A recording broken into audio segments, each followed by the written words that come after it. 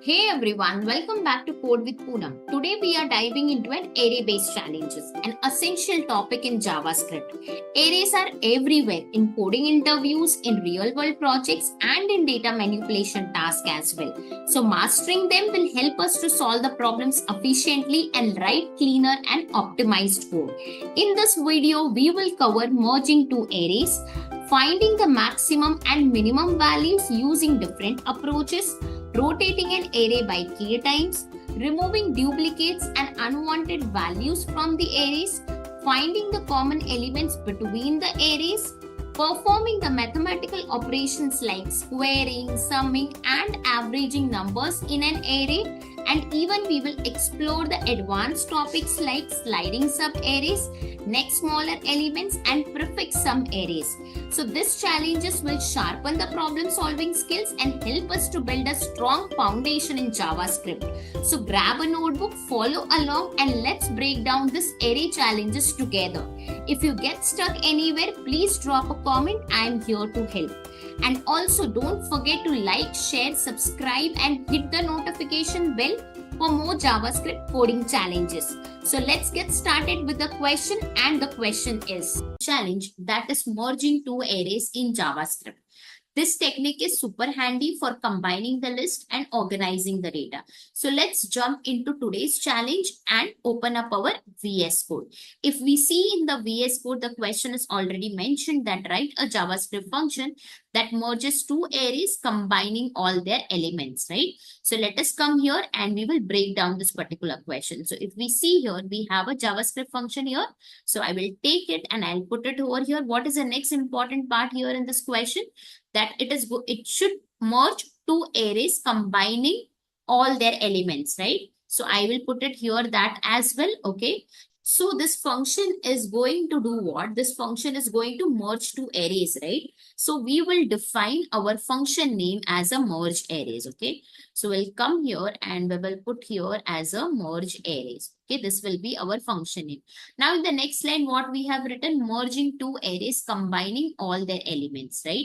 So this is what we need to do it, right? Okay, now what approach we are going to follow here now? Now in yesterday videos, we looked at how to merge two objects in JavaScript. So we will be using the same approach in this challenge as well. So please go through that video as well so that you don't have any doubts regarding how we can merge two objects, okay? So here, the same approach I said, right? So in this, what is the syntax of the spread operator now? The spread operator syntax is what? 3 dots, right? So this is what we are going to do. Now, suppose I take an example of two arrays, right? How do we write an array? Inside a square bracket, right? So 1, 2, 3, if I take the first array, and suppose second array I am taking as 89, 67 and 56. Okay, this will be our second array. So what I want, the output I want is, it should be like this. Okay, I'll just write it over here. The resultant, what is needed from us is, we need to have the output like this. So this will be our output. So from line number 7, we have to get it the line number 8. So this will be our input and this will be our output. So this is what is required from this function. So what we will use, as I said, we are going to use a spread operator. So what we will use here is, suppose what we will write inside this array, we are going to put 3 dots and ARR1 and then 3 dots again and ARR2. 3 dots is nothing but the spread operator syntax, okay? So when we write this, what happens? We have to understand that as well. So what happens? This creates a new array, okay? What it creates a new array. And the new array initially is what? It is empty. It creates a new array and initially it is empty, okay? Now, since it is empty, after that, what it is going to encounter? Now, it is going to encounter this part. So what it does, it spreads the elements of the array 1 into the new array. After that, it encounters this. So it again spreads the element of array 2 into our new array. And that is where finally our new array includes both of them. Okay. Both the arrays it is going to include, but it will be spreaded. It will be not be separated like this. It will be spread it out because we have spread it over here, right? So we will get 1, 2, 3, 89, 67, 56. Okay.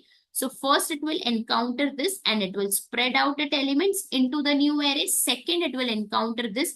Again, it will spread out the elements of this array and it will put it into the new array. So that is where in the new array, which was empty, it will hold the values. Okay. That is where it is going to have it over there. Okay. So let us come down and let us define our function here now. So we will write here what function, and the name of the function we have already decided that it will be merge arrays. So I will take it from here and let us put it over here. Okay. And now let us quickly invoke this function here, and to this function as an argument, we will pass this only. Okay. And I will remove that and. Okay. So we will pass this here and this will be our to array which we are going to pass it. Now what we will do, we are passing as an args, right? So we will receive here as a parameters, right? So as a params, we are going to receive it here. So I'll write here arr1, arr2, right? And then what we will do here is let us come here and just console it to test our function is running properly or not. So arr1, arr2 we will do and we'll come to our terminal and we will execute this. So we will write here what node, and today's challenge is 22 challenge. So we have our file name saved as 22 challenge question. So we'll write here and we will just see that we are able to get the arrays or not. So if you see here, we are able to get the array here successfully. So whatever we are passing it over here, we are accepting here and we are printing here in the console so that we are able to execute it. That means this function is successfully running. After that, what we will do, let us come here and let us define a new variable that is called as a merged. Okay, I'll create here with a merge. So we will declare it here, and then in that what we will do the same thing. 3 dots, and we have taken it as a array 1 and then 3 dots, and we will write here as a array 2. And let us come here and let us console it out. So we'll come here and we will do console.log and we'll write here merged. Okay. Now, once again, we will just run this particular file. So I'll run it over here and I get what, if you can see, the resultant output is matching to the line number 8.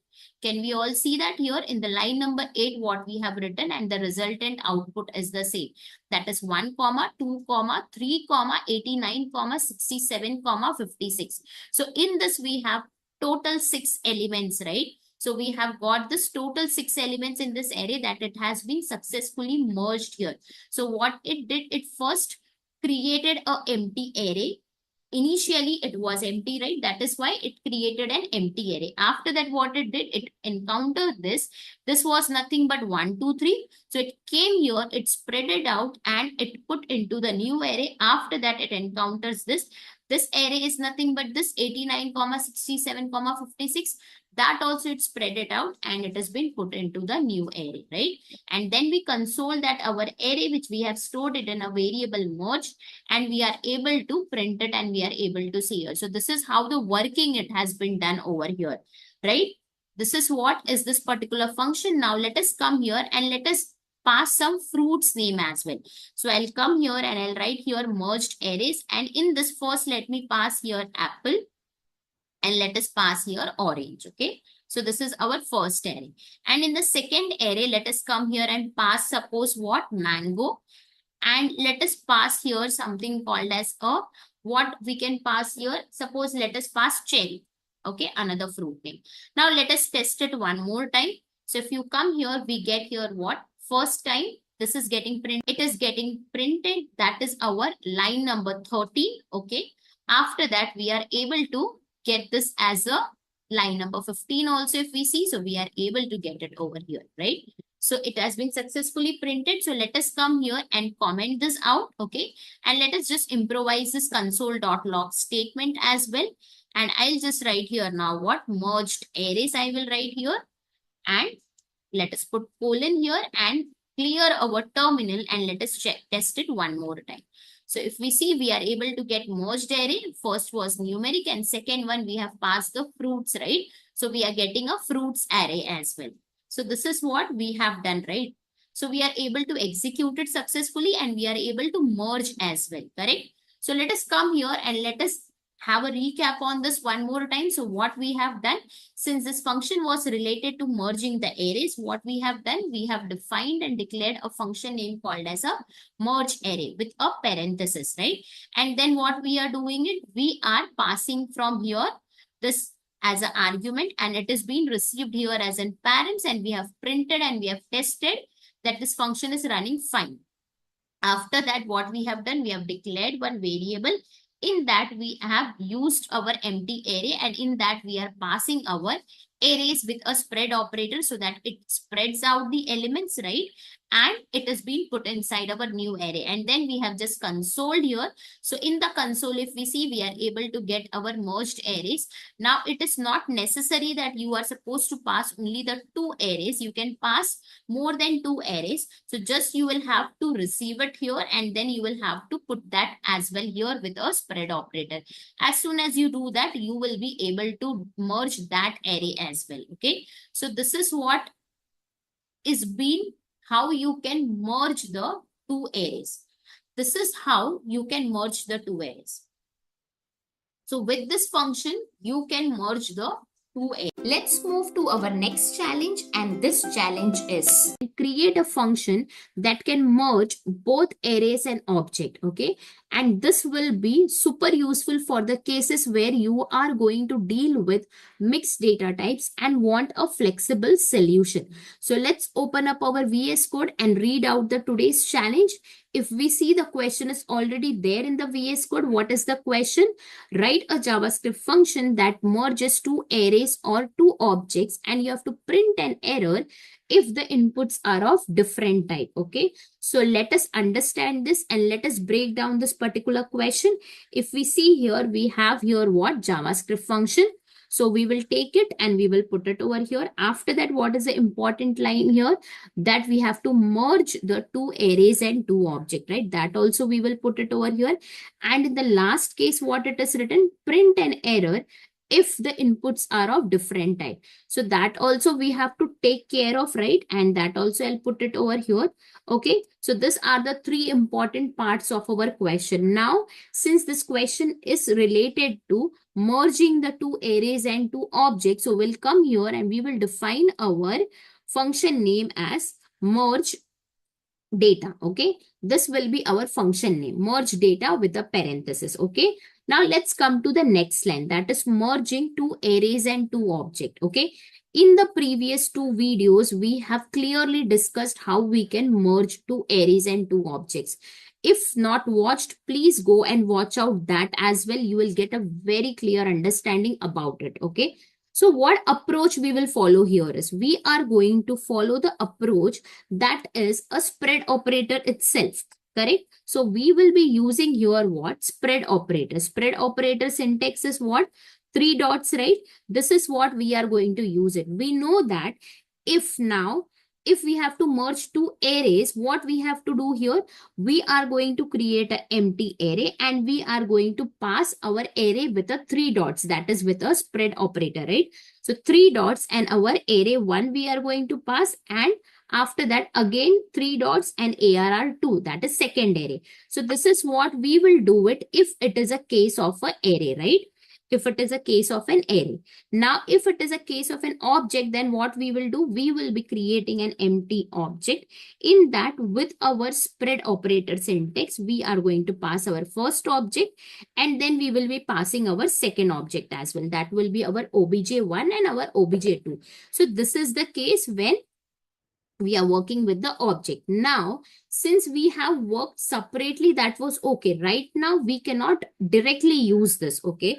Because the input we are passing, we don't know whether it will be an array, whether it will be an object, or whether it will be a mix, right? So we don't know the type of that input what we are going to pass it. So in that case, we will have to understand what is the input, and then we will have to properly conditionally solve this. So in this case, first of all, we will be using what? If and else condition here.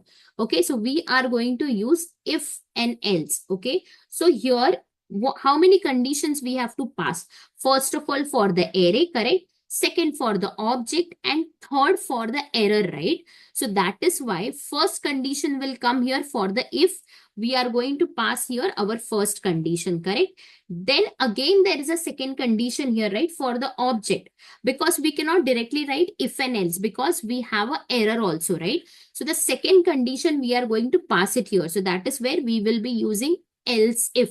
So here our condition 2 will come with respect to our object, and after that this else part will print our error. Okay, so this is what is the approach we are going to use it here. That if condition, if our condition is satisfied, we are going to print an array. If it is, we will be working for the objects, and then we will be working here for the error. Okay, so if this condition is getting satisfied, then we will be merging our two arrays. If this condition is satisfied, then we are going to merge our object. And if both of them, the conditions are not satisfied, then we are going to print the error that the inputs are of different types. Now, what will be the condition we are going to use it? Okay, now we have to check first what that it is an array or not, right? It is an array or not, it is an object or not. These are the both scenarios we have to create it. So to check whether it's an array or not, okay, to check whether it's an array, we have a method called as a isArray.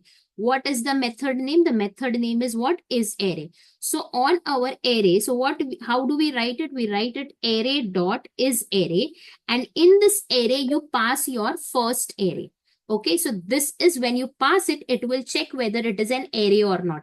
If it is an array, it is going to give you true. So here, since we don't have only one array, we have two arrays, right? So I will use it with a AND operator, and we will come here and we will write array dot isArray, and here we will write here ARR of 2. And if this condition is satisfied, that means it becomes true, then we are going to work upon this and we will be getting what?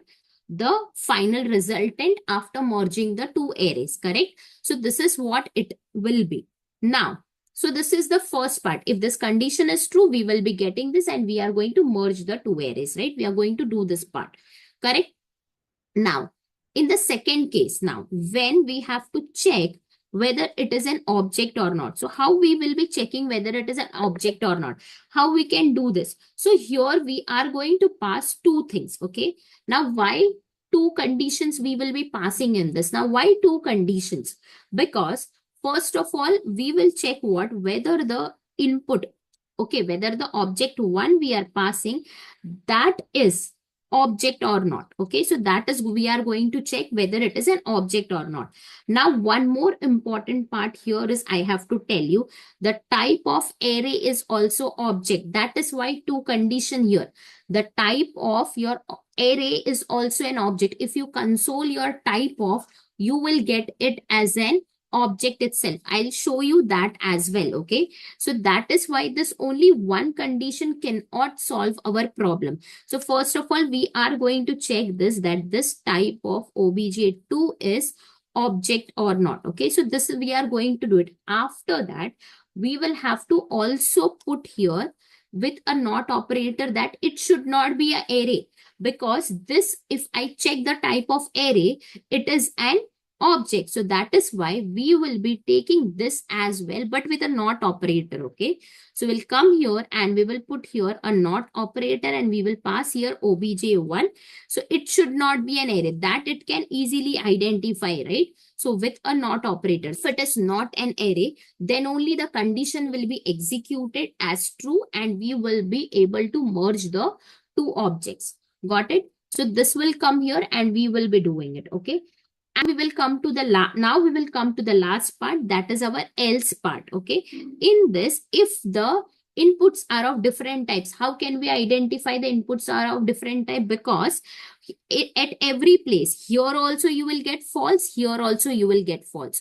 So in this case, we will not have an option left. So it will come here to the else part and it will just print here in the console that inputs are of different types and I cannot execute it. Correct? So this is what is the complete approach we are going to follow. Okay. So let us come down and write our function. Okay, so we'll write here function, and we have decided that our function name will be merge data.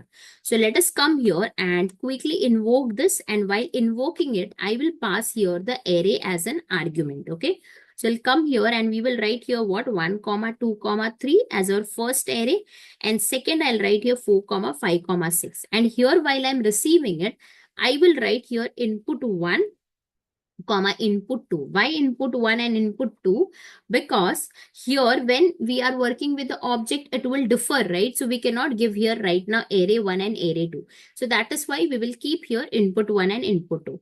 Now let us quickly come here and console the values, okay, here. So input 1 and input 2 as well I'll do, so that we can get the values. So we'll come here and we'll write it here, and we get here 1, 2, 3 as our first array, 4, 5, 6 as our second array. So we are successfully able to get this. Okay. Now what we will do, I wanted to show you that I said, right, our array is also an object and object is also an object. Correct? I told you, right, when we check the type of anything, we get here as an object. So that I want to show you all here. So let us come here and check it. So I'll write here what console. To check the type, what we have to do, we have to use here what type of. And I'll write here what input 1, and I'll come here and I'll write here type of, and I'll write here input 2 as well. Okay. Now let us test it one more time.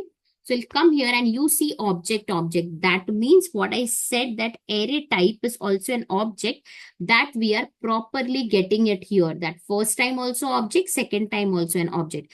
Now let us invoke it one more time. And let us pass an object here. So I'll just write here A colon 30, and then I'll write here B colon 89. Okay. And let us pass one more object. So we'll come here and we'll write here C colon 90. And then I'll write here D colon 67. Okay. Let us once again run it. We get what? Object. So for this also we are getting object. This also we are getting an object. So that means what we said, that our array is also an object when we check the type, and our object is also an object when we check the type. So that is why we will have to do what we will be doing that in that case. That is why additional condition we will have to put it for an object. Okay. So let's come here and let us now write our if else condition over here. So we'll come here and we will write here what. Now first of all, let us just comment out and we will clear the terminal as well. Okay. So we'll come here and I'll clear it off CLS. Okay. Now let us come here and let us write our if condition. So in this if condition, first of all, we have to check the input which is being provided, it is an array or not. Okay. So I'll just comment it right now, line number 33. Okay. And I'll come here and I'll write here array dot is array. Okay. And in this, I'm going to pass my input 1.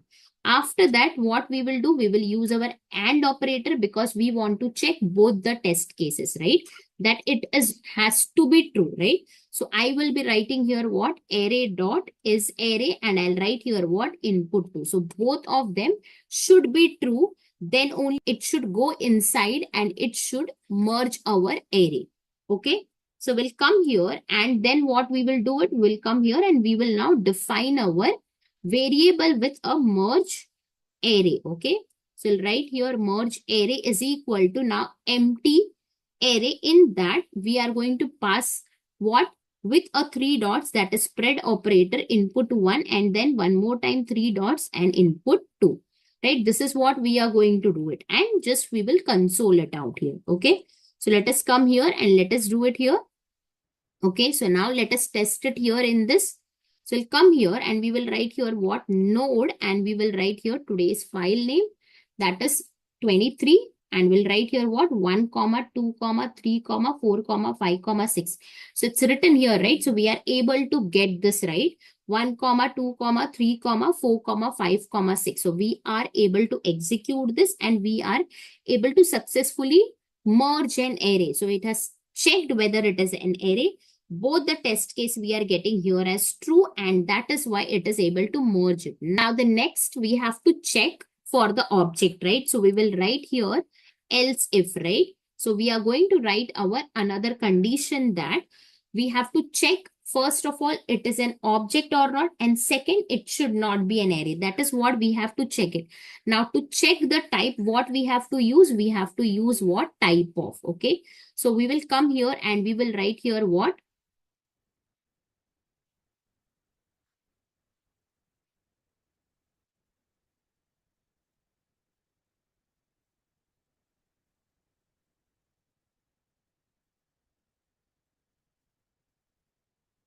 Now, since we have done this, let us come down and let us check for our object as well. Okay, so we will write our second condition here inside our else if, right?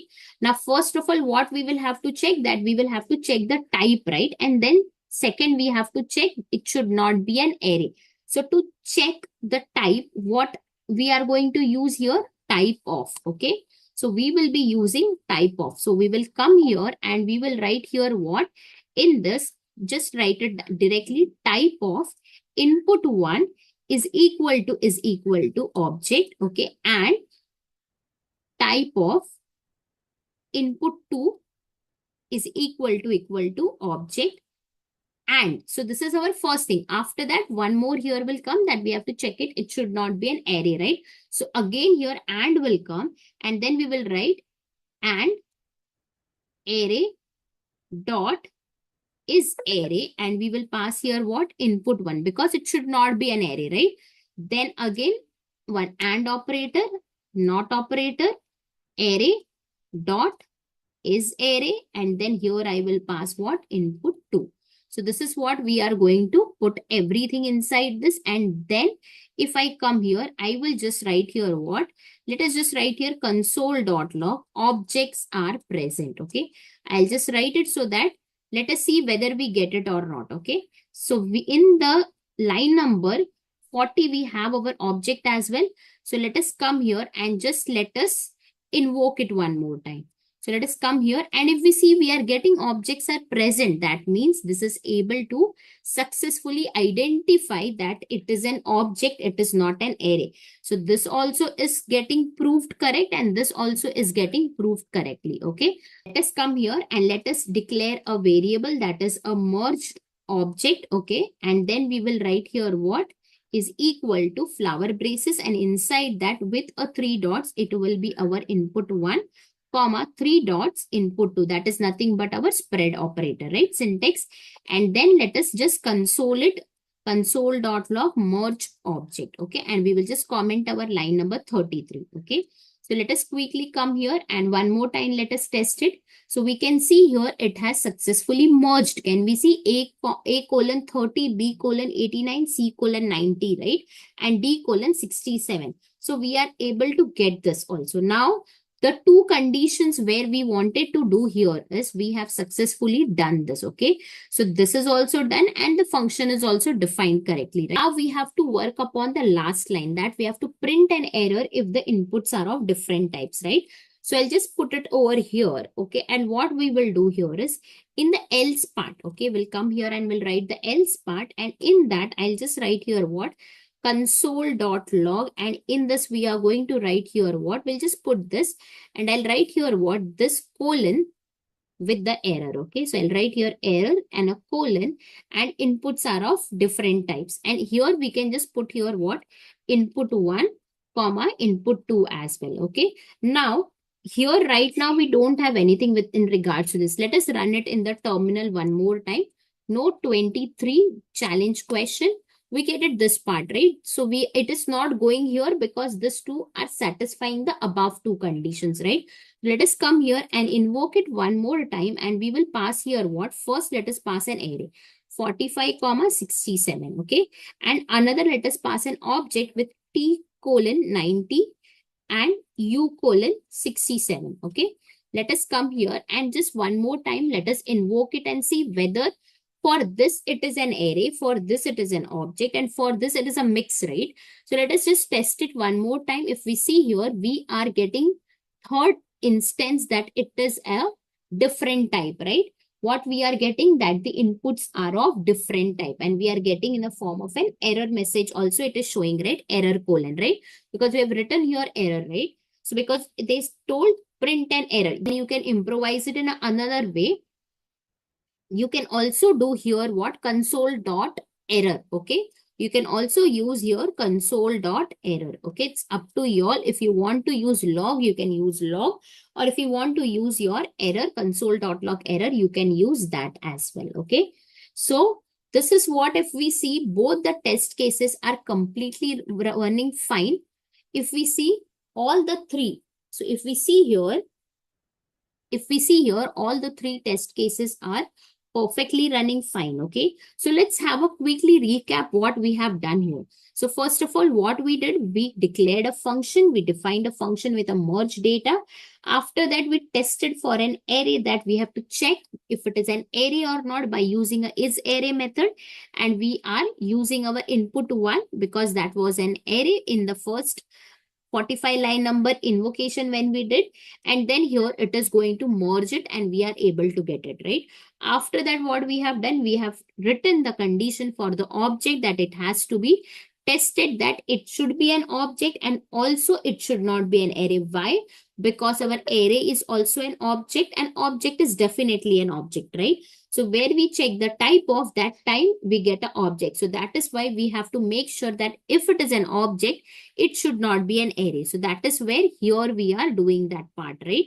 And then we have merged the object here by using our spread operator. Similarly here by putting here square bracket, correct? And then we are consoling it at both the places, console.log, merge array and merge object.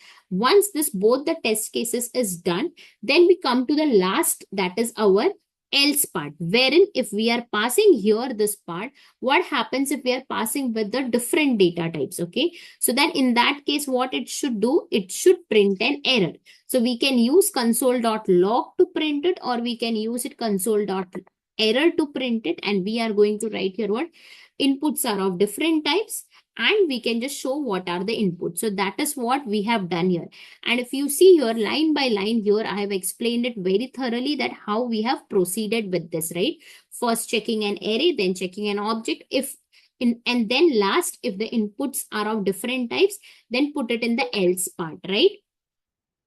Correct. So if we see here in the last line, while invoking, we have properly passed here the array, we have properly passed here the object, and here it is a mix of the data. And if we clear the terminal one more time, and if we run this particular file, we get this properly, that in the first time it is merging an array, second it is merging an object, and third time it is throwing an error that it is of a different type, right? So that is what we are able to do it over here. Let's move to our next challenge, and this challenge is Let's move to our next challenge, and this challenge is to work with an essential concept in JavaScript, that is finding maximum and minimum value in an array of numbers.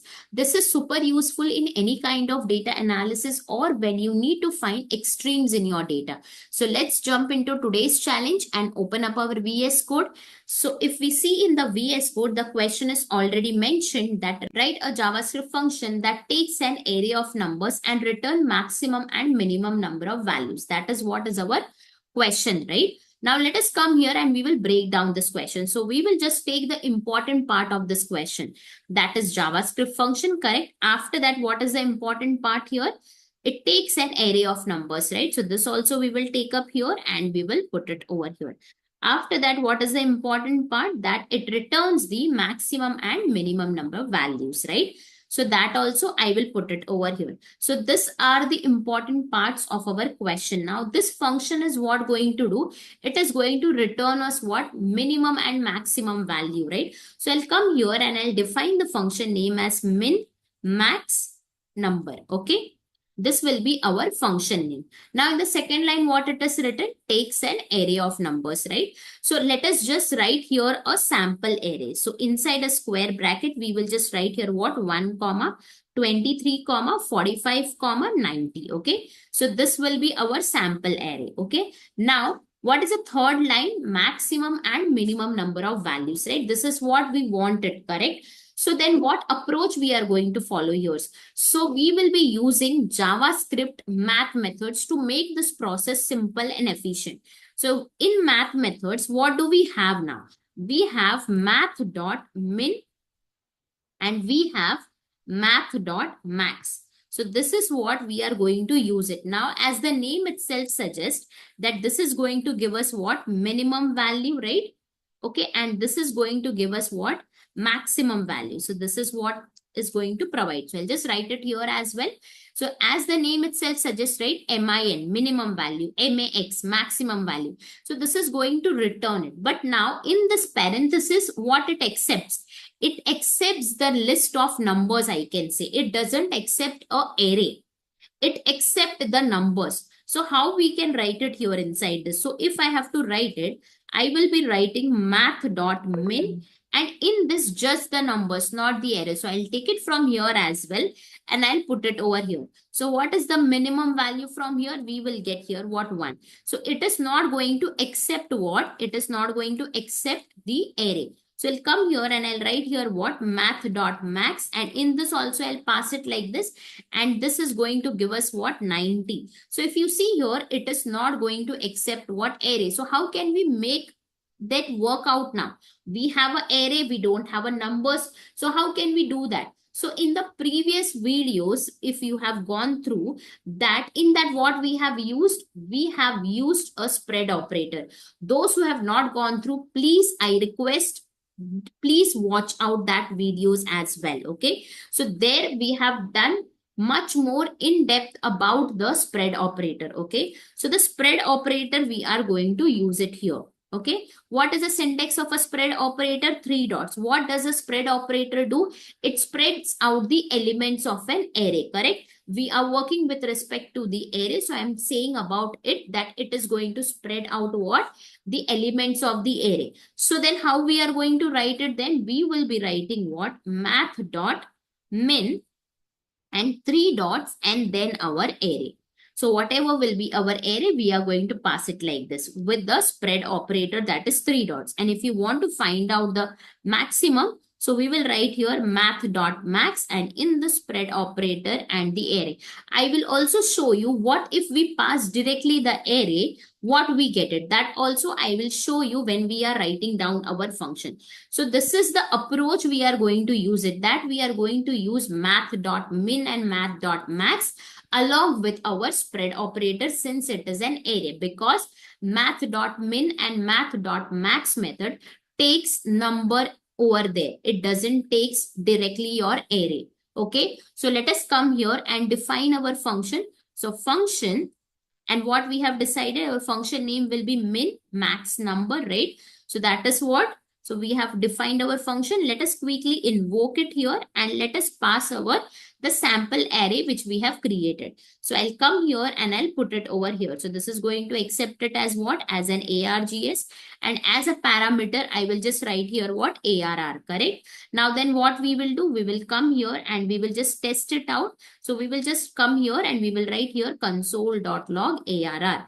And we will just test our function is successfully running or not. So we'll come here and we will write here what? Node, and we will write here day 24 challenge, because today's challenge is day 24. So we'll come here and we will write here what? 1, 23, 45, 90. We are able to get it. So when we run this particular function, we are able to get this, right? Now, after this, what we will do here is, now let us come here and define a variable. So we'll declare a variable called as a min, and we will define also for a max. Okay, const min and const max. Okay, so we'll define it like this. Okay, and in this, both of them, we are going to store our minimum and maximum value. As of now, I'll just comment it out here and I'll just write here what? Math.min, and in that I will directly pass the array. Okay, I'll directly pass the array. And now let us just run it and see what do we get here. So node and day 24. Now you see what do we get? Since we have not consoled, we are not getting anything. So let us come here and console it. So console.log min, and now let us test it one more time. So we'll come here and we'll write here what? Node 24 challenge, and we got here our array, that is 18 line, and then we are getting not a number. So this is not giving us the output. It is giving nan it is giving, that is not a number. So that means it is not able to find out that it is a numbers. So it is not able to recognize the numbers, and that is why it is giving us what? NaN. That is not a number. So now if I just pass it with a spread operator with a 3 dots, and let us test it one more time, okay? Now if you come here and you will see I got 1. So that is the minimum, right?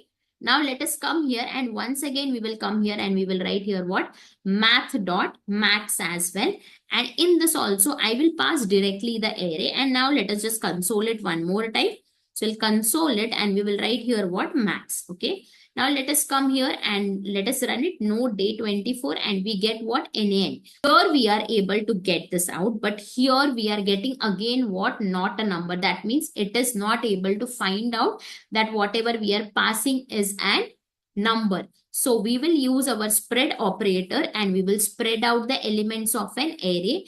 And then once again, if you run it, now you will get here what? 1 as your minimum and 90 as your maximum. You can come here and you can make it 100 here, and then you can just see what do we get. So I'll clear the terminal and we will run it one more time, and you get here 23 now.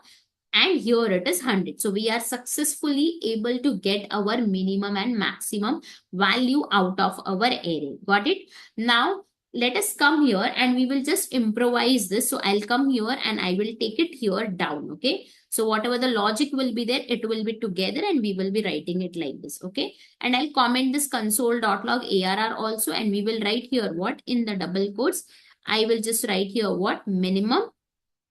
Okay. And I'll put comma with a colon. Okay. And here let us come here and let us write here what? This is our maximum, right? So we'll write here what? Maximum with a colon, and now we will just test it out. If we want, we can improvise it more. As of now, let's come here and test it. So we'll write here what? Node, and we will write here what? 24, and we will get here minimum is 23 and maximum is 100. So we are able to get this here. So what we have used? We have used along with the spread operator, because it cannot directly accept your array. It needs the list of numbers. That is where it is going to work here. Got it? So let us come here and now let us do a recap of what we have done. So what we have done is here we have used our math methods. What were the methods? Mat.min and mat.max, right? These are the two methods, but this two method doesn't take directly an array. What does it take? It takes the list of number. If I want to show this, I can show this as well. So let us come here. After this, I will just write here to show you all console.log, and in that I will pass it directly like this. And you will get, guys, 1. Let us see this. We are getting or not? See here. 1 we are getting. Okay. So it takes the list of numbers, not the array. That is why the execution has been performed now. So I'll just comment it out here. Okay. Just to explain you, so that it takes a list of numbers. Same goes with your max also. So that is where now we have an array. We don't have a numbers, right? So how can we get the numbers? We will use a spread operator, right? Using 3 dots, what we did, we used here along with our math.min and 3 dots and our array. And as soon as we passed it, we were able to spread out the elements of the array, right? Then we came here and we write down the function min max number, and we are passing the array, correct, from here, and we are receiving it here. Then what we did here is what? We declared 2 variables, and then we calculated our minimum and maximum number here, right? Using our math methods along with the spread operator. And then we just consoled here, right? And when we invoke the function, we were able to get it. So we can try out with a different test cases. Let us try out with a negative number. What do we get if there is a negative number? So min max number, and let us write here -3, 20, 78. That is what I'm going to write it now. Minimum should get -3 and maximum should get 78, right? So let us clear the terminal and let us test it one more time here. So what we get, minimum is 23, maximum is 100. That is for the first one. For second one, minimum is -3. So we are able to get it. And maximum is what? 78. So we are able to successfully get from this as well. Even if it's a negative number, it is going to give you the correct values only. Let's move to our next challenge, and this challenge is work with the numbers, but this time we will take it a step further by allowing multiple inputs directly. So this will give us more flexibility in working with the numbers. So let's move to our VS Code and start solving this particular challenge. So if we see in the VS Code, the question is already mentioned. What is the question? Write a JavaScript function that takes n number of numbers as an input and returns the maximum and minimum values from those numbers, right? So yesterday's problem also, what we did, we find out what maximum and minimum number, right? But there we were passing as an array, right? But here we are not going to pass as an array. We will be passing as a number, and then we will accept it and we will find out the minimum and the maximum number. Okay, that is what is the today's challenge. So now let's break down this question. Okay, so if we see here, what is the important part? That is a JavaScript function. So we will take it and we will put it over here. After that, what is the important part? That it takes n number of numbers as an input, right? This is the important part here, right? That also we will put it. And after that, it should return what? Maximum and minimum value. Okay. So this also, let us come here and put it here. So these are the three important parts of our question. Okay. Now, since this question is going to return what? Maximum and minimum value. So we will define our function name as min, max, num. Okay. This will be our function name with the parenthesis. Okay. After that, what it is saying, that it should take n number of numbers as an input, right? So we can come here and we can just put here 4-5 numbers right now, 45, 89, 34, like that numbers it should take up. So this will be our number. So assume we are going to take this many numbers, okay?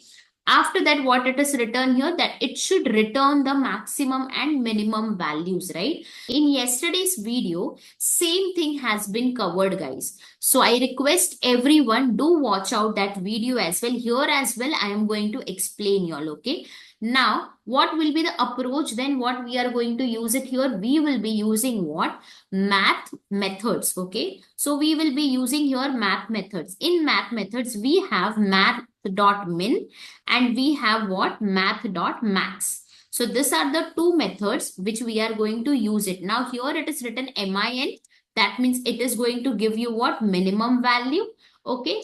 And this is what? Maximum, right? Max. So it is going to give you what? Maximum value. So this both the methods is going to return it, right? Now, here what is the case, that it takes what? Now this takes directly your numbers like this. So if you're passing it from here, it will directly give you the minimum and the maximum value. So if you come here and if you write here math.min and if you pass everything to this, you will get your desired result. So what would be the minimum value from this? If I say 34 would be the minimum, right? So we will get here 34. Let us change here. 34 is repeated. So I'll just put it 35 here. And let us come here and also change it. So this will be our minimum, right? Now, if we come for a maximum, then what we will get for a maximum then? So if we come here and if we write maximum, for a maximum, what will be the value? We will get here what? 89. Again, if I see 89 is repeated, so let us make this as a 98 here as well, and we will here make it 98 here as well. So if we see here, the highest value is what? 98. So this is our maximum. So this will be our resultant which we are going to get. So minimum method like math.min will give us the minimum value. For a maximum, math.max is going to give us the maximum value. Now here, the challenge is what now? If suppose here, okay, fine, it is here 5 numbers. But what if I have 50, 60? So then how we are going to address that? Because what will happen now in JavaScript, if we want to pass multiple numbers to a function, what we will do? Either we will pass it as an array or as an individual arguments, right? That is what we are going to do it. In both the scenario, if we are passing as an array, then we can receive it as an array in our function. Okay, but if we are passing as an individual arguments, then we have to define that many number of parents in the function, right? That many numbers. But so then if it is 50, then we will have to define 50, right? So that would be a difficult scenario. So in JavaScript, to handle that, we have something called as a REST operator, or we say a REST parameter. Okay. What do we have? We have a REST parameter, or we can say as well as REST operator. So this will help us here. Okay.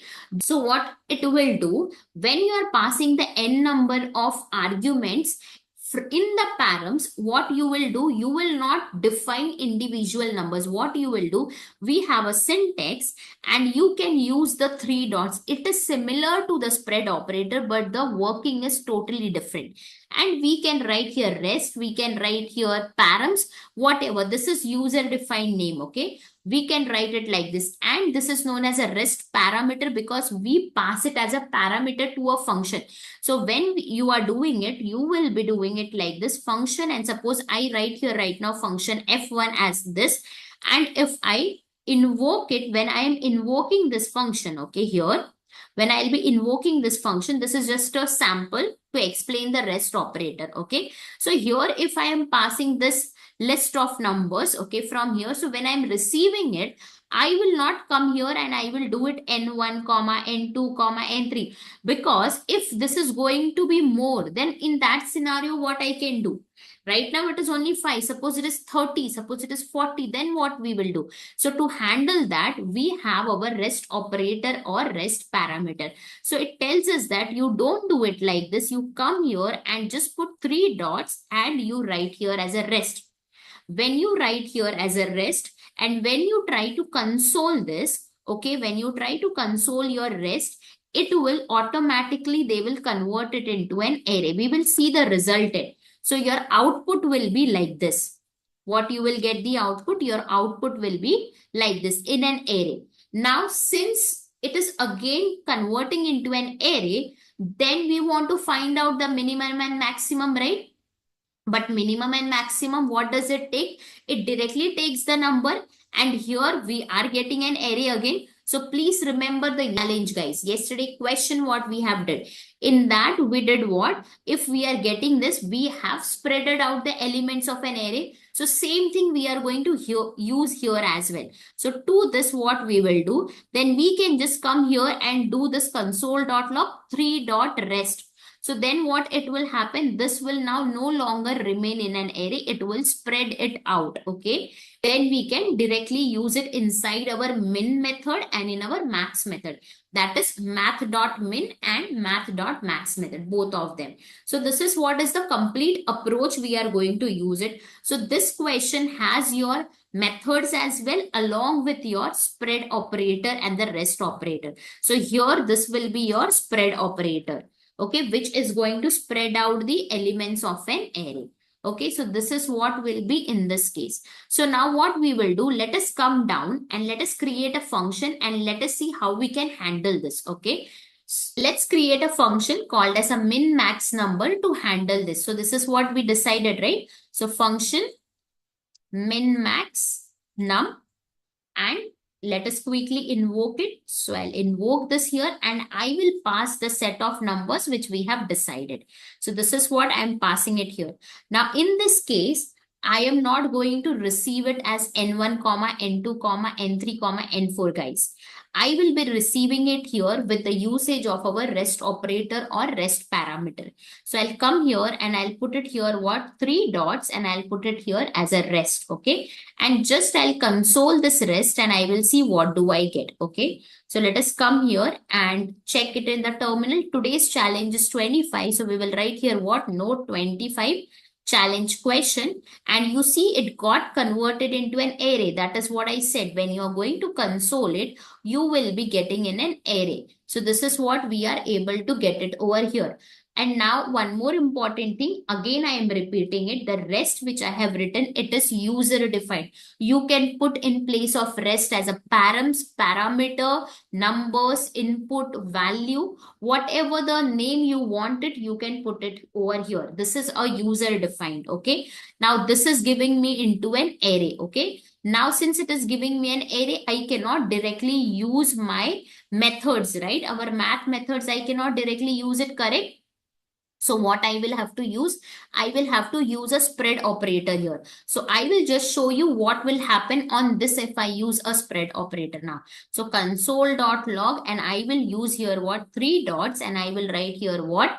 Rest again. Okay. So when I am using here, I'll write here rest, and we will come here, and once again we will run it in the terminal. You will see here what I am getting: 45, 89, 34, 98, and 35. This is what I am getting here. So what it is doing? It is spreading out the elements of that array. Now we can pass this to both the methods, right? Now we can pass it because this method needs this, right? It doesn't need an array. So now what we will do here is we will come here and we will define our two variables, that is minimum and maximum. And in that we will calculate and store it. Okay. So come here and let us come here and declare a variable const min is equal to math.min, and in that we are going to pass this rest along with the spread operator, that is with the three dots. And let us just come here and console our min. I'll write here min, and we will once again test it in the terminal. So we will get here 34. That is our minimum value, right? Now let us come here once again and let us declare another variable that is called as a const max. And we will write here what? Math.max. And in that again with a spread operator, we are going to pass our rest. Okay. And now let us come here and console it our max, and we will see here what in the terminal that we are going to get 98. That is what we are getting here, correct? So this is what? This was our rest. Okay, this is our, I'll just write here. This is your rest operator, or you say as a parameter. Why as a parameter we say? Because we are passing inside this function as a param. That is why it is said as a rest parameter also. Okay, now when you come here, this is no longer your rest parameter or rest operator because it is just passed like this. So this is a spread operator. So I will repeat once again, don't confuse in this because the syntax is the same. But always a rest operator is termed as a rest parameter because you have to pass it as a parameter to a function. Okay, this we are not going to pass it. Okay, so this is your spread operator. Okay. So this I'll just write it here. This is our spread operator. Fine. So let us come here and let us clear the terminal one more time. And we will just test it one more time. So we get here what? 34 and 98. So math.min needs a number list of numbers, and we are able to pass it out with the help of our spread operator. So I'll just comment the other thing, that is this line number 23, line number 24. Okay. And now in the rest parameter, we get one more privilege. That is the best test case, I would say here. Now here I can just pass 78, 90, 56, 34, 23, 67, like this, n number of, okay, 90, once again you pass, 12 you pass, okay, you pass n number of numbers, but you don't have to change your function. You are not going to change your function. Once again run it and check. You will get your value. So here if you see the least value, that is a minimum is 12, and still our maximum value is 98 itself. If you come here and if you put 200, then you will get your maximum value as 200. So that is what it is. Can you see here? So what we did, we are passing your list of this, but when we are receiving it here, it is automatically converting into an array. And since it is converting into an array and spread operator is working dynamically to spread it out the elements, then this automatically we are passing here, and then we don't have a hiccups to change our function. So whenever we are going to create a function, we have to make sure our functions are dynamic in nature. So in this case, if you change your input at any point of time, your function will remain the same. So that is the best use case of your rest operator. Okay, so this is if we come here and one more time, I will just invoke it and I'll just pass here three values, 1, 45, 78. So let us come here and clear the terminal and let us one more time run it. We get here 12, 200, 1 and 78. That is, for this we are getting minimum is 1, maximum is 78. So let us come here and let us improvise this. Just we will write here what? Minimum and maximum. Okay. So let us come here and write here what? Minimum colon. Okay, and let us come here and here also write here what? Maximum with a colon. Okay, so we are able to get it. Now let us clear the terminal and rerun it. So if we check, we are getting minimum is 12, maximum is 200, minimum is 1, and maximum is 78.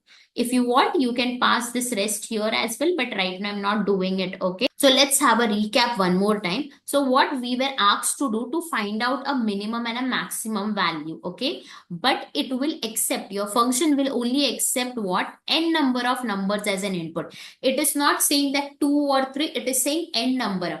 And when it is saying N number of, that means we have to write a function in that way that whatever the input we are passing, it should not break, right? That is where we have to write a function in a dynamic way. So if we come here, we know if we want to find minimum and maximum, we have to use this math methods, min and max of that. So that we have used it, but it takes in numbers, right? So that is here, that was not a problem, correct? But because we were passing here n number of numbers only, but n number of numbers means how much? If tomorrow, if I change my input, then it will be a problem, right? So in that case, we used a rest parameter or a rest operator to avoid that scenario, right? And we used it with a 3 dot. So when we are passing inside a function, it will automatically convert it into an array. And then with the spread operator, we will spread it out.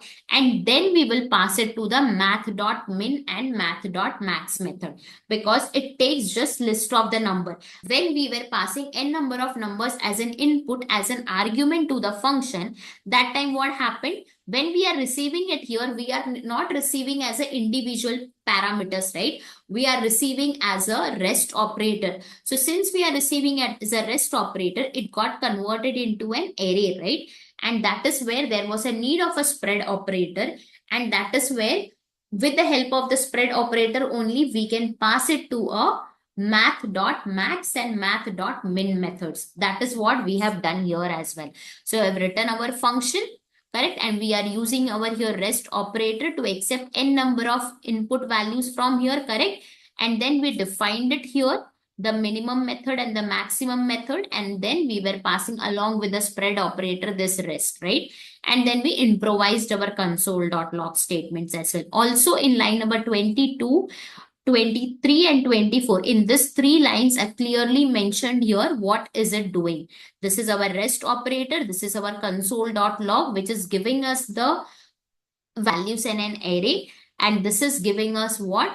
It is spreading out the elements, right, of that particular array, correct? And then finally, we have invoked it and we have tested our function. So let us come here and clear the terminal. And one more time, let us test it. So if we test it, we are able to get that as well. So minimum, maximum, minimum and maximum, right? So this is what is the particular today's problem. Okay. Let's move to our next challenge, and this challenge is all about rotating an array by k times.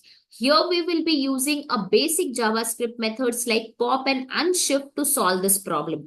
So let's begin with this challenge and we will move to our VS Code. If we see in the VS Code, we have here question, right? That write a JavaScript function to rotate an array by k times, right? And we have here our sample input and output as well. So let us come down and we will break this question. So what we will take here, we will write our JavaScript function, right? After that, what do we have? We have to rotate an array by k times, right? Just take this rotation and I will put it over here, okay? Now, since this rotation is mentioned 2, I am going to repeat this by 2 times. If it would have been mentioned 4, I would have repeated 4 times. That means what do we understand by the rotation? That our start point will always be 1 and the end point will be given to us, right? That means in terms of what? Rotation. So here in this case, our end point will be what? 2, because we have got our rotation as 2. Now let us come here and we will check what? Our input array, number of rotations also, and as well as our output as well. So this is our array. So I'll just take it over here. Now Since we know now the number of rotations is 2, that means it has to be rotated 2 times. Let us see what will happen in the first rotation. Okay, so I'll just put it over here. Now what will happen here is, if we see the desired output, this element 5 was placed at last and now it is placed somewhere in the start, right? Even it goes for 4 as well, right? So that means what is happening? The last element is getting placed at the first index, correct? So we are removing the last element and we are inserting that element at the beginning. So in the first rotation, what will happen?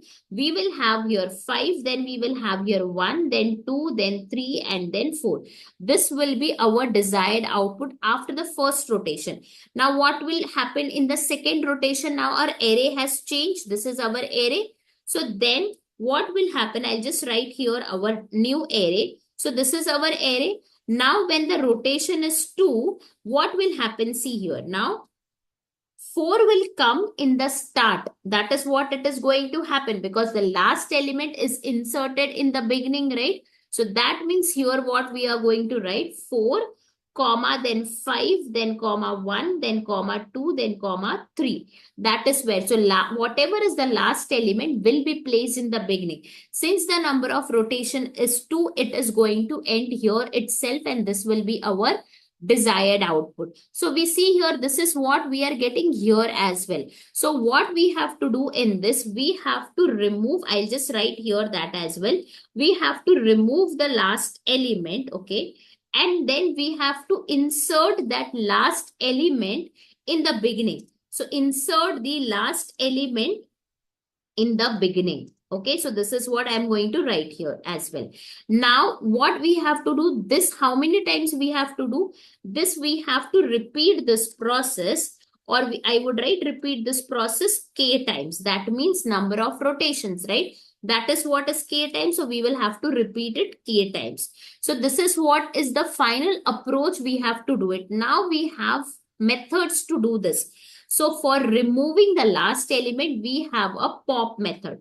What does pop method is going to do? It will remove the last element of the array.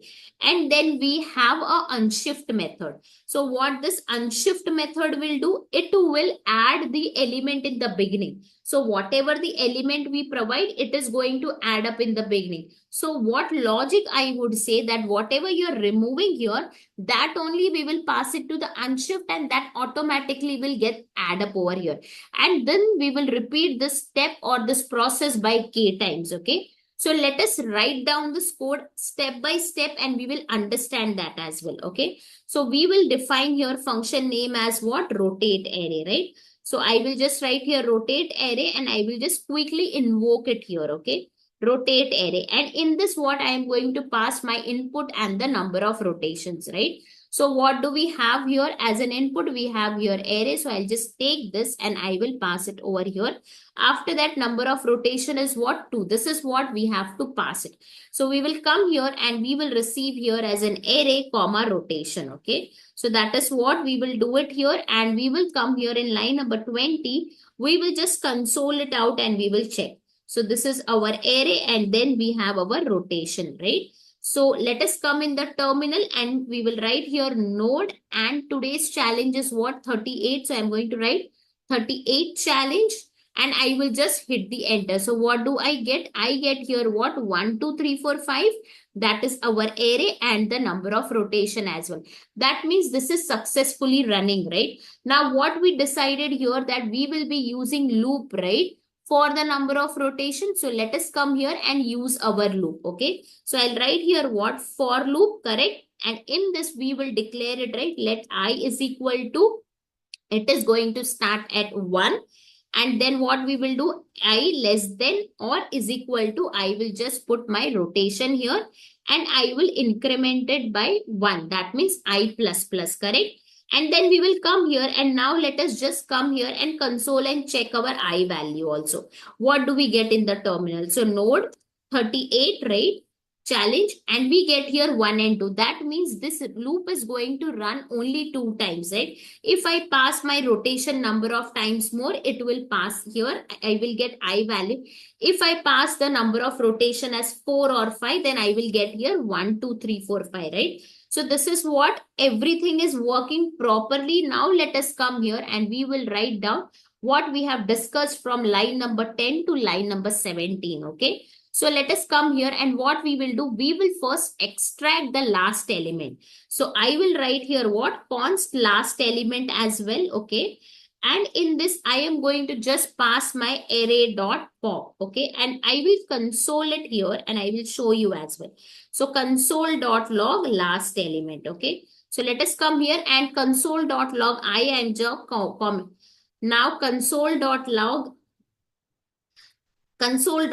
I line number 20. Console.log I line number 23. I am just commenting it out. Okay.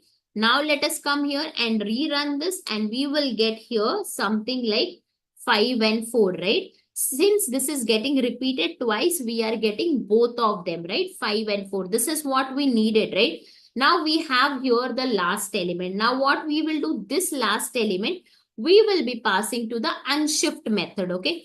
Pop method doesn't takes anything. It will just remove the last element. Always remember, it is going to remove the last element. We don't have to pass anything inside this. Pop and the parenthesis on your array, it is going to work. Now here in unshift, why we have to pass? Because we need to tell, right, to the method that you have to add this particular element to the array, right? That is why you need to pass the element over here. So here what you will do, array dot unshift you will use on the same array, and then we will pass our last element directly to this. Correct? And we will come here and outside we will just console it over here. So console.log array. Okay. And now let us see in the terminal, what do we get? We will write here what node 38 challenge, and we will see here we got what 4, 5, 1, 2, and 3. I showed here what this 5 and 4 was getting removed, right? And then because of this unshift method, it is getting added to this particular array in the beginning. So it is removing the element, it is adding, then again it is removing, and then it is adding. So it is going to repeat it till your rotation is completed, right? So since we passed here 2, the number of rotations were 2 and we got here 5 and 4. So 5 was removed and it was added in the beginning. Then 4 was removed and it was added in the beginning. So that is what we have. We can test it with one more input here. So let us come here and write here rotate array, and I will just pass here what 10, 20, 30, 40, 50, 60 let us pass. And we will pass here as number of rotation as 4. Okay. Now let us once again, let us test it in our terminal. I'll just clear the terminal and rerun it here. Node day 38. We get here what? See. When I wrote 4 times, so first time 60, it was added. Then 50, it was added in the beginning. Then 40, it was added in the beginning. Then 30, it was added in the beginning. So this is what we are getting here. Okay. Let us come here and improvise our console.log. So I'll write here what rotate an array k times. I'll just take this, and in our template literal syntax, we will come here and I will write here rotated an array, and this k I will mention the rotation. Okay. So let us come here and I'll write here rotation, and I will write here colon. Let us see what do we get in the terminal, and then accordingly we can modify. So node 38 I will write, and we see here what rotate an array 4 times, and this is our output, but this is already rotated, right? So let us come here and we will write here rotated, right? So let us clear the terminal and rerun it here. So we get here what rotated an array 4 times. So this is what is the desired output. Now we will comment out the other console.log statement. So we will comment out line number 20. We will comment out line number 25.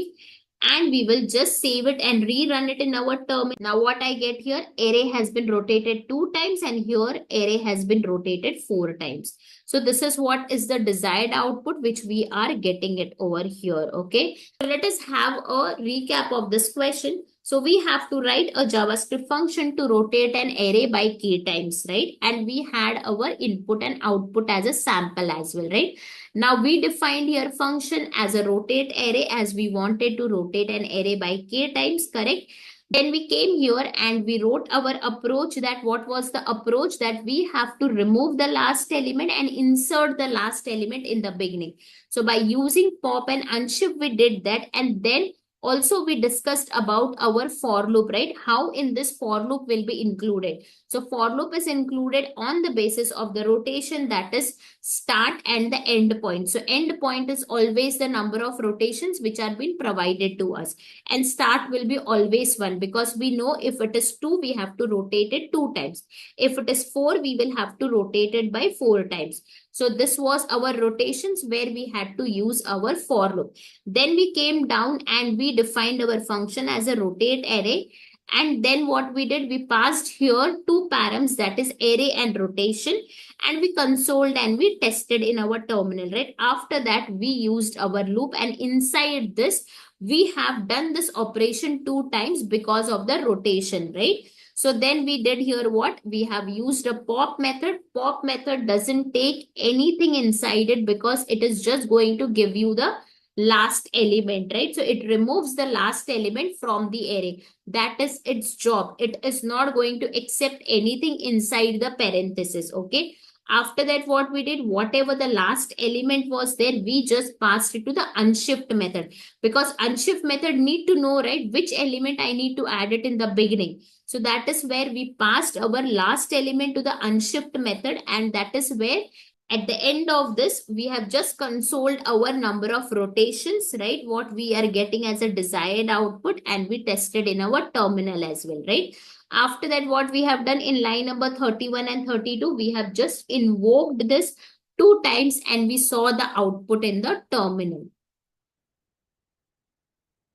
So then in line number 28, we just improvised our console.log statement and we printed our rotated array, right? After that, in line number 31 and 32, what we have done, we invoked this function 2 times to test what the output we are getting. And we saw that in the terminal, we were getting our desired output only, right? So this is what was the challenge today, guys. So using pop and unshift method demonstrates how simple array methods can be efficiently used.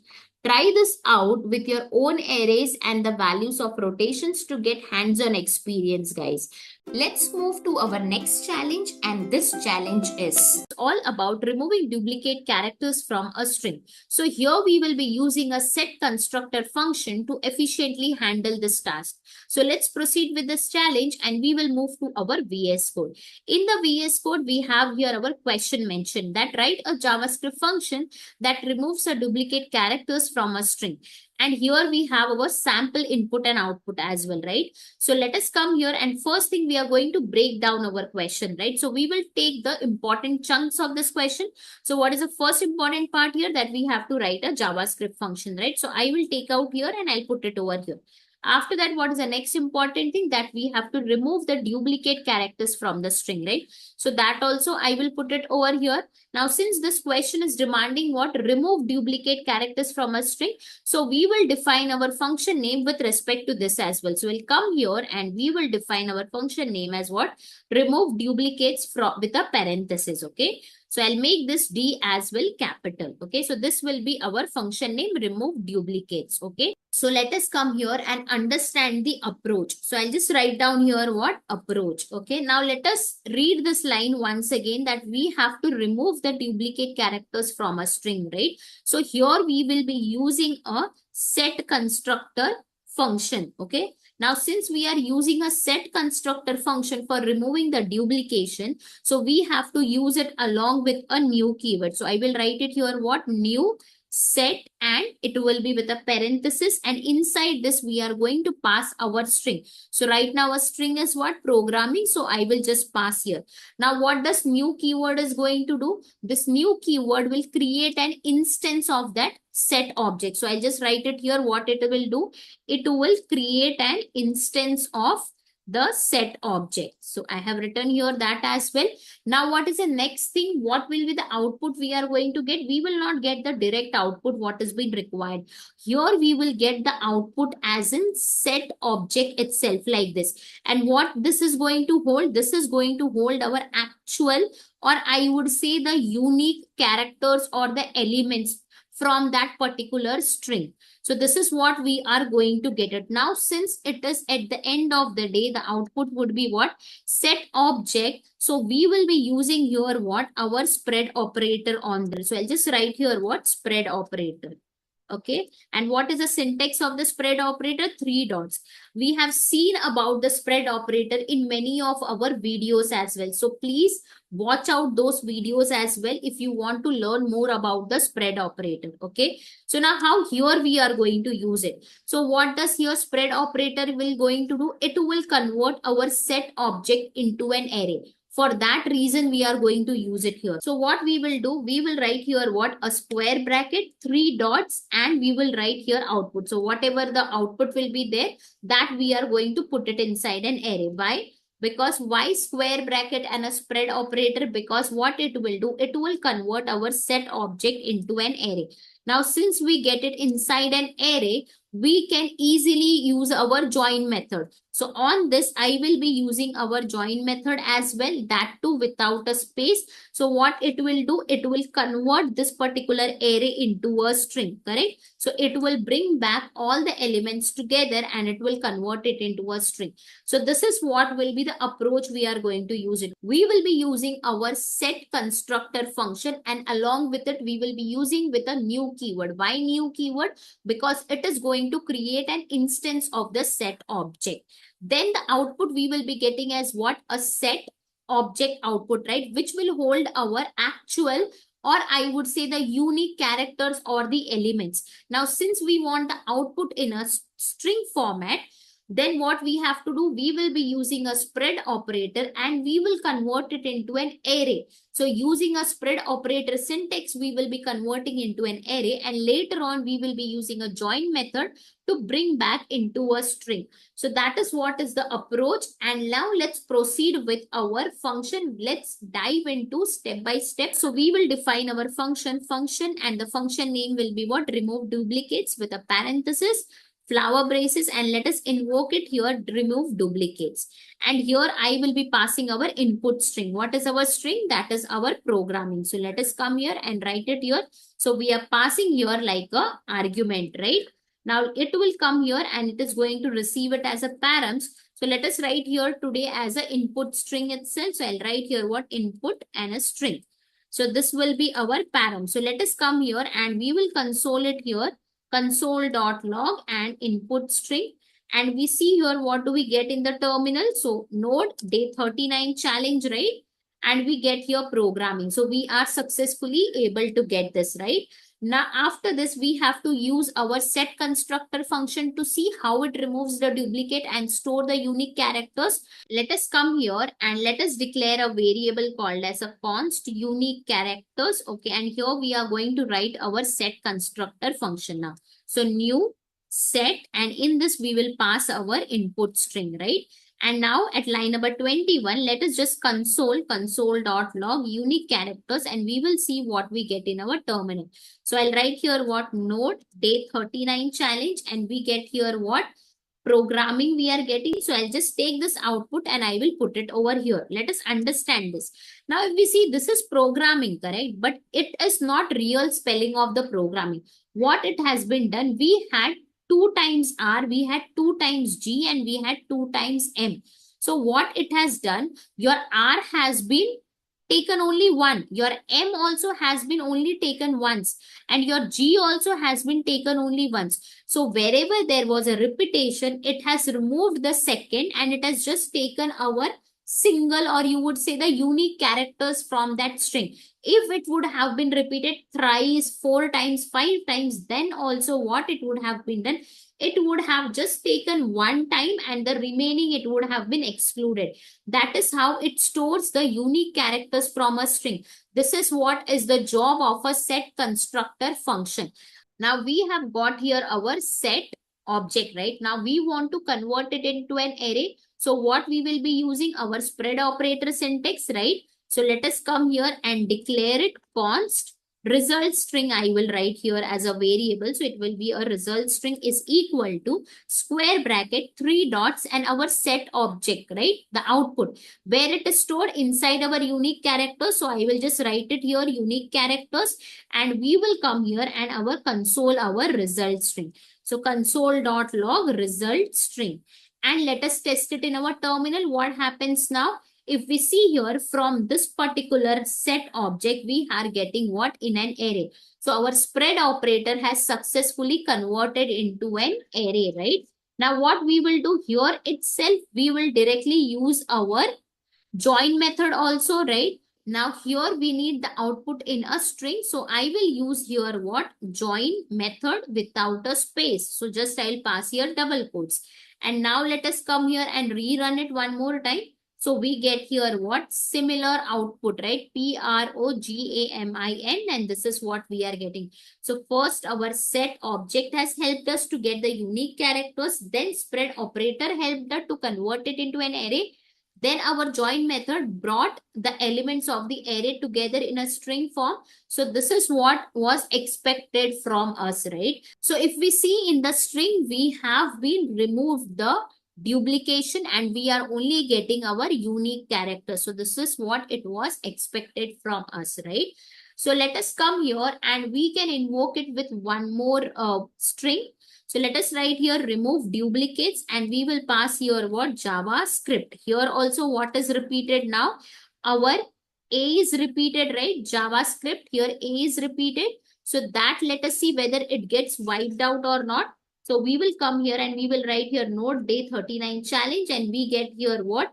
Only one A is there. Can you see? So that means it has been removed the duplication and we are just getting the unique characters. So if we see our terminal is filled up, so let us come here and we will comment out the rest of the things. So we will comment out line number 19, line number 22, right? And now let us test it. Node day 39 challenge. We get here the exact output, right? Let us come here and improve. Let us come here and improvise our console.log statement. So I'll put here comma and I'll use our template literal syntax and I will just write here what? Unique character. So I'll just take it from here as well and I'll put it over here and I'll write here colon and I'll pass here a space as well. Now let us come here and retest it in our terminal. So what do we get? Unique characters is this and unique characters is this. So this is what was expected from us, right? Let's have a quick recap of this particular question now. Now what it was been asked to write a JavaScript function that removes a duplicate characters from a string, right? And this was our sample input and output. So we took our function name as what? Remove duplicates with a parenthesis. And the approach we used here, what? We used a set constructor function, which is going to give us the unique characters, right? And we have to use it with a new keyword because it is a constructor function. It is going to create an instance of a set object. So we get here output as what? A set object which was holding what? The actual or the unique character. So this was our output, right? Which we got it. Now, since it was in a set object, we would have to convert it into an array. So we took the help of our spread operator, 3 dots, right? And you see how we have written square bracket, right? Inside that 3 dots and whatever the output was there, we have to write it here. Then since it was an array and we want it into a string, we used our join method as well, right? So it brought our all the elements together and it converted into a string. So same thing we have written inside our function as well. So we wrote here function remove duplicates. We passed here our input string as a parameter. Correct. And here we used our set constructor function along with a new keyword and we were passing our input string, right? So we saw that we got our unique characters and this was the output, right? After that, it was a set object, right? So then what we did, we used our spread operator and we used our join method as well. So since it was the output was a set object, so we used our spread operator along with a join method and we got here what? The unique characters, right? So in line number 25, we have just consoled out our result string, which is holding the unique characters in a string, right? And in line number 20 and line number 31, we have just invoked this particular function where we passed two different input string. One was programming, another was JavaScript, right? And we got our desired output in the terminal, right? So I'll just write here what? Node day 39 challenge, and we get this was our desired output, right? So if we see here, the set constructor function automatically filters out the duplicates, making this approach concise and efficient. So try this function with your own string and see how it works. Let's move to our next challenge, and this challenge is all about checking if two arrays are equal even if the order is different. So we will proceed with this challenge and we will move to our VS Code. If we see in the VS Code, we have here our question that we have to write a JavaScript function to check if two arrays have the same elements regardless of their order. And also we have our sample input and output. What is the input? We have been given with two arrays at line number 4, and this is our output. If we go on the line number 5, we have been given two arrays and this is our output. Okay, so this is our sample input and output, and this is our question. So first of all, we will break down this particular question. So we will come here, and what is the first important part of this? That we have to write a JavaScript function. So I will write it over here, the JavaScript function. Okay. After that, what is the important part? That we have to check if two arrays are same regardless of their order, right? So I will come here, and that also I will put it over here. Now this question is related to what? Checking two arrays are equal or not, right? So we will come here and we will define here our function name as what? Are arrays equal? So this will be our function name along with the parenthesis we will write. So this will be our function name. Okay. Now we will go to the line number 8. That it is written we have to check two arrays have a same element regardless of the order. So here we have to understand the approach, what we are going to do it. I will just come here and I will write down the approach. Okay. Now we will go to our line number 4 and 5 and we will observe our sample input and output. Now we will focus on our input first. What do we have here? It has been given with two arrays, right? And let us calculate the length of it. What is the length? Here it is 4. What is the length? It is 4. So that means length is same. Here also come to line number 5 and check the length. It is 3 and here also it is 3. That means array's length is same, right? Now why I'm emphasizing on the length? Because see, suppose here you have a 10 elements inside this and here you have 5 elements. More or less, it has more, right? Now length is differing. So then arrays cannot be equal, right? To get this, two arrays have a same elements regardless of their order, we have to do a multiple checks. But first check, we will do it using our dot length property. So I will just write here dot length. Okay. So this will be our first check. And now how we are going to check it out? We will be using our not is equal to operator. Okay. Now, since we are going to compare it, right, that our first array length is not is equal to second array length, then you give me that arrays are not equal, length mismatch, something like this. So since it is a condition, right? So we will be putting inside what? If condition. So left hand side, we will have what? ARR1 dot length, and right hand side, we will have what? ARR2 dot length. I am assuming this as a array 1 and this as a array 2. Okay. So we will come here and we will write here what? ARR1 dot length is not is equal to ARR2 dot length. Okay. This will be the case. Now, if this turns out to be true, it is going to give me a length mismatch. If this turns out to be false, then we have to do again a multiple checks, right? So what we will do, first thing, we are going to use our sort method, okay? It will sort it up, right? So I will use our sort method and we will get our new arrays, right? So using our sort method, it will sort it in which order? It will sort it in a ascending order first. And it will give me the arrays, right? So we will what do? We will store it into a variable now. So we will come here and we can write here what? Sorted ARR1 and we can have here sorted ARR2, right? So we will store it into this two variable and then we will compare it up, right? So then what will happen? At least we will have in a same order. So it will arrange it in a proper order and then we can check our each element. So first we will have to sort it up, right? Then after that, what we will do here again, now since we want to check our each element, right? So we will have to iterate on each element, correct? I will just write here the for loop. Now, how we are going to write it?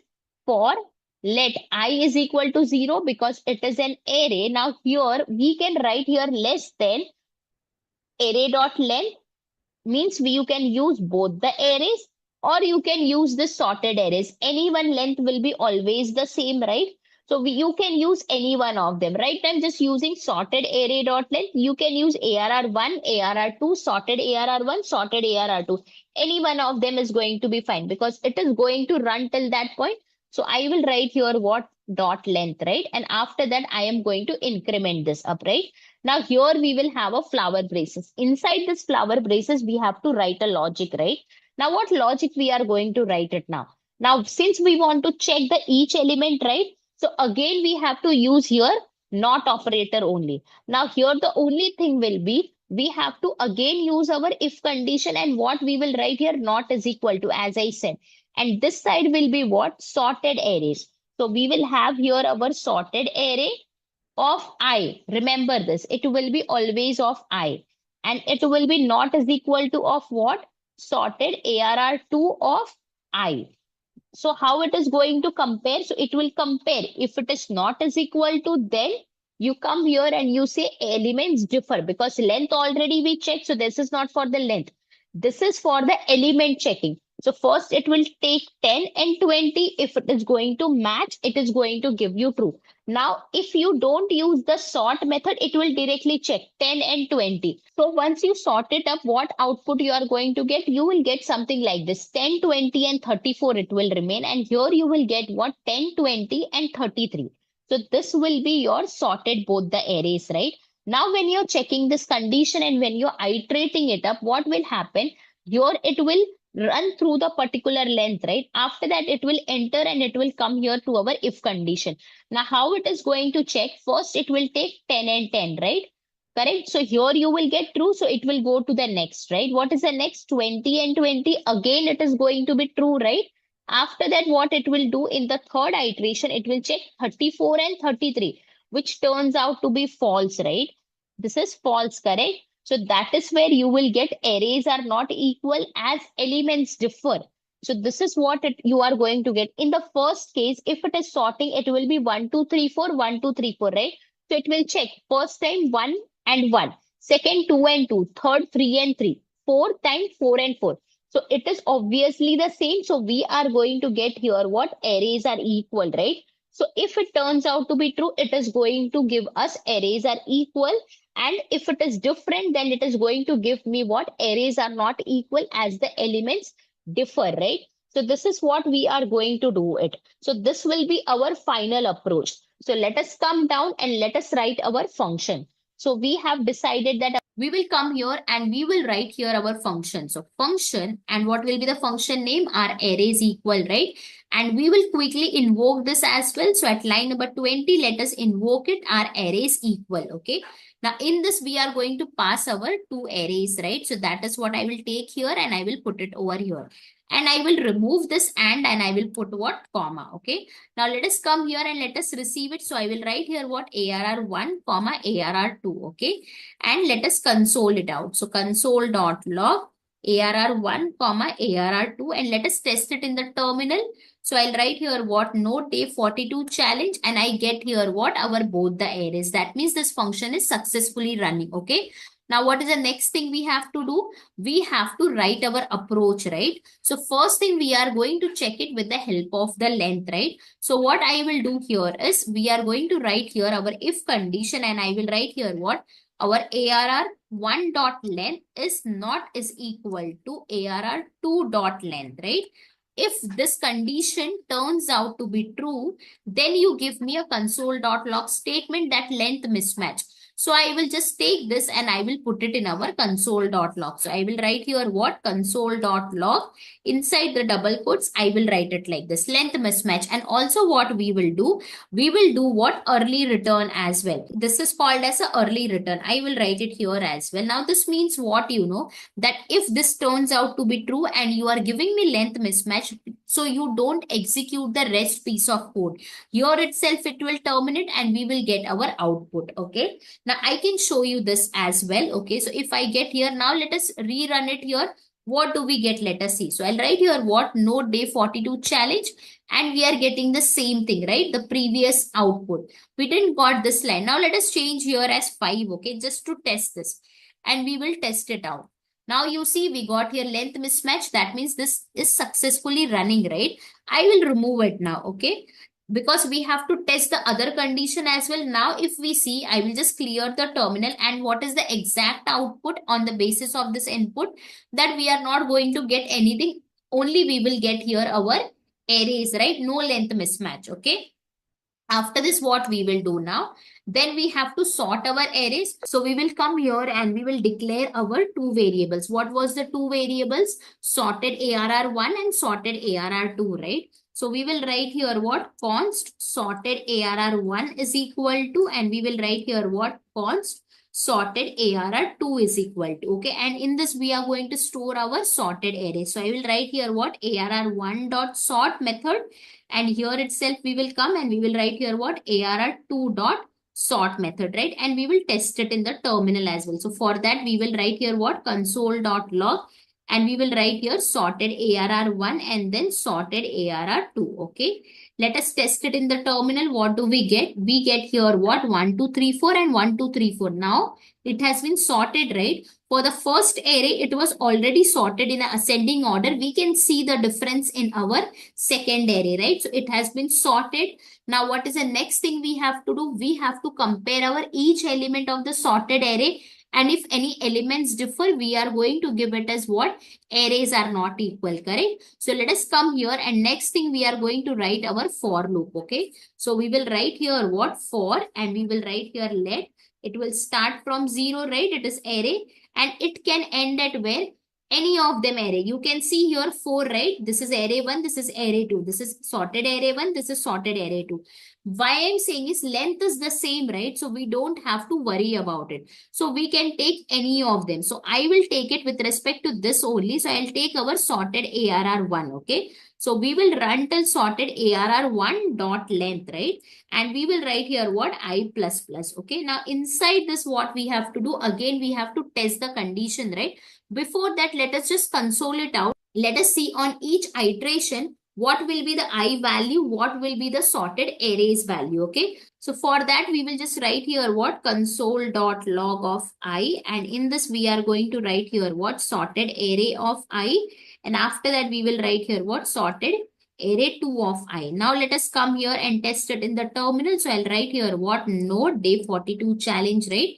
And if we see what, when I is equal to 0, what is the first array and what is the second array value? Here also we can see properly. Now we see here from top to bottom, it is the same. That means arrays are going to be equal, right? That means here we have to test it, right? We have to check for each of them. So what we have to do, we will take this particular, right? This particular condition, correct? So we will write here if our sorted ARR1 of I is not is equal to, correct? Sorted array 2 of I, right? And we will write here what? Console.log statement that if your arrays are not equal, give me elements are differing, right? So we will take this line and we will put it over here. So I'll write here what? Console.log statement. And inside the double quotes, we'll write it like this. Let us test it out in the terminal, and we get here what? 1, 1, 1, 1, 2, 2, 1, 3, 3, 1, 3, 3, 4. Now what we are getting? Are we getting this particular line? No. So what do we are getting in the terminal? We are not getting this particular line, right? Correct? Now, why we are not getting this particular line? Because it is turning out to be what? False. So here also we need to do a early return, correct? So we will write here a return, and after this, everything happens out to be false. Here directly one statement we are going to write, that is console.log our arrays are equal. This is what we are going to write it. And if you see now in the terminal, you will get your arrays are equal. See, last line you are going to get it. So I'll just clear the terminal and we will rerun it one more time and we get here arrays are equal. Okay. Now let us invoke it one more time. Okay. So we will invoke it one more time at line number 37. We will write here what? Our arrays equal, and we will come at the top and we will take our second array as well. So let us copy this and we will put it over here and we will remove this and we will put comma now. Now let us see what do we get. Okay. So we will come here and we will rerun it. Now what do we get? Arrays are not equal as the elements differ. So we are going to get this, right? Now let us come here and we will invoke it one more time, and where we will pass here as what? 67 and 90. Let us see what do we get now. So let us clear the terminal and we will rerun it here. We get here length mismatch. It is not going to execute anything, right? It will directly give me length mismatch as well. So this is what we are going to get it. So what we will do, let us come here and we will just comment our other consoles. So we will remove this line number 26 as well. We will remove this line number 28 as well. Now let us rerun it, clear the terminal, and we will rerun this particular challenge. And what do we get? First time we are getting arrays are equal. Second time we are getting arrays are not equal as the elements differ. And third time we are getting our length mismatch, right? That means what? That means we have done what was expected from us, right? So let us have a quick recap of this particular question. So what it has been written, we have to write a JavaScript function to check if the two arrays have the same elements regardless of their order, right? And we have been provided with a sample input and output as well, correct? So what we did here at line number 7, we defined our function name as what? Our arrays equal. And to achieve the line number 8, we have done here multiple checks, right? We wrote our approach, right? What the first thing we did? We checked that both the arrays have a same length or not, right? If it is having a same length, then it is okay, it is good to go. If it is not, then we have written here length mismatch, right? After that, what we do? We did a sorting method, right? So we have sorted both the arrays to align their elements in order, right? In which order? It will give me in an ascending order, right? After that, what we did here, after getting our sorted array, we wanted to check our each element, right? For that, we took our for loop, right? And then inside our for loop, what is the logic we have written? We have to compare our each element of the sorted array.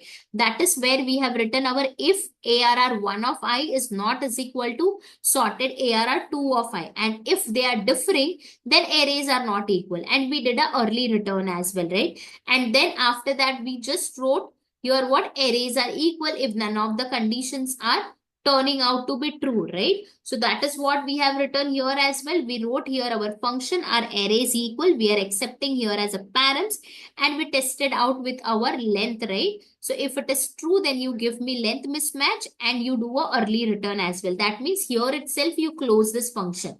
Okay, after that, if this turns out to be false, then you come here and you declare a two variable and sort them out. So what we did, we wrote a for loop, and we inside that we wrote our condition as well to check for arrays are not equal, right? We wanted to compare our each element of the sorted array. That is why we wrote our if condition as well inside it, and we wrote our console.log statement, and we did a early return as well. If that is true, then you do a early return and you don't print this line. If not, then you come here and you print directly arrays are equal, right? If none of the conditions is true, then it will come here directly and it is going to give us this particular line. At line number 36, 37, we invoked it, right, with different arrays, correct? In line number 36, it was same. In line number 37, it was not equal and the elements were differing, right? And in the last one, the length were only not matching, right? So let us come here in the terminal and rerun it and test it out. And we will write here what? Node day 42 challenge, and we get this, right? So we are able to execute it properly what was expected from here, right? So we have been done it correctly and we are getting the correct output as well. Now, why this challenge, guys? Because arrays comparison is a frequent operation in coding interviews and real world projects, such as validating data or implementing sorting algorithms, right? So sorting makes this proficient and straightforward. Okay, let's move to our next challenge, and this challenge is removing all the occurrences of a specific element from an array. So we will proceed with this challenge and we will move to our VS Code. In the VS Code, we have here question along with our sample input and output, right? So let us read out the question. So what is the question? Write a function to remove all the occurrences of a given value from an array. And we have here input, that is our array, and a target. And we have here output as well, right? So first of all, what we will do, we will break down this question. So what we have to write? We have to write a JavaScript function. So I will take here and I will put it over here. After that, what we have to do? We have to remove all the occurrences of a given value from an array, right? So that also we will put it over here. After that, let us understand our input and output. So in the input, if we see, this is our array, right? And this is our target, correct? Now, what is the output? 1, 3, 4. So from this, what we can understand that whatever the target value is being given to us, from this array, we have to remove it. That is where it is given to. So you can see here in this, how many 2 we have? We have 3 times 2, right? So that target number has been removed from the original array and we get a new array as a 1, 3 and 4. So this is what we have to do. So let us come down and first of all, we will define our function. So our function name, we will keep it as remove occurrences, okay? So I'll take this and I will just write here what? Remove occurrences, okay? And we will write here with a parenthesis. Okay, now let us understand the approach for the line number 8. That is, we have to remove all the occurrences of a given value from an array, right? So how can we do it? I will write here the approach as well. Okay, now in this question, we are going to use a filter method. Okay, now this filter method is what? It's an array method. So let me write that as well here. Now, how does it work? In the filter method, we are going to pass a condition. Okay, so I will write here what? Condition. Now, based on the condition, it is going to consider only your true values. Wherever it will find the true values, it is going to consider, and based on that, it is going to return a new array. So it will return a new array. So that is what is a filter method. Now, if I have to tell you with respect to this particular question, what it will do, it will return a new array excluding all the occurrences of the target value. Okay, now if you see, it is an array method. So here also in the input we are getting, so in the input we have an array, right? So we can easily use our filter method and we can see that it is checking and it is only giving 1, 3 and 4, right? That means 2 is repeated again and again. So that we have to remove, right? So how we will do it? So now we will come here and in this filter method, now we will see how we will write it to get that particular output. Okay, so I will come here and I will write here what? ARR. I am assuming this input array is ARR. Okay, so ARR dot filter I will write and I will pass here our parenthesis. Now this filter method take function as a parameter. So I will pass here that as well. Okay, now this function which I am writing, this is going to take a parameter again. So what I will pass here, I will write here element itself. Why do I write element? Because if you see this particular array, what it has an element, right? So I refer directly the element itself because it is going to work on each and every element. You can give any other name as well, but I give as a element itself. Now what we will do, we will come here and we will check, right? So our each element, we will have to check that it should not be is equal to the target, right? Then only we are going to work. So we are going to use here not is equal to operator, and right side I will be writing what? Target. Okay, and left side we have to write here our element. Okay, so I will write here what? Element. So this element, if it's not is equal to the target, then only you should return me, right? So we will come here and we will get the true values when it is not is equal to, right? So if it checks, it will give me at this 2 and 2, right? It will give me false value. So that will be ignored. It only gives me the true values. False values are ignored by the filter method. Okay, so we will get a output here directly like what? 1, 3 and 4. So it will return a new array. And always remember, whenever we are using a filter method, it is not going to change your original array also. If you want to see, we will be seeing when we are writing our function. Okay, so Let's dive into the code and let's write our function. So I will write here what function, and we will write here the function name as what? Remove occurrences. Okay. Let us now quickly invoke this function. Okay. So remove occurrences, and I will pass our array and this target also. So let us take this array from here and I'll put it over here, and then we have here what? 2 as a target, so that I will pass it here. And I will write here what? ARR, comma, target itself I will write. Okay. Now let us come here and console it out. So I will write here what? ARR, and I will write here target. Okay. So let us come in the terminal and we will write what? Node day 43 challenge, right? So node 43 challenge, and we will hit enter. So what do we get? We got our array and our target also, right? Now to this array, what we are going to use? We have to use our filter method. So let us come here and use that as well. So I will write here what? ARR dot filter. Okay. After that, this is going to take a arrow function. So I will write here a function. Okay. And this is going to take what? Element again as a parameter, right? Now this element should not be is equal to our target, right? That is the condition we are going to write. And on the basis of the condition, now I said, right, it is going to take the condition. Where is the condition? We are going to write here. And in this condition, if it returns out to be true, it will give you a new array with that true values. That is what we have to see here. Okay. So now what I will write? Element should not be is equal to our target. Okay. And then what we will do? Let us come here and we will store this into a variable. So let us write here const result. Okay, is equal to, and we will come here and once again test this out. So console.log, and I will write here what? Result. Okay. So let us come here and we will run this. So node day 43 challenge. Now what do we get? We got very easily 134, right? So this has filtered out, right? Now, I told you, right, whenever we are using a filter method, it is not going to change or mutate your original array. So here I will show you that as well. So I'll write here what? Console.log ARR. Now let us test it out here. So we got here our original array. So it is not going to change or mutate the original array. Okay. So this is what. So we have used our filter method to exclude the target values, right? This was our target and it has been removed, right? Let us come here and we will now improvise our console.log statement. So I will use our template literal syntax and we will take this particular line from here and I will put it over here. And instead of remove, I will write removed all the occurrences, right? Of a given value, what was the given value? I will write here dollar flower braces and I will write here target, okay? From an array, what was our array? So that also I will write here what? Dollar flower braces, and it is ARR. Now let us clear the terminal and let us see how do we get it in the terminal. So node day 43 challenge, and you see here what? Removed all the occurrences of a given value to from an array, right? And here let us put hyphen and we will put colon as well. So I will write here hyphen, okay? Here as well I will write here hyphen, okay?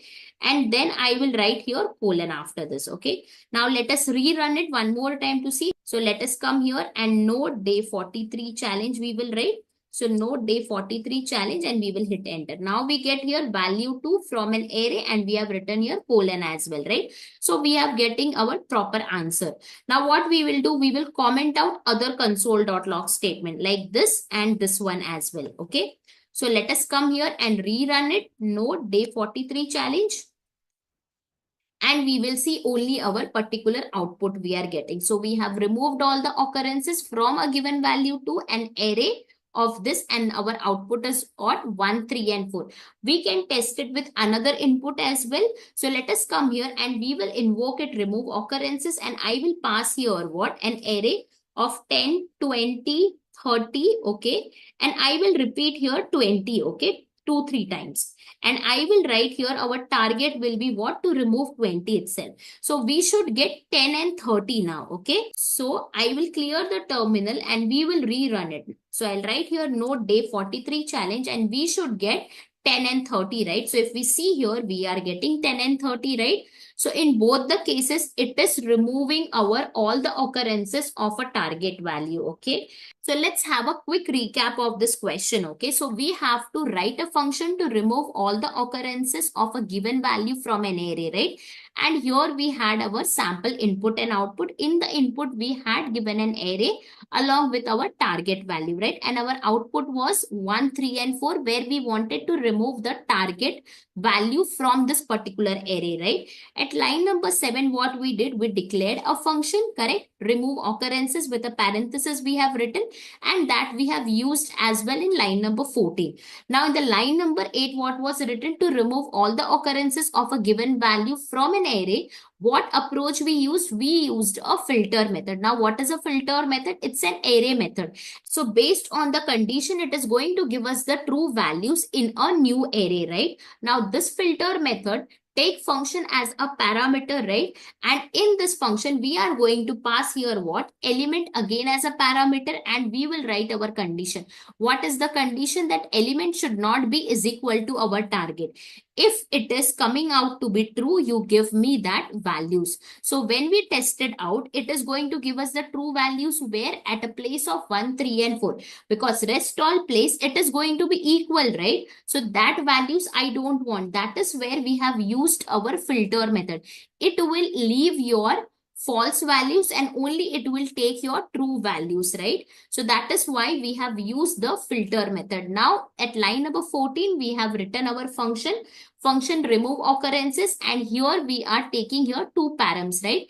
ARR and target, right? And here we just tested our in a console.log statement what we are getting. And the same thing we have done here as well. So what we did, we declared a variable called as a result, and in this we are storing our whatever the filter is returning, right? So ARR.filter, and this element should not be is equal to our target. That is what we have taken here.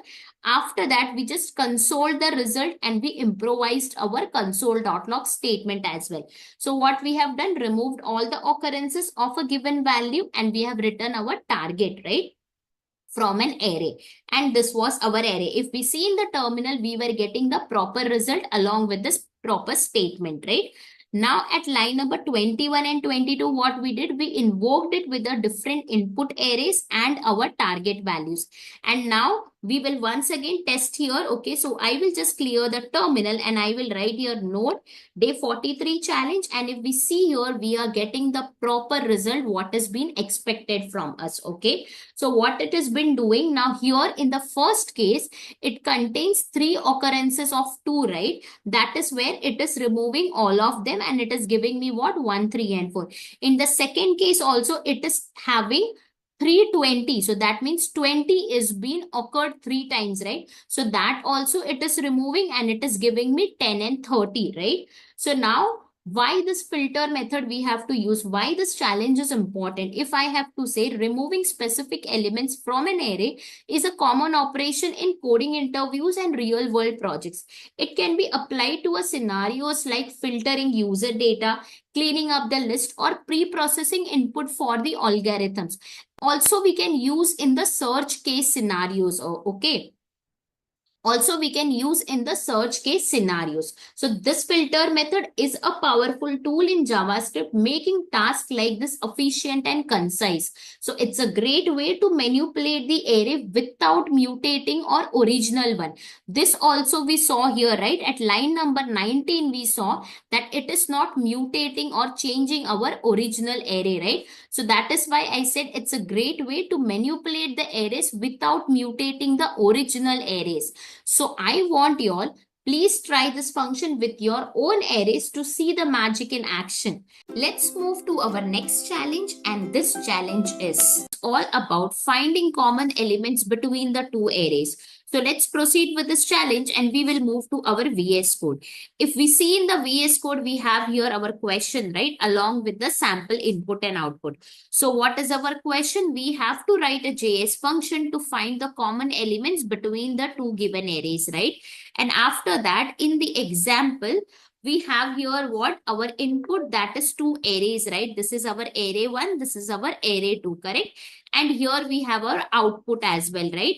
So we have here input and output. So let us come here and we will break down this question and we will understand as well, right? So we will write here what? First we have to write a JS function, right? So I will write here, okay? What is the next thing? We have to find the common elements between the two given arrays, right? So let us come here and that also I'll put it over here, okay? Now let us come here and define our function name. So I'll come at line number 7 and we will define our function name as what? Find common elements, okay? So I will write here what? Find common elements with the parenthesis. So this will be our function name. Now let us come to the line number 8. What we have to find? We have to find the common elements between the two given arrays, right? So let us come down and understand the approach for this question. So I will write here what? Approach, okay? So in this question, we are going to use a filter method, okay? Now, what does this filter method do and how does it work? It works on each and every element of an array, right?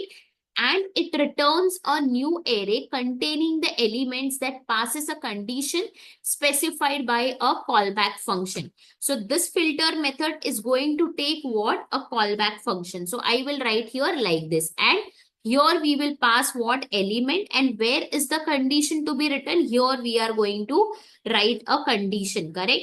And in this callback function, we pass a condition and on the basis of the condition, it returns us true or false, correct? So I'll write here what? True or false, okay? And we know that false values is always ignored, right? So I will write here ignored. And which values is going to be considered? This value is going to be considered. So we get only the true values when we use a filter method, right? So we will get in a form of an array. So that is what I said.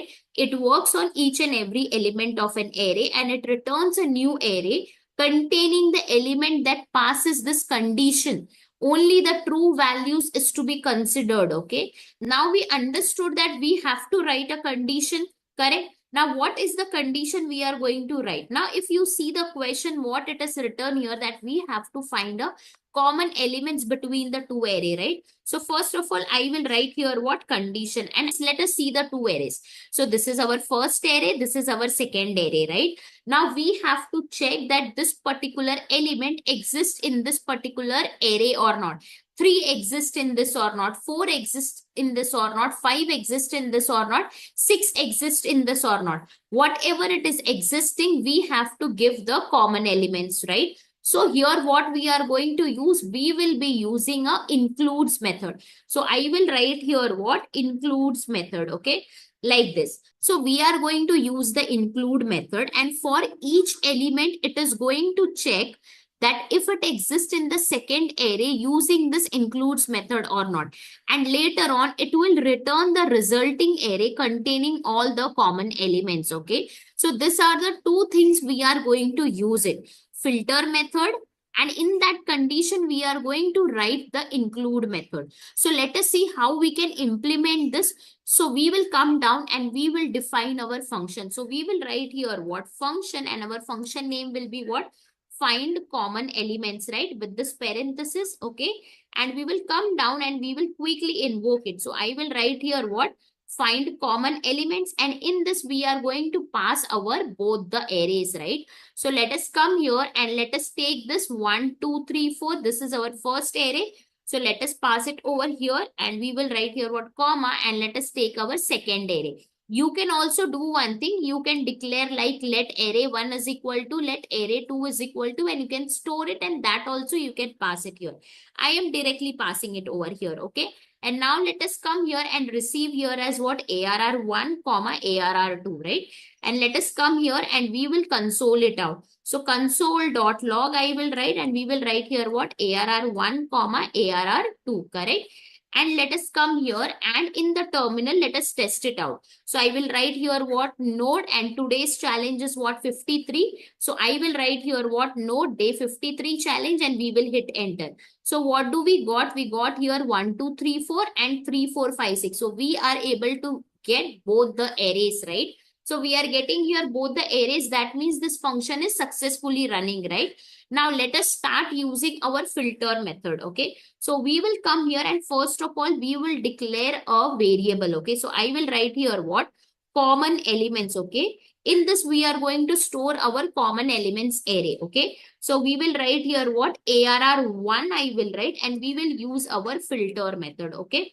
And in this, we are going to write a callback function. So let us come here and write it, and we will write here what? Element. Now here what we will write?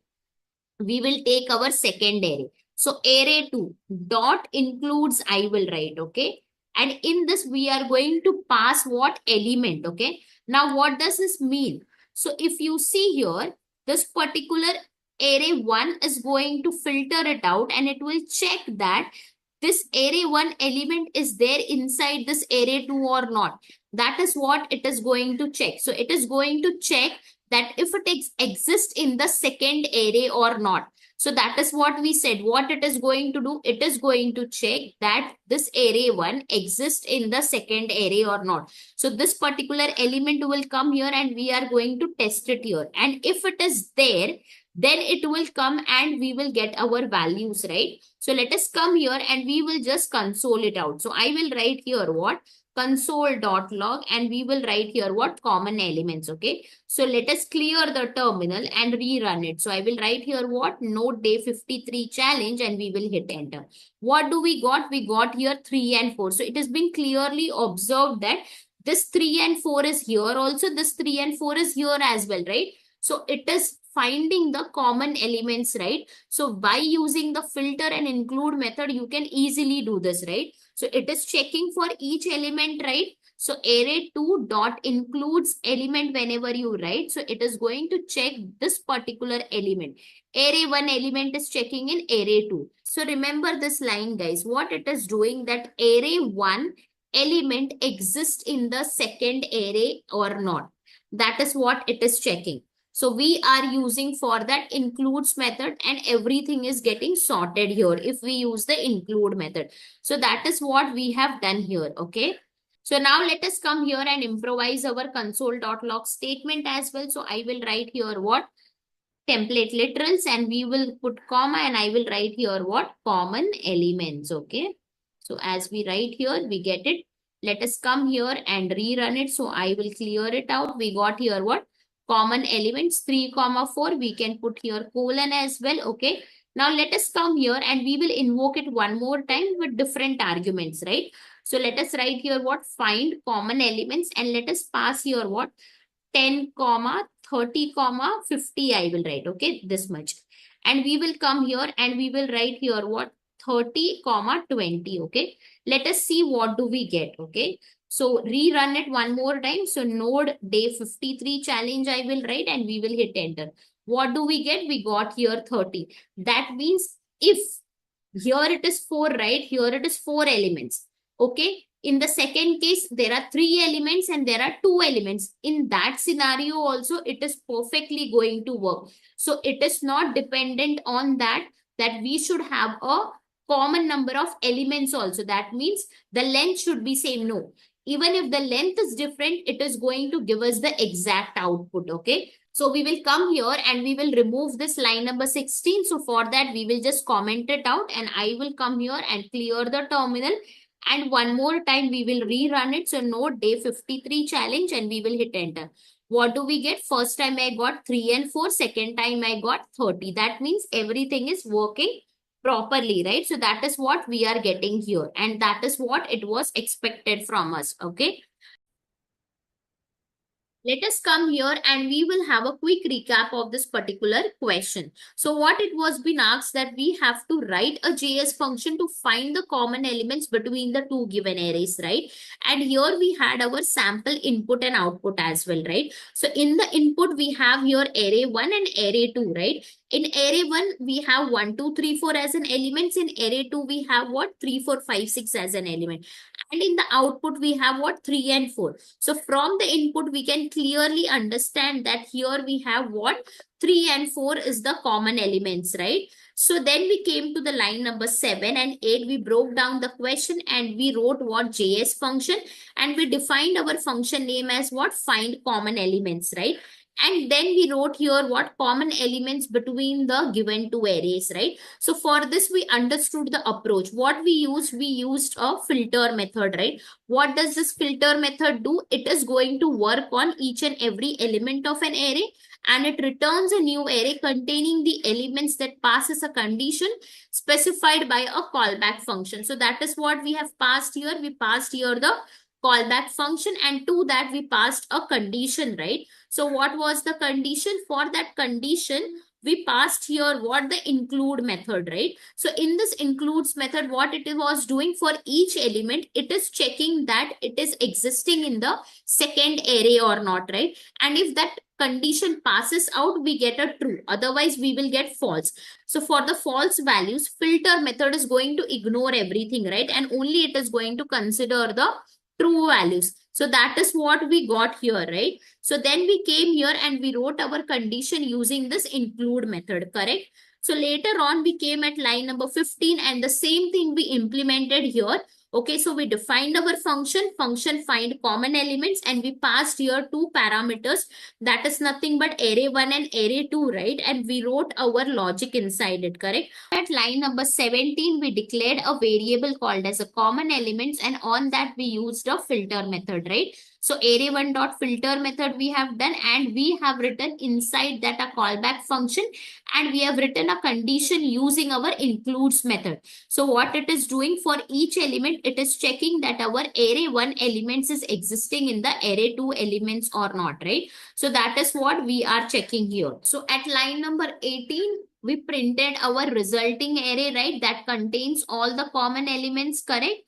And we have improvised here little bit as well, right? Then we came at line number 21 and 22 and we invoked this function two times. So first time we invoked wherein we had a same length, we saw that we were getting the common elements. Second time when we invoked, we passed a different length, but then too it was giving us the correct output, right? So this is what it is. We have found out successfully the common elements between the two arrays, right? So we have used a filter method on our array 1 that is going to go through each element, right? We used the include method to check that if that element exists in a array 2 or not. And the common elements are returned and logged, right? That is what was the question, and we have done this successfully as well, right? So let us clear the terminal and rerun it. So I will write here what? Node day 53 challenge, and I will hit enter. So we got here our exact output, right? Now I'll tell you guys why this challenge is important. Because finding common elements between the arrays is a fundamental task in data comparison and validation, even in merging data sets. Also, when we implement the features like search filter, recommendations, and etc., we are making, guys, an excellent progress. So let's keep up the momentum and dive into more challenges. Let's move to our next challenge, and this challenge is finding squares of an elements in an array. That too, we are going to solve it in two different ways. So let's proceed with this challenge and we will move to our VS Code. If we see in the VS Code, we have here our question along with the sample input and output, right? So let us read out the question. What is the question? We have to write a JS function to find the square of each element in a given array. So if we come here in the input, we have our array, right? What is the array?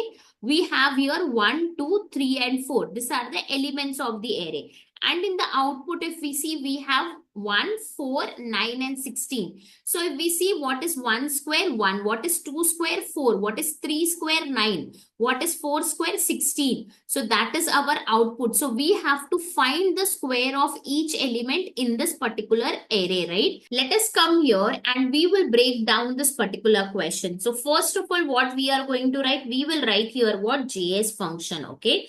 Now in this question, we have to write a JavaScript function. For what? to find the square of each element, right? So that also I will take here and I will put it over here. Now, since this question is demanding what, we have to find the square of each element. So we will come here and we will define our function name as what? Find square, okay? And now after that, we will come to the line number 8 now. What it is written here, we have to find the square of each element in a given array. So for this, we are going to write down our approach. So I will just write here the approach, okay? Now in this question, we are going to use what? Map method. So I will just write here what? Map method. Now what is a map method and what does it do? Map method is a powerful array method, right? That allows us to transform each element in an array by applying a function to it, correct? Map method takes a function as an argument which is called for each element in an array. So we will write here what? Arrow function, right? So this is the function which is going to take it. And here we will write what? Element, correct? Because it is going to work on each and every element, correct? So here we are going to write element and here I will write the calculation. Now what is this calculation? Here only we will do the calculation that will help us to transform the each element in an array. So as I said in the beginning, this question we are going to solve it in two different ways. So I will write here the first way. Now since we want to find out a square of a particular element, so how can we find the square of a particular number? We have to just multiply each number by itself, right? So suppose if it is 2, then we have to multiply again by 2, right? So that is what we are doing. We are multiplying the each number by itself. So if it is an element, what we have to do?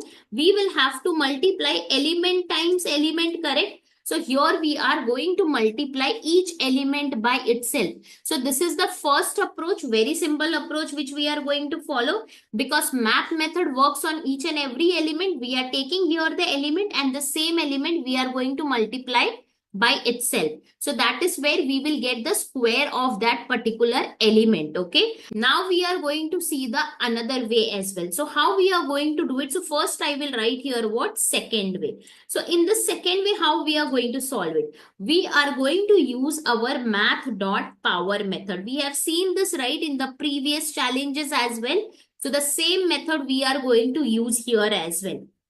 Now, what is this math.power method? It is a math methods, correct? So we will be using this built-in math.power function to calculate the square. So what does this math.power method returns? It returns the value of x to the power of y, right? So here what will be the x and what will be the y? X will be what? Our element, okay? And what will be the y? Y will be 2. Okay, so if I have to write here, what we are going to do? We will be writing math.power, okay? And in this, we will write what? Element, comma, 2, okay? Now, this is what we are going to do. So, these are the two ways which we are going to solve it. First, we are going to multiply the element by itself, correct? And second, we will be using math.power method, okay? Now, in both the scenarios, whatever the way you want to use it, you can use it. Here, this map method will remain constant, okay? We will see how we are going to do that, okay? So let us come down and we will see it out how we are going to implement this out. So we will define our function name as what? Function find square, right? So function find square we will write and here parenthesis and we will quickly invoke it as well.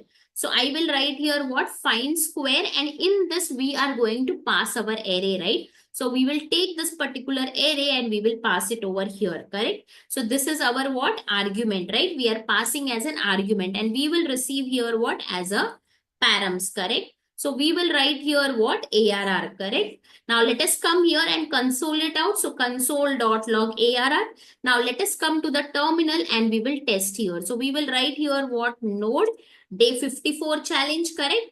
I will hit enter and what do we get? We get 1, 2, 3, 4 in an array form. That means this function is successfully running, right? Now let us come here and we will write our map method, okay? So first of all, we will declare here one variable called as a const and we will write here what square, and we will write here what normal, because we are going to first use our normal method, that is multiplying the element by itself, right? So we will come here and we will write what arr dot map, right? And this map method takes a function, right? So I will write here what arrow function, correct? And in this I will pass our element, correct? Because it is going to work on each and every element. That is why I keep the name as element.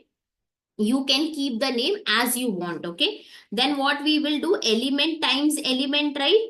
So I will write here element times element, okay? And now let us come down and we will just console it out. So I will write here what console dot log, and we will write here what square normal, and let us come here and test it. So I will rerun it. So I will write here what node day 54 challenge, and I will hit enter. What I got 1, 4, 9 and 16. That means it has successfully transformed the each element in our array, and we are getting what square of each number.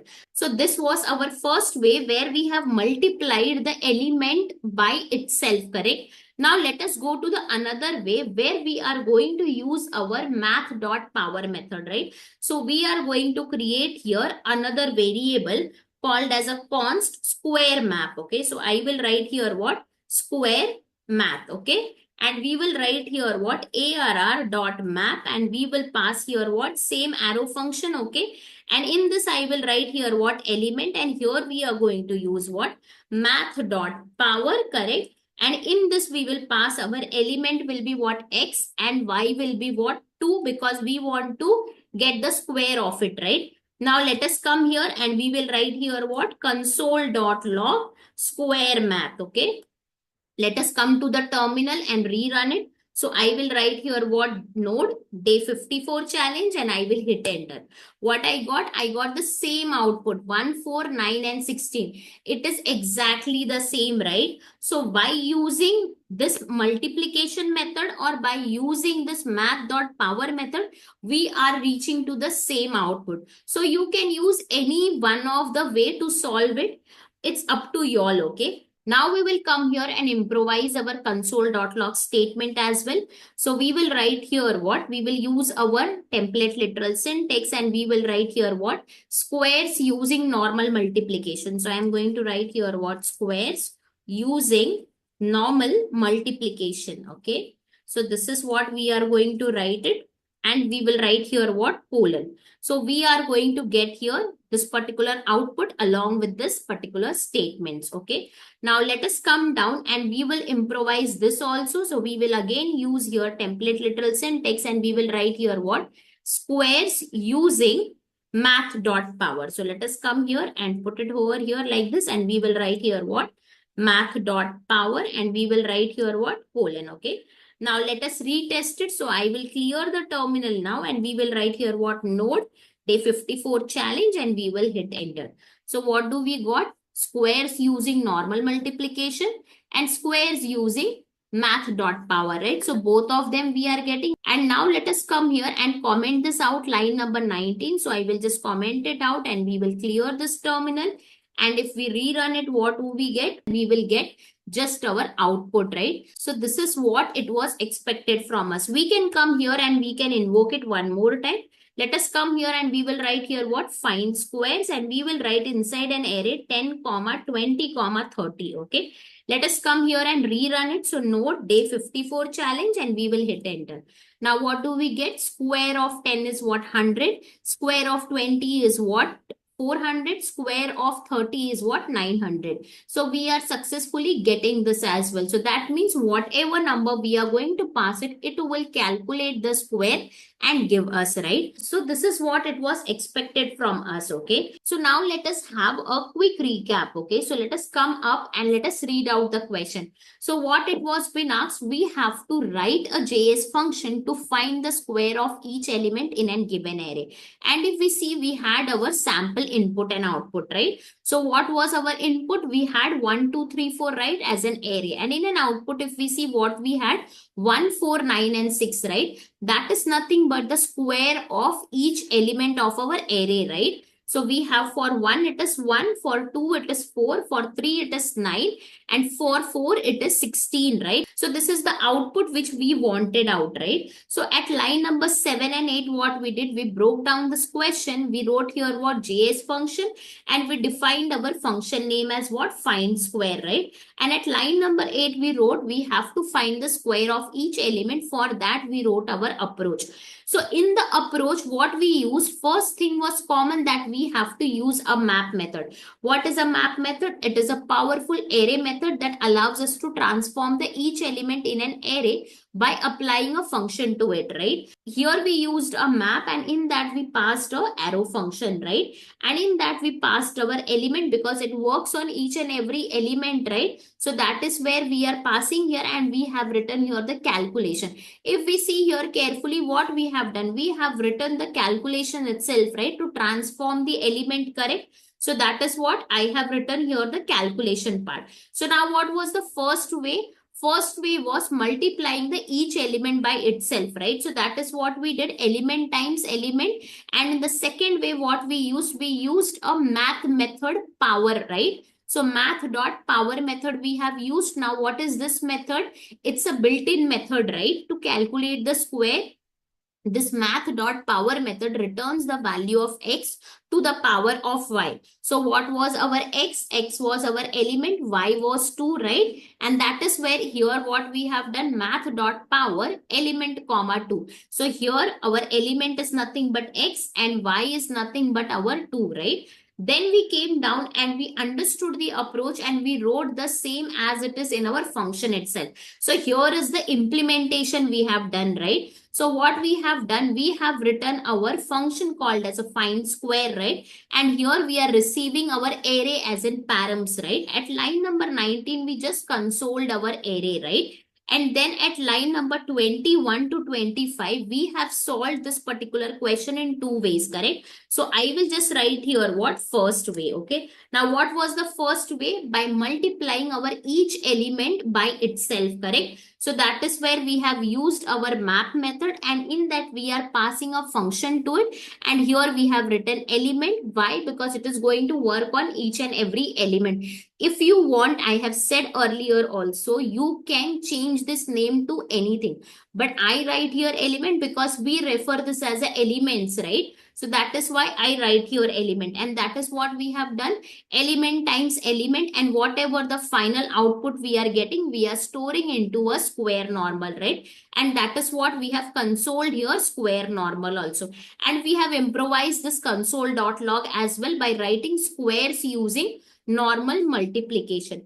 At line number 25, what we have done, we have used the same map method, right? And we are passing the function to it, correct? Now in this, what we have done, we have used our math dot power method to calculate the square of each element, right? So that is what we are doing it, and whatever the resultant is there, we are storing inside our square math, correct? And at line number 26, we have consoled it, and we have just improvised the console.log statement as well by writing squares with math.power, correct? At line number 28 and 29, we have invoked this function two times. And what it is happening here in this array.map method iterates over the array, and element helps us to calculate the square of each element by using a normal multiplication, right? In the second way, what we have done here is we are using the array.map method, which is going to iterate over the array and the element.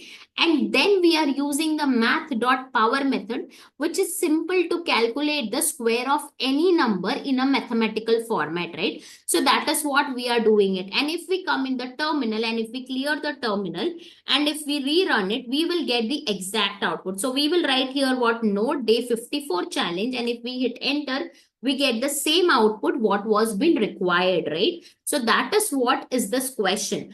I will tell you guys why this challenge is important, because squaring number is a simple yet foundational concept in mathematics and programming, and often used in machine learning algorithms, geometry calculations, and physics simulations. Also, we have solved this problem using two approaches. So let's keep up the momentum going on as we explore more ways to think creatively in coding. Let's move to our next challenge, and this challenge is a simple yet powerful problem, that is finding the product of all the numbers in an array. So let's proceed with this challenge and we will move to our VS Code. If we see in the VS Code, we have here our question along with the sample input and output, right? So let us read out the question. We have to write a JS function to calculate the product of all numbers in an array using JavaScript, right? And here we have our input, right? So in the input, we have array and the output, we have some number, right? Same goes here as well. In line number 7 and 8 also, we have our array and in the output, we have given as a number, correct? Now, what is it? Okay. So if you see here, we have to calculate what? Product of all the numbers, right? So if you multiply 2 times, 3 times 4, what you will get? 24.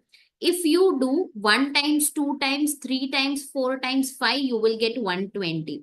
So that is what it has been asked. We have to calculate the product of all the numbers in an array, or you can say product of all the elements in an array. Okay. So let us come down and we will break this particular question. So what first we have to do? We have to write a JS function, right?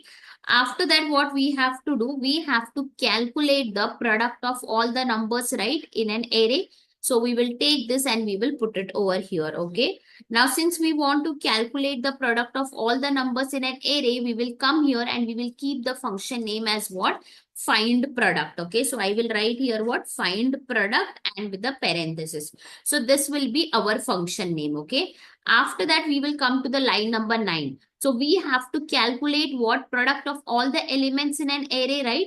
So for that, let us come down and write down our approach. So I will write here what? Approach. Okay.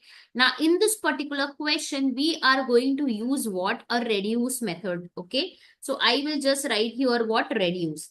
Okay. Now what does this reduce method do? Reduce method will be used to calculate the product of all the numbers in an array. How? Reduce method will iterate through the array, multiplying each element with the accumulator. So we know that in this reduce method, it takes function, right? So here we are going to pass what? Function. So this is going to take it like this, right? It's an array method, that also we know. And what does it returns? It returns our accumulated value. So I will just write here what? Accumulated value. And in this, we are going to pass what? Accumulator, that is nothing but ACC comma CV, that is nothing but the current value. Okay. So this is what it is going to do. And here we are going to write what? Calculation.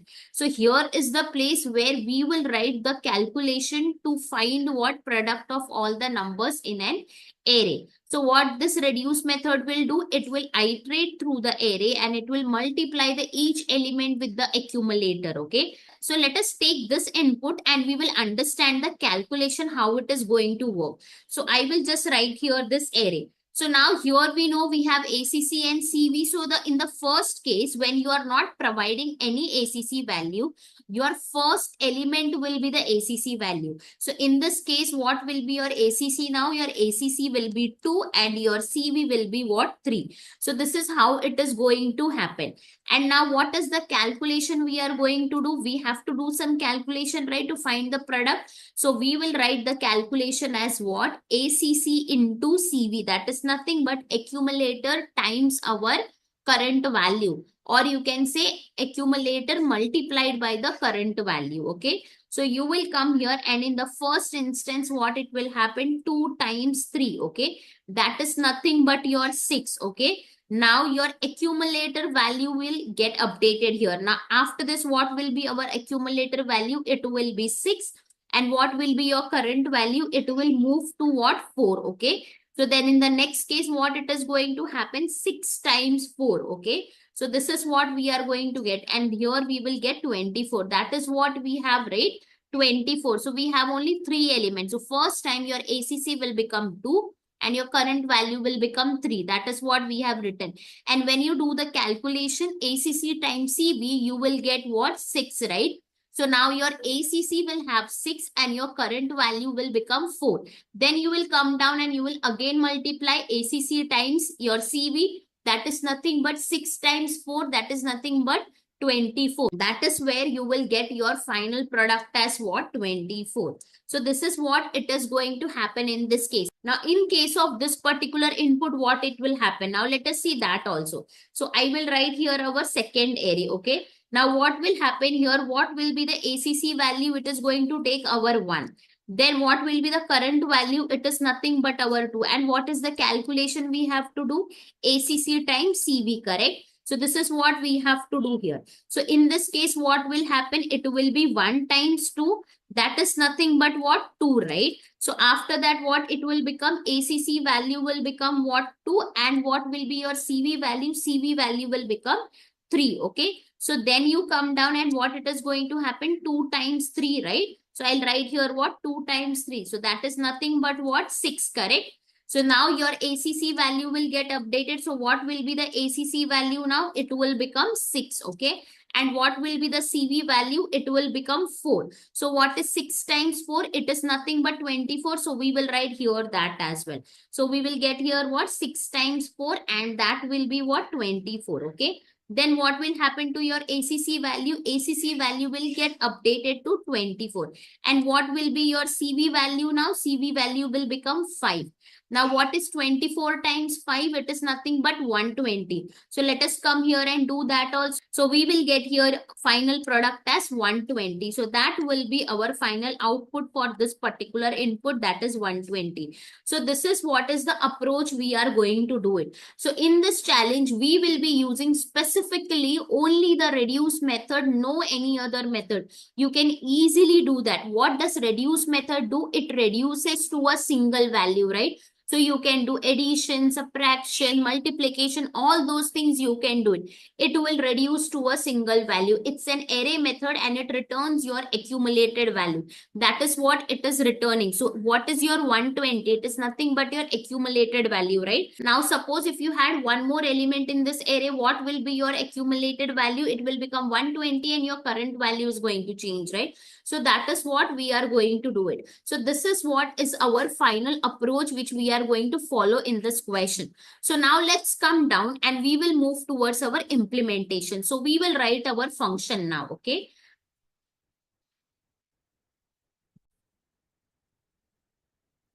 So we will have here what function and we will define our function name as what? Find product, okay? With the parenthesis, okay, let us quickly invoke it here. So I will write here what? Find product. And in this, we are going to pass our array. So what is our array? We will take it from here. That is nothing but 2, 3, 4. So let us come here and pass it over here, okay? And now let us come here and receive it. So I will write here what? ARR, okay? So let us come here and console it out. So I will write here what? Console.log ARR, okay? So let us come here and we will run this particular file. So we have to write what? Node day 55 challenge, right? And we will hit enter. Let us see what do we get. We got our array. That is nothing but 2, 3, 4. That means this function we have written correctly, okay? Now let us come here and we will use our reduce method to calculate the product, okay? So let us come here and do that. So I will come down and what I will write? ARR dot reduce I will write, and in this we are going to pass our callback function, right? And here we will pass what? ACC comma our CV, that is nothing but accumulator and our current value. And here I am just going to write what? ACC times our CV, got it? And this entire thing, let us store it into a variable called as a product. So I will write here what? Const product is equal to, and this will get stored inside this. Now let us come here and we will just console it out. So I will write here what? Console.log of product, okay? Now let us come here and rerun it one more time. So I will write here what? Node day 55 challenge and I will hit enter. What do I get? I got 24. That means this function is properly running and giving us the proper calculation, right? Let us come here and one more time invoke it with the another input. So what was our another array? 1, 2, 3, 4, 5. So let us take this and we will pass it over here as well. Let us rerun it and retest it. So we will come here in the terminal and we will write what? Node day 55 challenge and we will hit enter. What do I got? I got 120. That means this is also successfully running, right? So that means we have achieved what we wanted, right? Let us come to the line number 31 and we will improvise this particular line as well. So we will use our template literals and we will put here comma and we will write here what the product of an array. I will write here like this, the product of an array, and let us use that array as well. Okay. So I will write here something like this, ARR. Okay. And I'll write here is, and we will write here colon. And let us see what do we get here. So I will write here node day 55 challenge and we will hit enter. What do I get? The product of an array is what? 120, right? So we are successfully able to get this, correct? Now let us come here and we will comment out our line number 28 and let us save it and let us clear the terminal and we will rerun it. So I will write here what node day 55 challenge and we will hit enter. Now what do I get? The product of an array is 24. The product of an array is what? 120. Okay. Now in your mind, one question will be there, why I have written it like this. Okay. If I don't put a square bracket no inside our template literals, we will not get in an array form. I will come here and I will show you like this. Okay. Let us rerun it one more time. I am not getting in an array form. I am just getting the elements of an array. So that is where whenever you are using a template literals and whenever you want to use an array over here, please use it in a square bracket only. So pass your array inside a square bracket, then only your template literals will work out here. So let us clear the terminal and we will write here what node day 55 challenge and we will hit enter. See now we are getting in an array, right? So that is what we have successfully done this. If you see at both the places, we are able to get our final output that is nothing but 24 and 120, right? So this is what it was expected from us, okay? Let us come here and we will have a quick recap of this particular question. Now in this question, we have to find what the product of all the elements of an array, right? And down we had our input and output as well. So we understood that it is to calculate the product of all the numbers. So that is what we did. If you come here and if you do 2 times 3 times 4, you will get what? 24. That is nothing but the product of all the elements of an array, right? If you test this also, you are going to get 120 only, right? So this is what we understood. So we came here and we defined our function name as what? Find product, right? And we wrote the important part from this particular question, that is we have to calculate the product of all the numbers in an array. Okay, then we understood and we wrote our approach as well. So in this question, what we used a reduce method, right? Reduce is an array method. What does it do? This method iterates over an array, right? And what it is going to return? It is going to return us a accumulated value. It's an array method, right? So that is where we use the reduce method to calculate the product of all the numbers in an array, okay? And then we understood that what we are going to do. So we wrote here what? Reduce, and in that we passed our callback function, right? And in that we have written what? ACC comma CV, and we did here what? Calculation part. What was the calculation we had to do? That is nothing but accumulator times CV, right? So we understood with respect to the two inputs how it is going to perform, right? When our input was 2, 3, 4, it is going to undergo this process and we are going to get the product as 24. When it is 1, 2, 3, 4, 5, it is going to perform the same calculation, right? But since it is iterating through an array, it is going to iterate this many times and we are going to get product as 120, right? So after that, we implemented the same approach inside our function as well, right?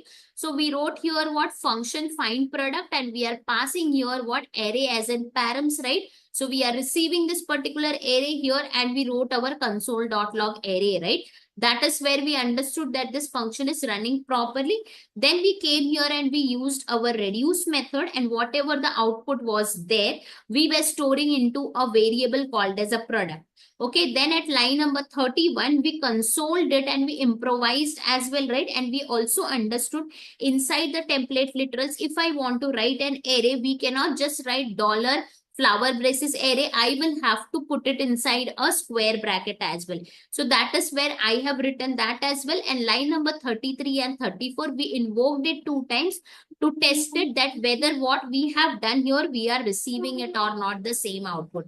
So then we tested out in the terminal and we got the same output. So let us clear the terminal one more time and I will write here what?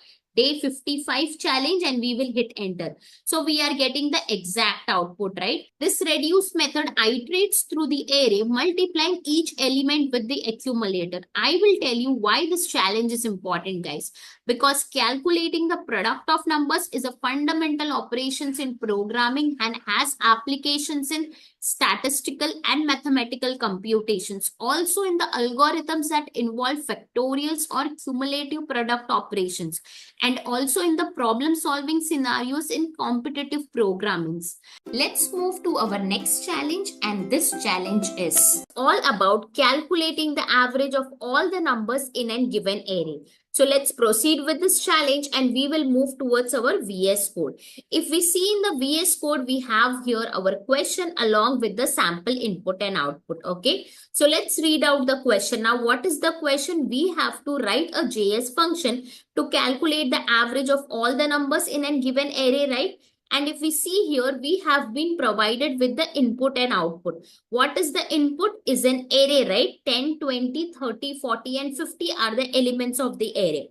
And here we have the output as 30. Let us come and read out the next input output. What do we have? We have 1, 2, 3, 4 and 5. And what is the output? We have here 3.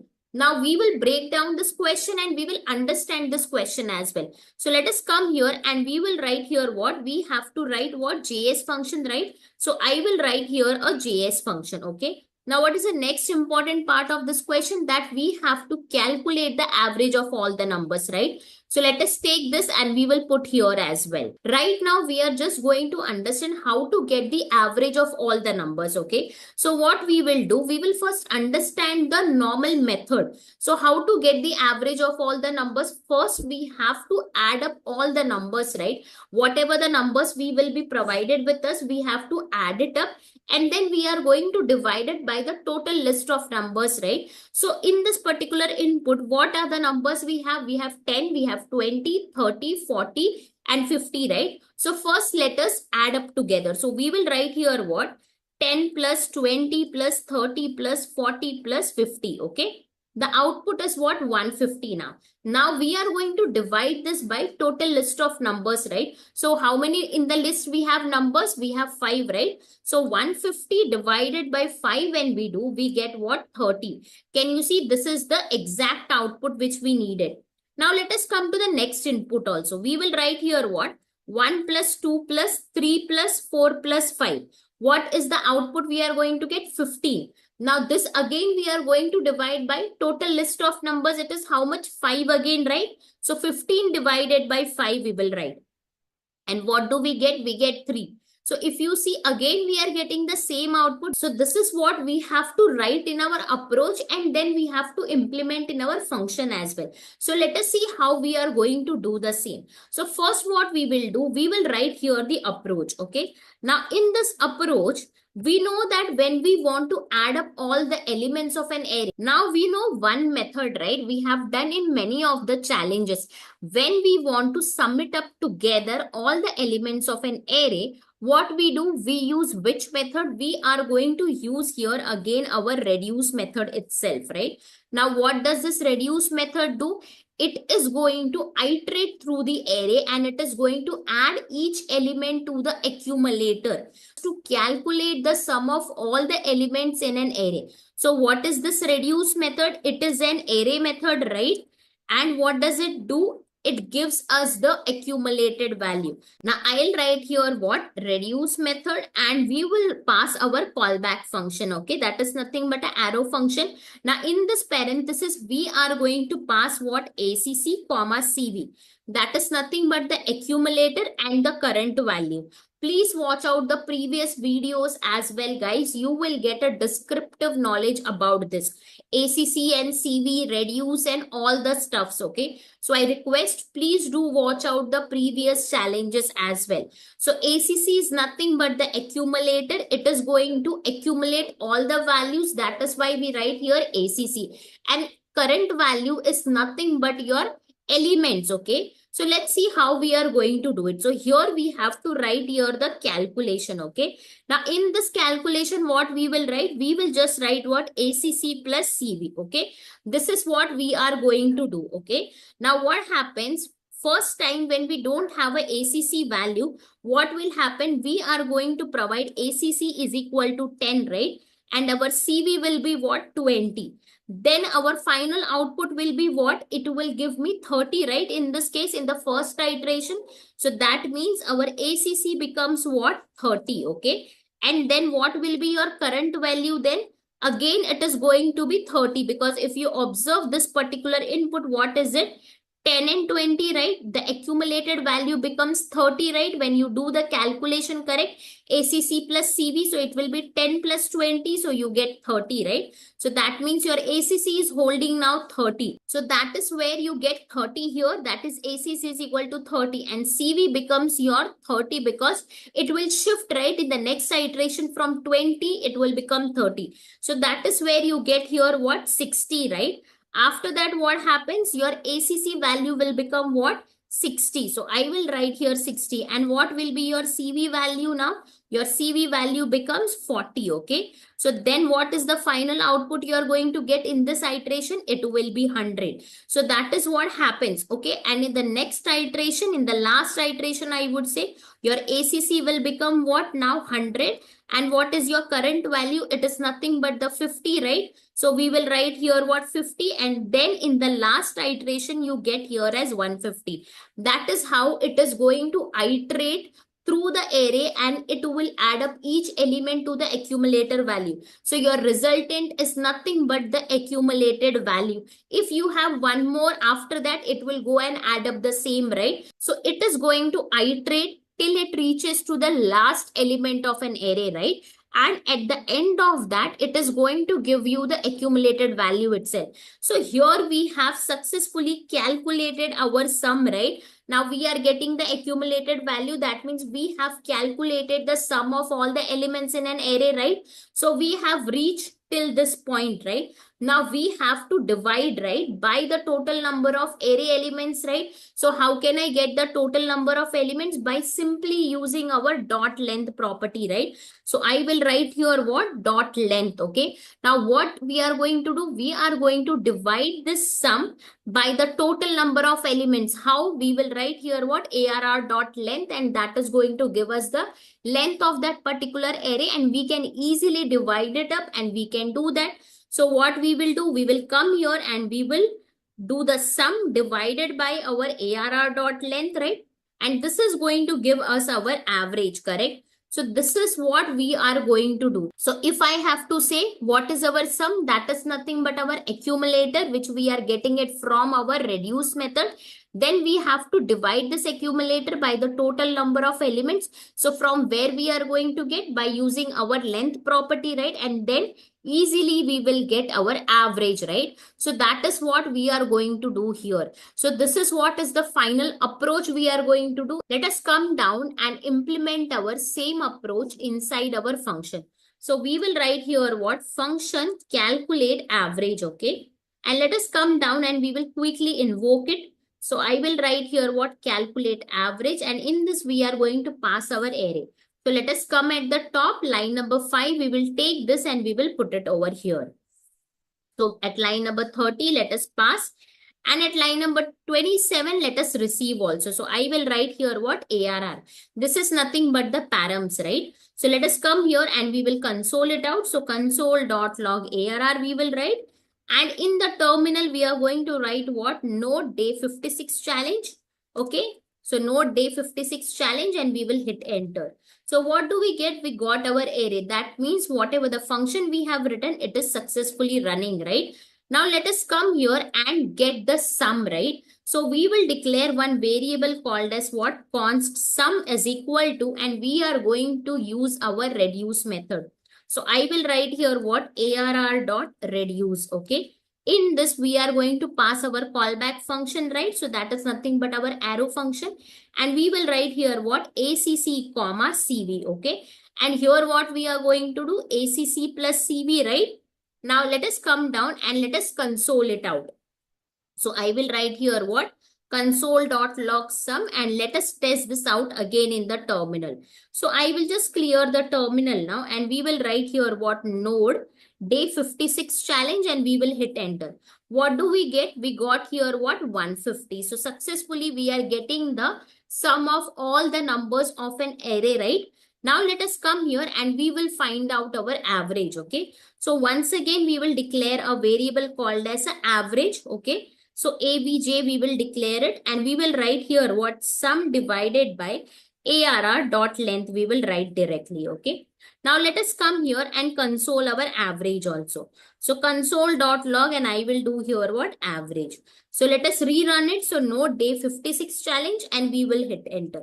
What I got? I got 30, right? So that means if you come up, you are able to get our first output, right? And it is nothing but the exact output, right? Now let us invoke it one more time with the another input, right? So I will write here what? Calculate average. And let us go up and take our second array. So I will take this input and we will come here and we will put it over here, okay? Now let us come to the terminal and let us test it out. So I will write here what? Node day 56 challenge and we will hit enter. So what do I got? I got here 15 as a sum and we are getting here what? 3 as an our average. So that means this is also running properly. If you come up and if you check the output, you are getting first one as 30 and second one as 3, right? So that means this both the things are executed properly. So let us come down and let us comment it out, which is not required. So line number 28, we will comment out. Line number 31, we will comment out. So let us come here and now let us improvise this console.log statement. So I will pass here what? Template literal syntax and I will write here comma. Okay, I will write here what? The average of an array is. Okay, I'll write here like this. And here we are going to write our array also. So in the previous challenge, I explained you very clearly that whenever we want to write array in template literal, we have to write it inside a square bracket, right? So we will write here what? Square bracket inside that dollar and flower braces and we will write here our array. Now let us come here and check it out. So I will clear the terminal and we will write here what? Node day 56 challenge and we will hit enter. What do I got? I got the average of an array is 30. Average of an array is 3. That means this is successfully executed, right? Now let us come here and we will comment this out. Line number 28, line number 31. And here we will put colon as well. Okay, now let us see what do we get. So let us come here, clear the terminal and rerun this node day 56 challenge and we will hit enter. So what do we get? We got here what? Average of an array is 30. Average of this array is 3, right? So that means it is successfully coming and the rest of the things is not coming because we have commented it out. Okay. So let us come here and we will have a quick recap of this question. Okay. So let us come up and what we are going to write. We have to write a JS function to calculate the average of all the numbers in an array, right? And if you see here, we had our input and output, right? So we have been provided with our two arrays, right? And they provided the output also, correct? Then at line number 12 and 13, what we did, we took the important chunks of the question and we mentioned here. So what was it? We have to write a JS function. There is where we defined our function name, right, called as a calculate average. Then we came at line number 13 and we wrote what? Average of all the numbers, right? We understood just how we have to find out the average of all the numbers without considering an array, right? So we understood that first we have to sum it up and then we have to divide by the list of the numbers, correct? Then we came down and the same thing we wrote in our approach as well. So for that we used our reduce method, right? What does this reduce method do?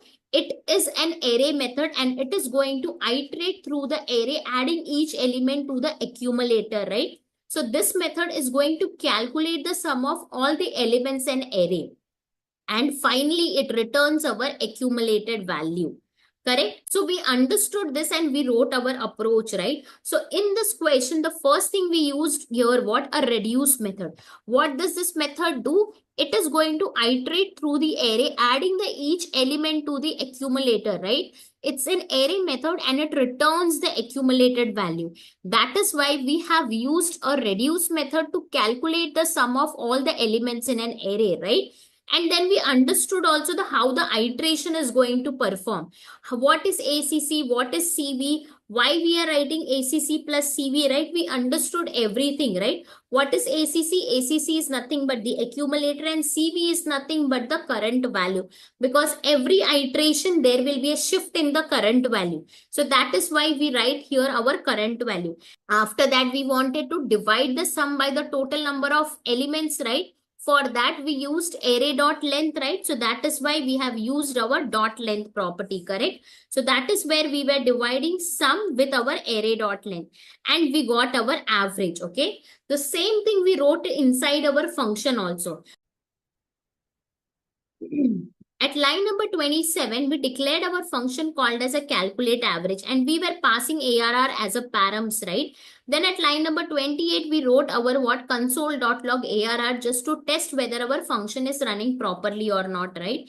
Then at line number 30, we wrote here what const sum is equal to, and we used our reduce method to store the sum of all the elements of an array inside that sum variable, right? So for that, we used our reduce method, and we did the calculation as what ACC plus CV, right? And finally, we got our sum also. Then at line number 31, we wrote our console.log sum to test whether we are getting sum or not, right? Then we here clearly found out our average also. What we did, we divided our sum by our length, right? So that is where we have done sum divided by ARR dot length, and we stored inside a variable called as average, right? Then at line number 34, what we did, we improvised our console.log statement, right? What we wrote here, the average of an array is what average, right? And we also understood whenever we want to write an array inside a template literal, we have to write it inside a square bracket. And then you have to write dollar flower braces ARR. That is as usual.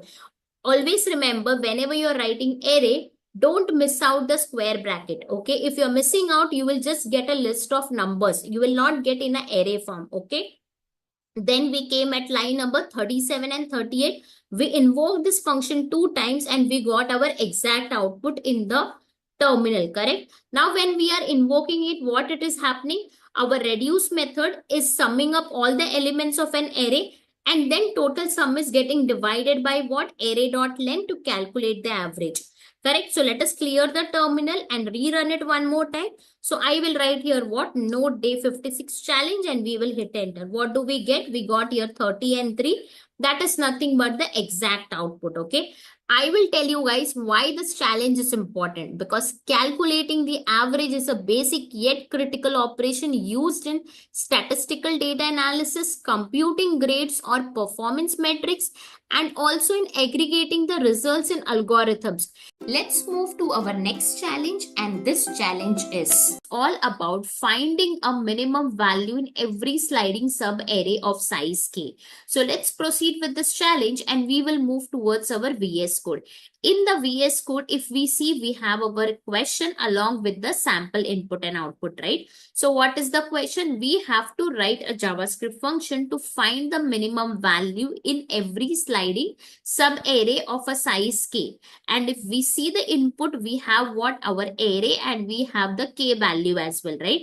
And in the output, we have been provided with an array, right? So we will have to understand this question. So for this, what we will do, first we will break down this question and understand as well. So let us come here, and we will write here what? First, we have to write our JS function, right? So we will write here JS function. Then what is the next important line here? That we have to find the minimum value in every sliding sub-array of a size k. So this everything is important, right? So that also I will take here, and I will put it over here, okay? Now, since this question is asking to find the minimum in every sliding sub-array, so we will come here, and what we will do, we will define our function name as what? Find, we will write minimum in sub-array. This will be our function name, okay? So let me just write it like this with a parenthesis, okay? Now let us come down at line number 10 and understand the question, what it is given to us. So now let us come here, and we will understand the input and output, okay? So in the input, what we have been provided, we have our array, we have the k, right? Now in this array, what is being said, we have to keep sliding, right? And we have to take the sliding sub array of size k. So what is our size k? That is means 3, right? So what you will do, you will keep sliding with a window size of 3. So first our sub array will be what? 1, -2 and -3. Then you will slide. So you will go to where? -2, -3 and -4. This will be your second sub array. Then again you will slide to the next element, and what will be our window? -3, -4 and 5. Then again you will slide and you will have what? -4, 5 and 6, right? And after that you are going to slide again to 5, 6 and -7. Now when you are sliding it up, along with that we have to find the minimum value, right? So if you see here, what do we have? 1, -2 and -3. So what is the minimum value? -3 is the minimum value. That is where you get here -3, right? Then now you slide, what is there? -2, -3 and -4. This will be your second sub array. From that, what will be your minimum value? -4. That is what you have. Now when you again slide, what will be our array? -3, -4 and 5, right? So what is there again in that? -4, right? That is the minimum value. That is where you get here. Again, when you are taking this particular array, that is -4, 5 and 6, what is our minimum value? Nothing but -4. Then our last window size, that is 5, 6 and -7. So what will be our minimum value? -7. That is why you are getting in the output like this. That means -3, -4, -4, -4 and -7, right? This is our output. Now we have to understand the approach, how we are going to get this particular output, okay? Yeah.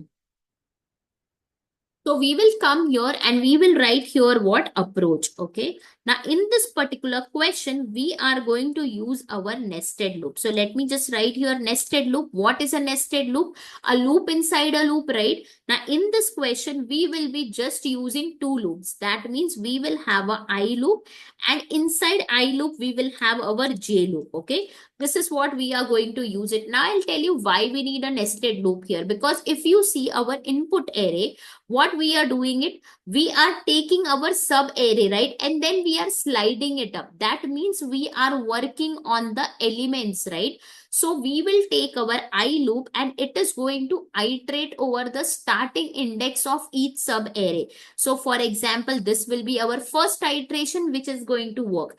This will be our second iteration. This will be our third iteration, and so on. So if you see how many sub arrays you can find here. So this will be our first sub array. This will be our second sub array.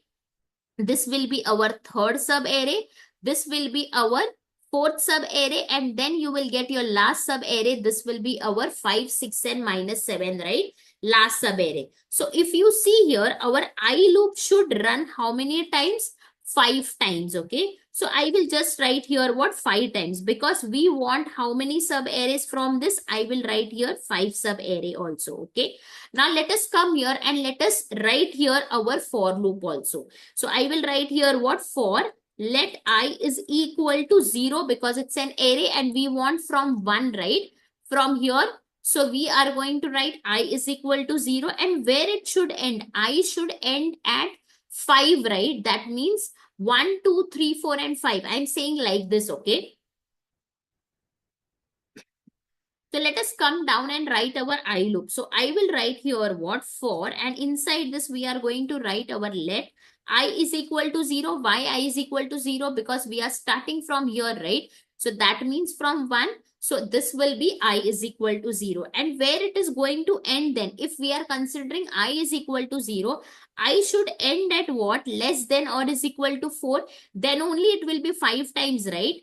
0, 1, 2, 3 and 4. If you count, it is total 5 times. So how we will get this 4? If I make it 4 and if I'm going to put some other input array, then it will not work, because it will have different number of sub arrays, right? So that is where we will have to write here some logic, okay? Normally what we put arr.length, right?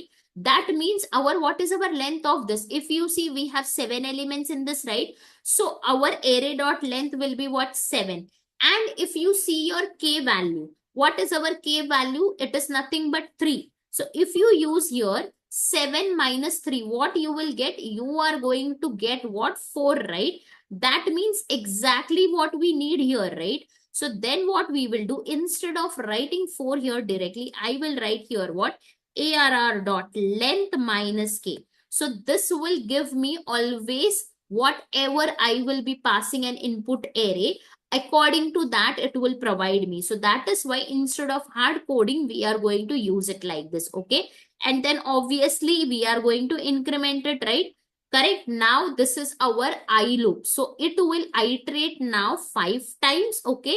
That is what it is going to do. Now here we are going to write our inner loop also, right?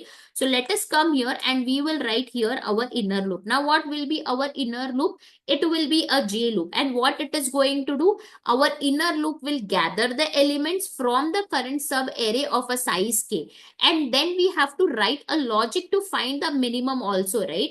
So that is what we are going to do it here. So first let us write our J loop. So what will be there inside the J loop? So we will come here and we will write here what? Let J is equal to I. We are not going to start from 0. Why I? Because we need to slide along with our I, right? Or you can say we want to shift along with our I.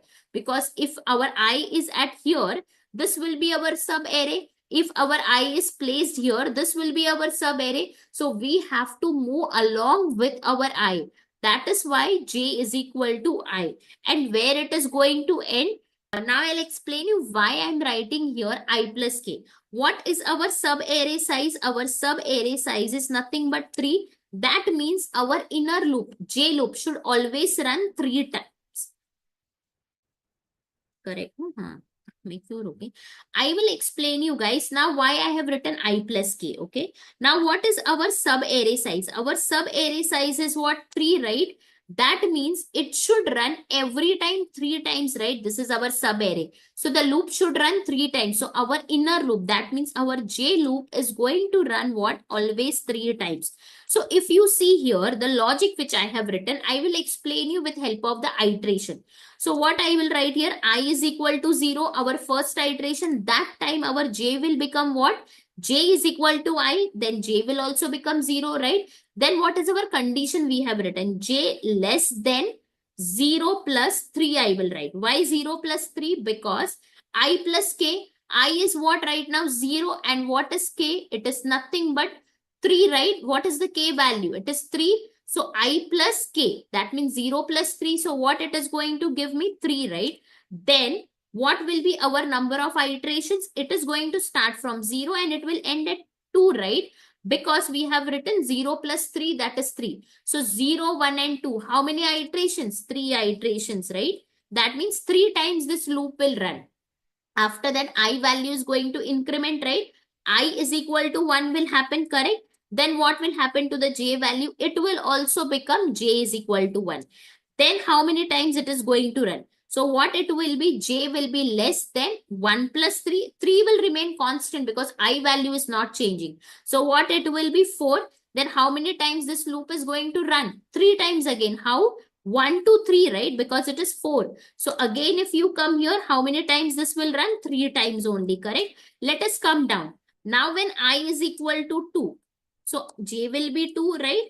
Then what will be our condition? J less than here 2 plus 3, 3 is going to remain same. What will be 2 plus 3? 5. That means it is going to run from 2 to 4, right? If you count 2, 3 and 4, how much it is? Again, it is 3 times only. So I will write here 3 times. So this loop is going to run again 3 times.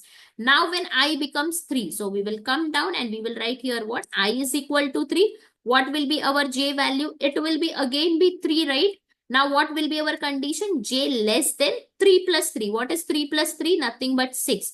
Now how many times it is going to run? Again 3 times, right? Because 3 to 5 it will run. 3, 4 and 5.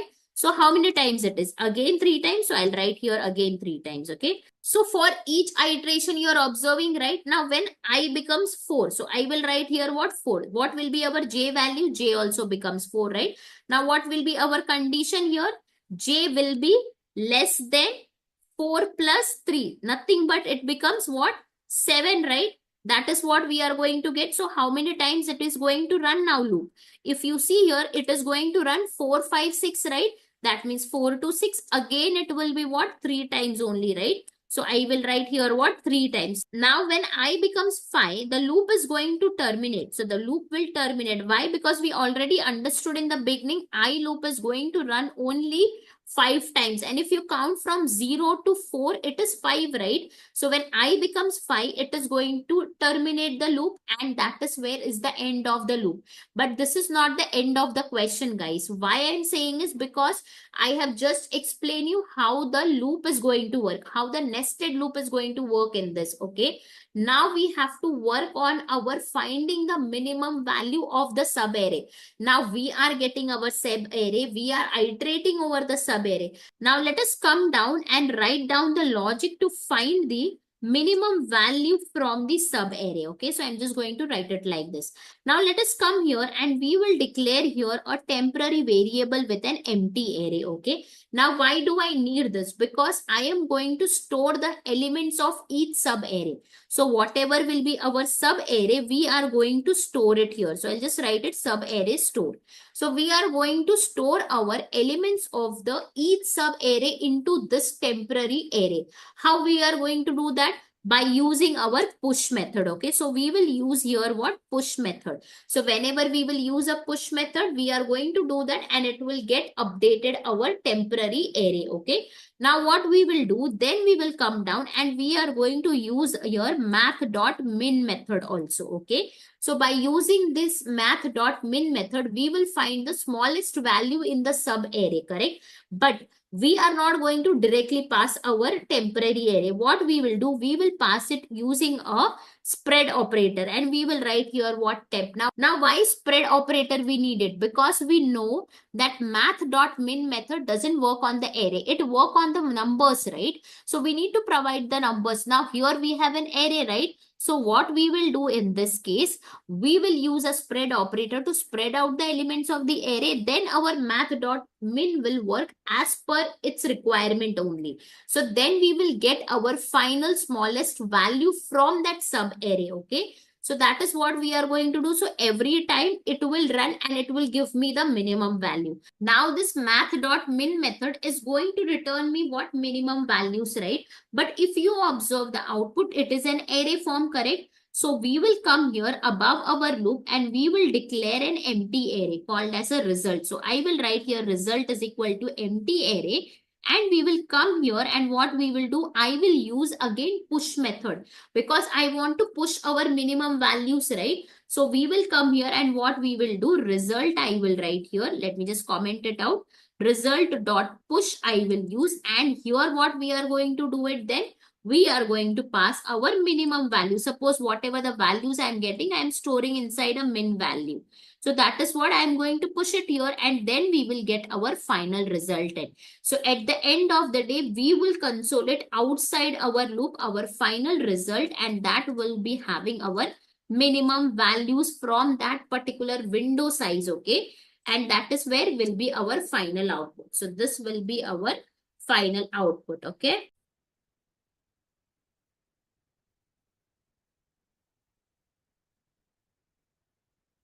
So this was our approach. Now let us come down and we will implement the same thing inside our function. So what I am going to write, function, and what will be our function name? Find min and sub array, right? And let us quickly invoke it. So we will come here and what we are going to write, find min sub array, and here we are going to pass our input array and our k size value. So what is our input array? This is our input array and k value is what? 3. So let us pass it to this. So I will write here what? Array comma 3, okay?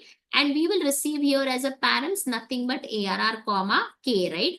Now let us come here and we will just console it out. So I will write here what? Console.log arr comma k, okay? Let us test in the terminal also. So we will write here what? Node day 62 challenge, and we will hit enter. What we get? We got our array and our k value as well, right?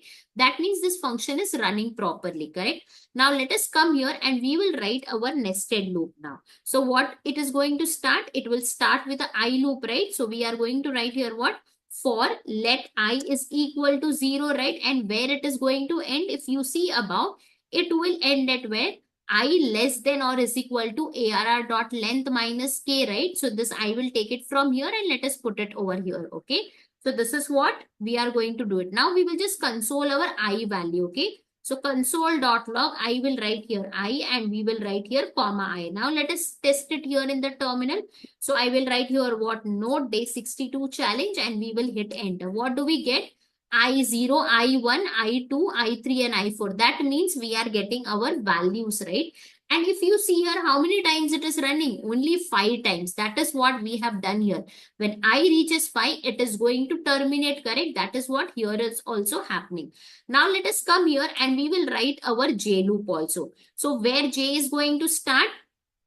J is going to start at where? J is equal to I, right? And where it is going to end? We have written here J less than I plus K. So let us take it here and we will put it here. And then we will write here what? J plus plus, right? And we will come here and we will just console. So let us see how many times this is running. So we will write here what? J and we will put comma J, okay? Now let us come here and we will rerun it. So I'll clear the terminal and we will run at what? Node day 62 challenge and we will hit enter. What do we get? See, for I is equal to 0, it is running how many times? 3 times. Can you see here? 0, 1 and 2. When I is equal to 1, it is running how many times? 3 times only. 1, 2 and 3. That is what we have done here. 1, 2, 3. When I becomes 2, it is running how many times? 2, 3 and 4. That is what we have done here, right? When I is equal to 3, how many times? 3, 4 and 5. Now we will write the logic to store the minimum values of the sub array, okay? So first we have to declare a temporary array. So we will write here what? Let temp is equal to empty array. And then what we are going to store? We are going to store the J values. So what we will do? We will write here what? Temp dot push and we are going to push our ARR of J values, right? So that is how we are going to get it. So we are going to gather the elements of the sub array and we are going to put it in our temporary array. So our temporary array will hold nothing but our current sub array. Now we will come here outside this loop and what we will do? We are going to use our math.min method. So I will come here and declare what? Min val, okay? And we will write here what? Math.min and what we are going to do here? In this, we will use our spread operator writing our 10. Correct? What will our spread operator do? It will spread out the elements of an array and then we can easily find the minimum value of the sub array, right? But now if you just console your minimum value, you will get it. So I will write here what? Console.log min value. Okay, let us see what do we get. So let us come here and clear the terminal and node day 62 challenge and we will hit enter. What do you get? See, -3, -4, -4, -4 and -7. That means here it is storing and here we are getting the minimum value. Now it is in an array form, right? That is what we have done here. Now since it is an array form, we are going to declare one more variable here, right? That is nothing but result is equal to an empty array, correct? And then we will come here and we are going to store that out, right? So we will come here and what we will do? Result dot push, right? And whatever is the minimum value, please store it or push it inside our result, right? And then outside this, what we are going to do then? We will write our console.log result, correct? Let us write it here and let us come here in the terminal and rerun it. So I will write here clear terminal. And I'll write here what? Node day 62 challenge and we will hit enter. What do you get? See, -3, -4, -4 and -7. We are able to get this particular output. So if you see, we are successfully getting the final output. So let us comment the all other things, right? So console.log this line also and this particular line also. And let us just test it one more time. So we will type here CLS and what we will do? We will write here what? Node and we will write here day 62 challenge and we will hit enter. We got our final output. If you want to see your sub array, you can console your temp also, okay? So I can write here console.log temp and let us see what do we get. So let us come here and rerun it one more time. See, this is our sub arrays and from this it is finding it out. So a temporary variable was there. It is holding nothing but our each sub array, okay? And what we have done, we have used a push method to do that, okay? Now let us come here. Now let us come here and just improvise our console.log statement. So I will write here what? Minimum values of sub array. So I'll write here minimum values of subarray and colon I will just write, and we can just see in the terminal. So note day 62 challenge and hit enter, you get your final output. Okay. Let us come here and have a quick recap of this particular question. So if you come at the top, what was the question? We had to write a JavaScript function to find the minimum value in every sliding subarray of size k, right? And we had been provided with the input and output, right? What was our input? We had an array and the k value, right? And in the output, we have got our minimum value in every sliding subarray, correct? That was our input and output. Now we understood this question and we broke down here, right? So we wrote our function name as what? Find minimum subarray, right? Then we also understood how to slide it with a window size of k, right? Our k value was 3 and we kept sliding after each element, right? Like this, and this was our subarray elements, right? And that is where now we understood it and we wrote our approach also. And we wrote a nested loop, right? What was the outer loop doing? It was iterating over the starting index of each subarray. And what was inner loop doing? It was gathering the elements of the subarray of size k, right? So then how many times the outer loop is going to run? It is going to run 5 times, right? And for each iteration, j is going to run 3 times. That we have seen very clearly, right? Then what we understood, that we have to declare 2 variables now. One was our result array, one was our temporary array, right? Which is going to hold our subarray elements. So that is what we did using a push method, right? So we have written here the logic as well, right? After that, we used our math.min method to find the smallest value in the subarray stored in the temporary array. That also we have used it along with our spread operator, right? Then we came here and we pushed the minimum value into our resultant array, right?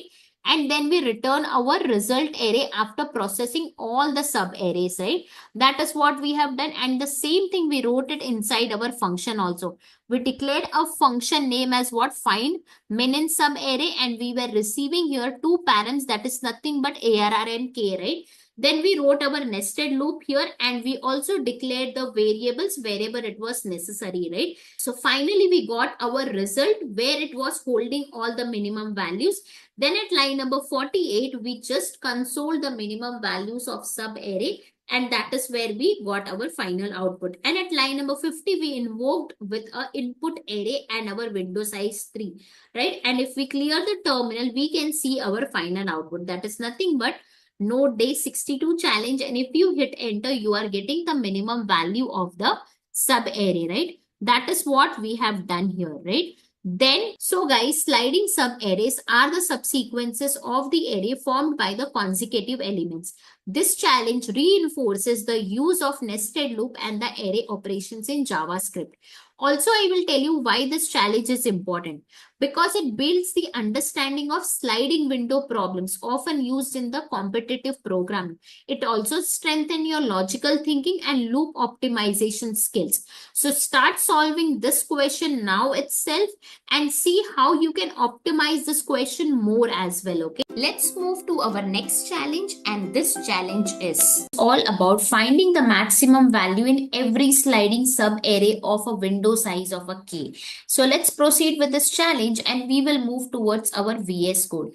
If we see in the VS Code, we have here our question along with the sample input and output, okay? So let us read out this question. We have to write a JavaScript function to find the maximum value in every sliding subarray of size k.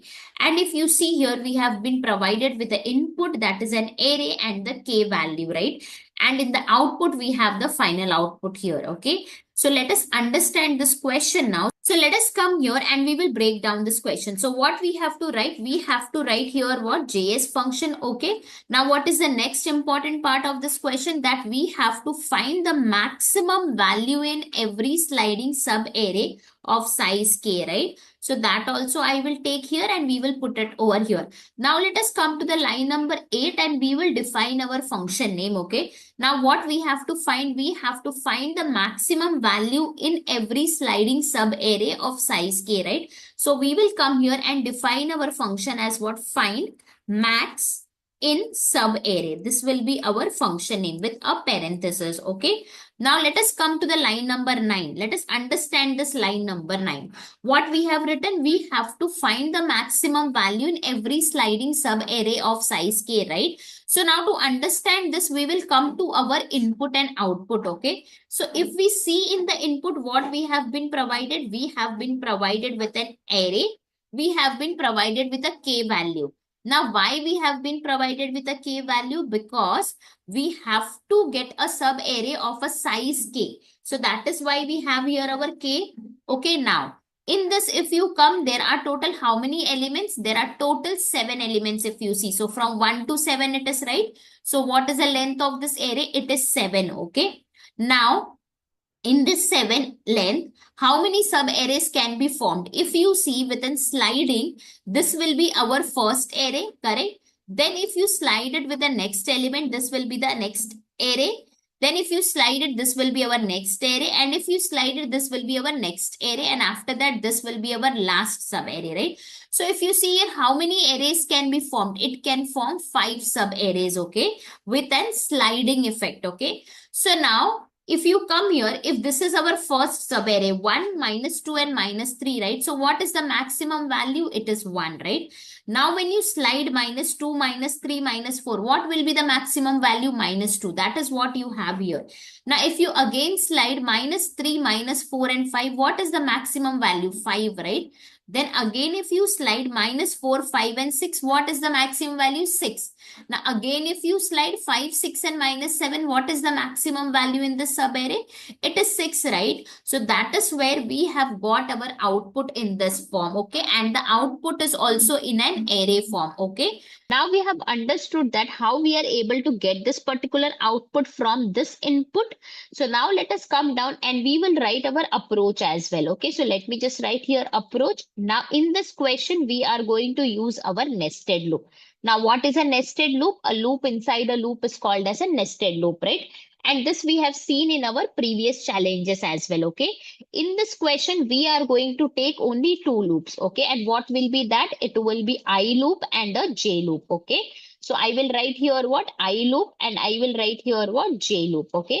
Now, I loop will be our outer loop and J loop will be our inner loop, okay? So what this I loop is going to do? I loop will iterate over the static index of each sliding subarray. So that is what we are going to do. So it will slide and it will iterate over each sliding subarray. So let us come here and first we will understand our I loop itself, how we are going to write it. So we will write here what for and where it will start. Obviously, it is going to start at where I is equal to 0 because it's an array, right? So array is going to start at 0th index. So we are going to write here I is equal to 0. Now we have understood that there are 5 subarrays, right, in this. So I will just write here how many subarrays we have. 5 subarray. That means it should run 5 times, right? Then only it will give me the 5 values, that to a maximum values, right? So we have to make sure this loop is running how many times? 5 times it should run. If you see it, you can see here once again, this will be our first subarray. Then this will be our second subarray. Then this will be our third subarray. Then this will be our fourth subarray. And then you will have your what? 5 subarray. That means it should run 5 times. Now we are starting our I is equal to 0, right? That means how much time it will run? 5 times. So 0 to 4 is how much time? 5 times. So that means where our loop should end, I should be less than or is equal to 4. So if you count 0, 1, 2, 3, 4, it is how much? 5 times, right?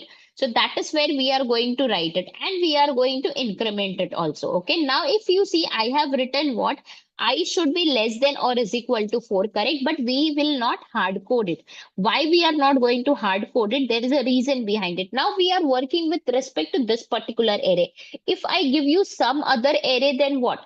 There might be a possibility, right? That it will increase the sub array count or it will decrease the sub array count because the length of the array will not always remain the same, right? So that is why what we will do here is we will not hard code this. We will try to get some logic in place of 4.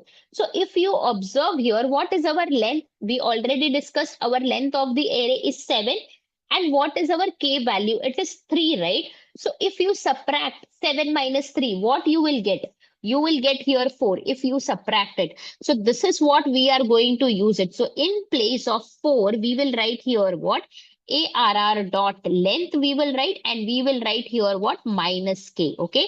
So this will be our for loop. So our loop will start I is equal to 0, I is equal to 1, I is equal to 2, I is equal to 3, and I is equal to 4. So there will be total 5 iterations happening, and this iteration will start over the starting index of each sliding subarray.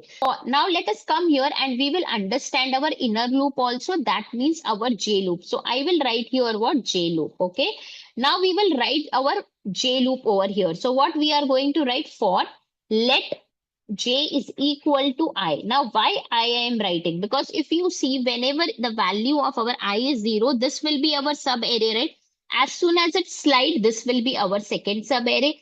As soon as it slide, it will be our third sub array. So if you see, it is moving along with our I value. That is why J is equal to I. Okay. So now where it should stop, if you see how many times it should run 3 times, right? That is what is our logic here. Every time it is forming a 3 element sub array, right? So we have to make sure that it is running 3 times, correct? So whatever the value of I will be there, plus 3 I would do. That is what I am going to do. So if you see here, then what I will write here then? Whatever the value of I. So I am going to do here what? I plus 3 always, correct? Whatever will be the y, because I am starting with the I value. So if I is 0, then 0 plus 3 I am going to do. If I is 1, then I plus 3 I would do, because it will be 4, then 1 to 4 it will run. We will see this into our iterations now. I'm just telling you. So I plus 3 I will do. That means here in this case, what will happen? 0 plus 3 I will write. That is equal to 3, correct? So I need 3 iterations. We are getting it. Now in this case, I is okay. But what is our 3? 3 is nothing but our k, right? So we can substitute this 3 by k. And what we will write here? J should be less than I plus k. Here I will write. And I will increment this by j plus plus. Got it? Now let us understand the iteration. Okay. So when I is equal to 0, what will be the j value? J will be 0, right? Then we have our condition. J is less than I plus k. That is nothing but 0 plus 3. So that is equal to 3, right? So how many times this loop is going to run? 3 times. How? 0 to 2 it will run, and it will be how many times? 3 times, right? Now let us come down and we will see when I is equal to how much? 1, right? So what will be our j value? J will also be 1, and we will write here what? J should be less than 1 plus 3, right? Because it's I plus k, so 1 plus 3 we will write, correct? So I'll write here 1 plus 3, that is nothing but 4. So our loop will run from 1 to 3, right? That is nothing but our 3 times itself, right? Now let us come down and see when I is equal to 2. So what will happen when I is equal to 2? J will be also is equal to 2, and J will be less than 2 plus 3, right? That is nothing but what? 5. So our loop is going to run 2 to 4, correct? That is nothing but what? 3 times, right? So I'll write here 3 times. If you count 2, 3, and 4, it is 3 times, right? Now when I becomes 3, so I'll write here what? I is equal to 3. So what will be our J value? J value will also be 3. And what is our condition? J should be less than I plus K. That is nothing but 3 plus 3. That is what? It is 6. So the loop is going to run from which point? It is going to run 3 to 5. If you count, it is again 3 times, right? So I'll write here 3 times. So this loop is going to run again 3 times, correct? Now when I is equal to 4, okay, so I will write here I is equal to 4. Then what we will have our J value? J will also be 4. And then we will write here our condition. What will be the condition? 4 plus 3, that is nothing but what? 7, right? Now we will run our condition from 4 to 6. If you count 4, 5, 6, it is again 3 times, right? So I will write here what? 3 times. Now this is where our 5 iteration is completed. Okay. Now I value is going to increase again. I is equal to 5. But our I condition it is going to check. And that is where the I condition fails and the loop will terminate here. Okay. So that is why we will not be proceeding with further iteration, because we are stopping here, right? At 5 maximum. So this will be our J loop. So this is how it is going to work along with our I loop. Okay. Now this is just, we have understood the iteration with each sliding sub array. So we have understood how our I loop and our J loop is going to work, right? What is I loop doing? I loop is iterating over our starting index of each sliding sub array, and our inner loop is going to gather the elements of the current sub array. Okay, let us see how it will do it. Okay, so we will come here, and what we will do now, we will write the logic, okay, for finding the maximum value from this sub array. This is just the iteration, right? This is not the end, right? We have to find our maximum value from the sub array. So I'll come here and I'll write here what, find the max value, okay, from the sub array. Okay, so that is what I'm going to write here. Now what we will do, the first thing we are going to do it here, we will declare an temp variable and we will initialize with an empty array. Why we are doing it? Because here we are going to store our elements of the sub array. Okay, so that is why we are doing it. And by using what we will be doing it? By using our push method. Okay, so this method we will use it and we will push it to our temporary variable. Okay, that is nothing but an empty array, so we will keep pushing it. Okay, after pushing, what we will do, we will use our math.max method. Okay, so I will come here and I will write here what, math.max method. Okay, and in this we will pass our temporary array. Now we cannot pass our temporary array directly, we will have to take help of what, spread operator. Why? Because math.max method only take the values, direct numbers it will take, and it is going to provide you the maximum value. But here in this case we have an array, so we will have to take the help of our spread operator. Why spread operator? Because it spreads out the elements of an array, right? So that is why we are going to use our math.max method, and in that we will pass our array along with a spread operator. So it will spread it out and it is going to give our what, max value. So I will write here our max value. Then what we will do later on, if you see the output, it is in an array form, right?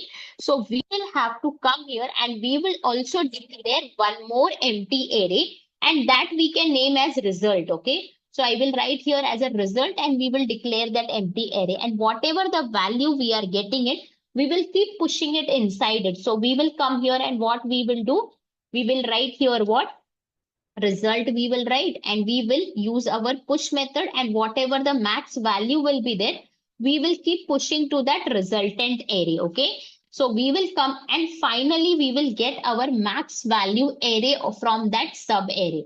So I will write here what, in this result we will have our max value from our sub array. So we will be getting our final output like this. So this is what we are going to do, and this is our final approach.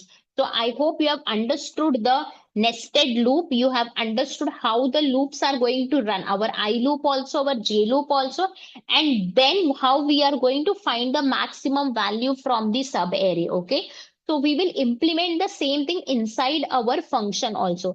So let us come down and we will write our function. So let us come here and we will write our function and our function name. What is our function name? Find max in sub array. Let us quickly invoke it down. So I will write here what? Find max in sub array, right? And in this we are going to pass our input array and the k value. So let us take it from here. And this is our input array and this is k value, right? K is equal to 3. So let us pass it to this. So I will write here this input array and I will write here 3. So this is nothing but we are passing as an arguments, right? So let us receive here ARR comma what? K, right? And let us come here and console it out. So console.log and I will write here ARR comma K, right? Now let us test it out in the terminal. So we will write here what? Node day 63 challenge and we will hit enter, correct? Now, if you see, we got our input array and we got our k value also. So both the inputs, we are receiving it here, right? Now let us come here and we will write our nested loop, okay? So what is our nested loop? First, we are going to start with our I loop. So we will write here what? For let I is equal to 0, right? And where it is going to end, we have written here, right? I should end at ARR dot length minus k, right? So we will come here and we will write it over here, okay? And we are going to increment it I plus plus, right? Inside that there will be a J loop. So we will write here what? J is equal to what? I, correct? And then it is going to end at where? J should be less than I plus K. We have understood the iteration also, right? And we will come here and what we will write? Then I will write here J plus plus, okay? And we will come here and we will console it out our J value and our I value. Let us see. So I will write here what? Console.log, and we will write here our template literals. I will write here I colon, and let us write here dollar I, okay? And then we will put comma, and then we will write J colon dollar J. Let us see what do we get in the terminal, okay? Let us come here and rerun it here. So we will clear the terminal. So we will write here what? Note day 63 challenge, and we will hit enter. What do you get? See, for each iteration, it is going to run 3 times. When I is 0, J will run 3 times. When I is 1, again 3 times. When I is 2, again 3 times. When I is 3, J is again running 3 times. When I is 4, J is running again 3 times. So, and you can see 0 to 2. That is what we have written, 0 to 2. Then we have written 1 to 3. Same 1 to 3. Then we have written 2 to 4. You can see here 2 to 4, and you can match your I value also. It is matching it up. When I is equal to 3, 3 to 5, right? That is what we have done here. And then 4 to 6 also it is coming. And it is not running for I is equal to 5 because your I condition doesn't get satisfied and it fails, and that is why it is terminating the loop. So please pause the video here and understand one more time the iteration while doing this function, okay? Now we will come here and I will just comment this out for a time being, okay? Now let us come down and we will now find out our maximum value. So we will write our logic to find out the maximum value. So what we have to do first, we have to declare a temporary variable and we will initialize it with what? Empty array. So let us write here what? Let temp is equal to an empty array, right? And we will come inside this by using a push method. We are going to store the value of J. So if you want to check it out, what is the J value? That also you can check it out by doing ARR of J, okay? I will just write here what? Temp dot push I will write, and in this what I am going to pass ARR of J, correct? And this will be updating our temporary variable. That is nothing but our temporary array, I can say. So we can come here and we can console that out also. So console.log temp, you will find your temporary sub array. So let us come here and we will clear the terminal and we will rerun it. Note day 63 challenge, and we will hit enter. So you see you are getting your sub arrays. This will be your first sub array. This will be your second sub array, third sub array, fourth, and this is your 5. So you are getting totally 5 sub arrays. You can see here clearly from here, and it is ending at here, and you can understand it. This was our first, then second, then third, and this was our last, right? 5, 6, and -7. You are getting it till the last. That means 5 sub arrays we are able to get it. Now in this, what we have to do here, we will come and we will find our maximum value by using our math.max method, right? So let us declare one more variable as a max val, okay? So we will come here and we will write here what? Const max val is equal to, we will use our math.max method. So I'll write here math.max. And in this, using our spread operator, we will use our temporary array. So I'll write here like this, and we can console our max value also. So let us come here and console it out. Let us see, do we get or not? So console.log, I will write here what? Max val. So we will get here in the terminal what? The values, right? So let us come here and clear the terminal and rerun it. So I will write here what? Node day 63 challenge, and we will hit enter. See, what do you get? When this was your sub array, it is 1. When this is your sub array, it is -2. When this is your sub array, it is 5, right? And when this is your sub array, it is 6. When this is the last sub array, it is 6, right? You can match with this your final output: 1, -2, 5, 6, and 6. So you are getting the exact values what has been expected, right? But this is in an array form, right? So that is why what we decided that we will declare a empty array and we will start pushing it to that empty array, right? So we will come here at the top and we will declare an empty array here. So I will write here what? Let result is equal to empty array, right? And we will come here and whatever is the max value, we are going to push it to our result array. So I will write here what result dot push, and I will write here what max val. Okay, that's it I'm going to write. Now just let us comment all the console.log statements and we will see what is the output we are getting. Okay, so let us comment this out and let us comment this out also, and let us save it. Okay, let us come here and we will check it out, but we haven't consoled it till now the result, so we are not going to get our result, right? So we will come here and we will console that as well. So console.log, and we will write here what result. Okay, now let us come to the terminal and test it. So I will clear this out and we will write here what node day 63 challenge, and we will hit enter. What do you get? 1 minus 2 5 6 and 6. Let us check our output. See, 1 minus 2 5 6 and 6. So this is nothing but our final output array. We are getting this, correct? Now let us come here and we can just improvise this. So I will write here what maximum values of the sub array. Okay, so let us write here like this. So I will write here what maximum values of sub array. Okay, let us write it and rerun it one more time. Okay, sub array colon we will write, and let us clear it and we will rerun it. So we will write here what node day 63 challenge, and we will hit enter. So what do you get? You got your maximum values of an sub array is 1 minus 1 5 6 and 6, right? So this was our final approach which we have implemented inside our function also, and we are able to get it also. You can try out with a different arrays also, it is going to work. Okay, and even if you want to change your window size, you can also change the window size to k is equal to 4 and 5. It's up to you. That is why we have written this logic by using our k value. Otherwise we would have hard coded it, but we have not hard coded it. We have used our k value wherever it was necessary. Okay, that is why we will not be able to get anything wrong here. So let us come here and we will invoke it one more time and we will pass another array. Okay, so let us write here 23 comma 45 comma 67 and comma 89.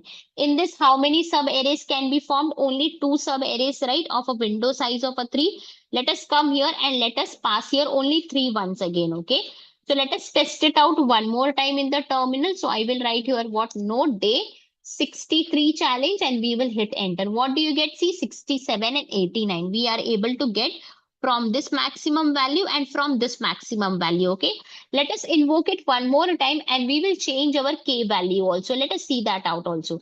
So I will write here find max in sub array, and we will come here and we will pass 79, 45, 78, 90, 34, 23, a big array I'm writing here, and we will write a window size of 4. Okay, let us come here and we will clear the terminal and rerun it one more time. So I will write here what node day 63 challenge, and let us hit enter. What do you get? 90, 90, 90. Let us see. Our k size is 4. So if you see here, what is our first sub array? It is this one, 78, 45, 78 and 90. What is the maximum value? 90. You get 90. Correct. Now in the second sub array, when you slide it up, so this will be our 4 window size. Here again you can see 90, correct? And again, if you slide it up, what is the maximum value? 90 in this subarray. So every time it is 90 only. That is where we are getting here 90 as our subarray. If in place of 23, if I would have written 100, no, then you would have got 90, 90 and 100. Let us test that out. So let us come here and we will invoke it one more time and we will pass 100 in place of 23. So let us put it here and I will write here what 100. Okay. So remove this 23 and write 100. So let us come in the terminal and rerun it one more time. Node day 63 challenge and hit enter. See, you got 90, 90 and 100. So if you see in your last sub array, you are getting 100 as your maximum value. That is why it is getting updated. So if you see, it is working out with the different combinations with a different k value. So even if your window size is different, it is going to work. So this logic will work with whatever the length of the array and with whatever your k size will be. That means our window size will be with a sliding sub array. So it is going to work out. So that's what this question was demanding from us, and we have done that successfully also. So now let us come here and we will have a quick recap of this particular question. Okay. Now, if you see here, what was our question? We have to write a JavaScript function to find the maximum value in every sliding sub array. of size k, right? And we had our input and output as well. So we understood how to reach to this particular output, right? Whenever we were sliding it up, we found out the maximum value, correct? And then we reached to this particular output, correct? That is what we understood. Then we broke down this question and we wrote at line number 9 our JS function. We defined the JS function as what? Find max in sub array with a parenthesis, right? And then we wrote here what? Find the maximum value in every sliding sub array of size k, correct? So from line number line, we wrote our approach, correct? So in this question, we understood that we will have to use a nested loop, that too only two loops, right? That is I loop and J loop, right? And how many times I loop is going to run? Only 5 times, correct? So we didn't hard coded it. We wrote here arr dot length minus k. So that is where our I loop is going to stop. So what is outer loop? That means I loop doing, it is iterating over the starting index of each sliding sub array, correct? Then we understood how the J loop is going to work. So since the window size was 3, we have to always make sure that it is running 3 times internally. For that also we wrote our logic, right? I plus k, correct? And then we understood the iteration. So we understood that I is going to run only 5 times, right? 0 to 4. And when I becomes 5, it will terminate. And hence our internal loop also terminated, right? And that is where we completed our all the iterations here. And once we understood the iteration, then it was very easy to find out the maximum value from the sub array, correct? Then we declared a temporary array and we stored the sub array element inside the temporary array, right? By using a push method. Then how we can get our maximum value? We can get by using our math.max method, right? And in that we were passing our array but using a spread operator, correct? We cannot directly pass the array inside our math.max. That is why we needed a spread operator, fine. So we got here our maximum values, but if you observe your output, it was in an array form. That is where we again had to declare an empty array and we pushed our maximum value to that result array, correct? And that is where we consoled it and we got our final resultant, and the same thing we wrote inside our function. So we came here at line number 32 and we wrote our function name as what? Find max in sub array. Then we consoled it out and we tested out and we created result as an empty array to store the final output inside this. Correct? Then we wrote our for loop. Both the loops we have written I loop and J loop, right? And here we wrote the logic for pushing inside a temporary array, and we wrote here logic to find out the maximum value from the sub array, right? So finally at line number 45, we stored everything into our result array. That is nothing but our final output, right? So whatever was the maximum value, by using our push method, we pushed it to that array and we got our final resultant at line number 47. We also improvised it, right? Maximum values of sub array colon and we wrote our result, right? So from line number 49 to 59, we have passed different input values, correct? We changed our array. Also, we changed our k value. So both we have seen, right? And if you test it in the terminal, we are going to get our correct output. So let us clear the terminal and rerun it one more time. Note day 63 challenge and we hit enter. So we are getting our final resultant array, right? So 4 times we have invoked and we are getting the proper 4 times correct output, right? So what we have done, guys, here, we have used our k to determine how many elements are to be considered at a time. This solution uses a brute force approach by evaluating all the possible sub-arrays of size k and by using math.max method with a spread operator, and is a powerful and a concise way to find the maximum value. That is what we have done. Now, why this challenge is important? Because it helps us to understand the sliding window technique, which is a crucial for optimizing solutions to problems involving sequential data. It also improves our problem solving skills and prepares us for coding interviews where logical algorithm challenges are common. Okay. So in day 62, guys, we have solved the problem for finding the minimum value in every sliding sub array of size k. The approach is quite similar to this one, where we used our math.min method and we passed our temporary array using a spread operator to find the minimum values. Let's move to our next challenge, and this challenge is another classic sliding window problem, and this time we will focus on finding the first negative number in each sub array of size k. Okay, so let's proceed with this challenge and we will move towards our VS Code. If we see in the VS Code, we have here our question, right, along with the sample input and output. Okay, so let us read out the question. We have to write a JavaScript function to find the first negative number in each sub array of size k, right? And we have here our input and output, correct? So in the input, they have been given a array and the k value, right? This is nothing but our sub array size, right? And this is our output. Okay, so first of all, we will break down this question. Okay, so what we have to write? We have to write a JS function. So I will write here what? JS function. Okay, then what is the next important part over here?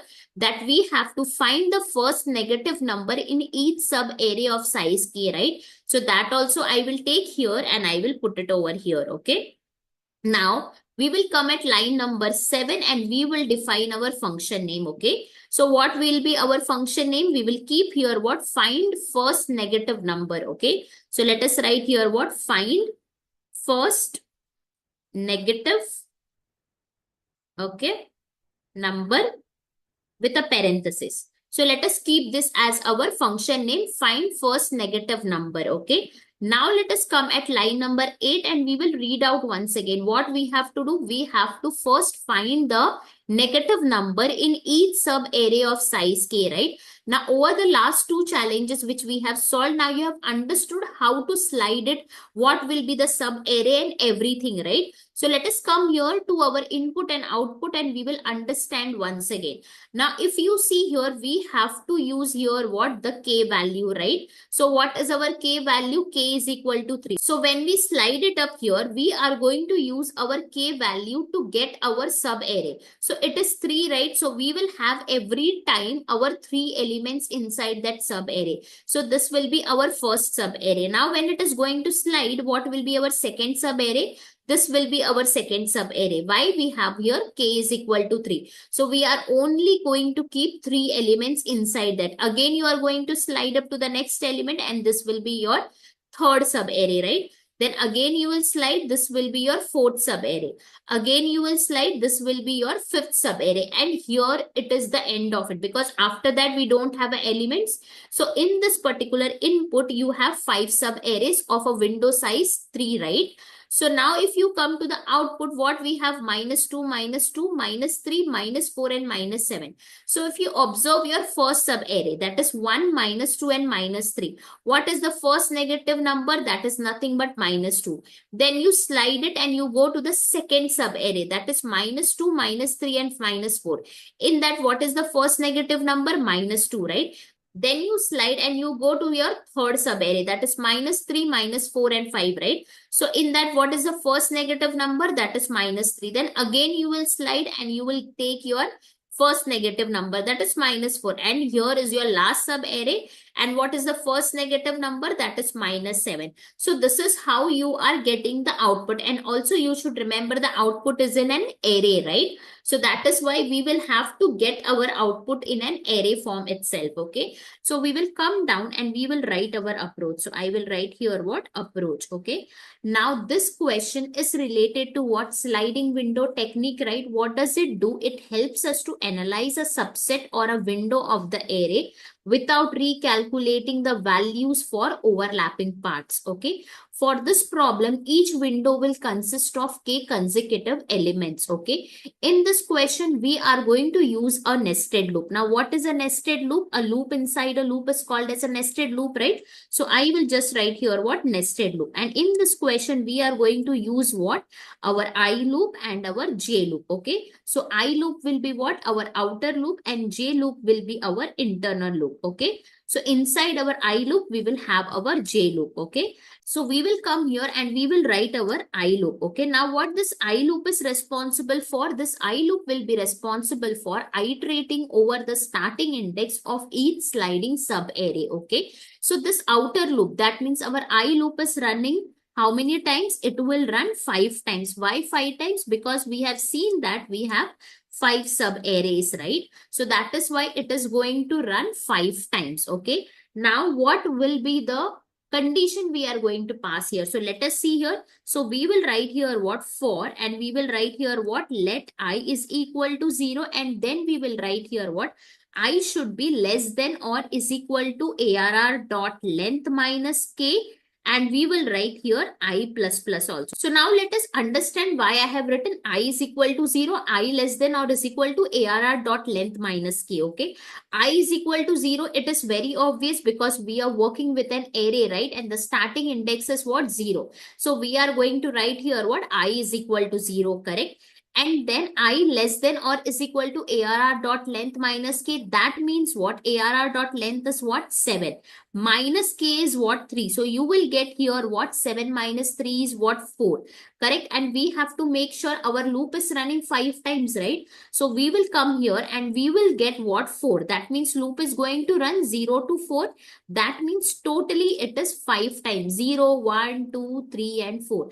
It is nothing but we are getting here 5. That means this loop is going to run 5 times. So that is all about our I loop. So I loop will iterate over the starting index of each sliding subarray, okay? Now we have to see our internal loop also. That means our inner loop J. So I will write here what? J loop. Now what this loop is going to do? It is going to gather the elements of the current subarray, okay? Why it needs to gather? Because we want to find the first negative numbers, right, in each subarray. So it will gather the elements of the current subarray, and then we can easily find out the first negative number in that each subarray, okay? So now how the iteration will be performed? This iteration I have clearly explained in my previous 2 challenges also. So do watch out over there so that you will have a better understanding what we are doing here as well, okay? So we will come here and what we will do? So we will write our J loop. So what we are going to write? For let J is equal to, it will be I. Now you will say why I? Because we have to slide along with the I, right? So if you see here, this will be our first subarray. This will be our second subarray. So whenever we are shifting or whenever we are sliding, we are moving along with our I itself. So that is why our J will start at what? I. So J will be is equal to our I. And after that, what we will have? We have to write here condition what? J should be less than I plus K. Now why J should be less than I plus K? And after that, here we will increment that also. Let us write, and then we will come here and we will see why I plus K. Now what is I plus K? Now let us understand with the help of the iteration, okay? So let us see this with the help of the iteration, okay? So when I is equal to 0, so J is equal to I, that means J also will be is equal to 0, correct? So that means J will be less than 0 plus 3 because 0 is our J value, I value, correct? Same value, so we are writing 0 and then plus 3. 3 is our K value, right? That is why 0 plus 3. So what will be our output? It will be 3. That means J less than 3. So the loop will run from what point? 0 to 2, right? That means it is going to run 3 times, correct? If you see 0, 1 and 2, correct? It is 3 times, correct? So the loop is going to run 3 times. So this loop will work for each element of our subarray. That is what we are doing it here. Now let us see for the next iteration. When I is equal to 1, that time J also will be equal to 1. Then what will be our condition here? J will be less than 1 plus 3, right? So what is our output here? 4, correct? So J will be less than 4. So it is going to run from where to where? 1 to 3, right? So we will get here what? 3 times only. You count 1, 2 and 3. So again you will get here 3 times, correct? Then in the next iteration, what will happen? I is equal to 2, correct? So therefore our J will be also 2, right? Then if you check the iteration now here, from where to where it is going to run. So J will be less than 2 plus 3, that is nothing but 5, correct? So it is going to run from 2 to 4. So let us count 2, 3, 4. It is again 3 times. So that is what it is here, right? Now let us come when I is equal to 3, okay? So when I is equal to 3, J will be is equal to 3. What will be the condition? J will be less than 3 plus 3. Nothing but it is 6, right? So it is going to run from 3 to 5. Count 3, 4, 5, 3 times again. So that is what again we are getting it. Correct? Now let us come for the next iteration. I is equal to 4. So J will be 4, right? So then what will be the condition here? J will be less than 4 plus 3. Now, if you see in each case, plus 3 is same because K value is not changing anywhere, right? So that is why plus 3 will remain constant here. Now, what is the 4 plus 3? We are going to get 7, right? So then what will be the loop running? From 4 to 6, right? If you count 4, 5, 6, it is again 3 times, right? So I will write here 3 times. So now when I becomes 5, what will happen? It will again check this condition when I is equal to 0, 1, 2, 3 and 4. Till that time, this condition was turning out to be true. But when I becomes 5, this condition will become false because we have written here the condition that it should run only 5 times, right? That means from 0 to 4, correct? So when I reaches 5, the condition is going to fail. That means it is going to terminate the loop. So here our condition will fail and we are going to terminate our loop. So I'll write here what? Terminate, okay? So the condition will fail and the loop will terminate at this point. So our I loop will terminate, our J loop is already terminated for the previous execution, and since it didn't enter, our J loop will not start for that point, okay? So that is why our entire loop is going to stop here. This we will see in our function also, okay? Now let us come here and we will see how we can find out now first negative number from here, okay? So we will come here and we will write here what? Check for first negative number, okay? Now, in this, we have to examine the elements and we have to find our first negative number, okay? So, for that, we are going to use our if condition, okay? Now, in that, what will be the condition now? We will write here what? If our ARR of J is less than 0. Why I am writing this condition? Because if you see our sample input, okay? And if you see our first sub array, okay, -3 is the smallest, right? 1 is the greatest, but we don't want greatest and smallest. What we want? The first negative number, right? So if our ARR of J is less than 0, then you please push it to a new array. Why? Because our output is in form of an array, right? So whatever the output we will get after this condition check, we will push it to our result array. That is what we are going to do. So here we will declare one variable with an empty array, and to this we are going to pass our values using our push method, okay? Now here after this we will use a break also. Now why break we are going to do it? Because I don't want the further execution to be done. I want to stop the checking once our negative number is found in that particular sub array. So as soon as we find a negative number, store it into a result array and stop the further check for that particular window.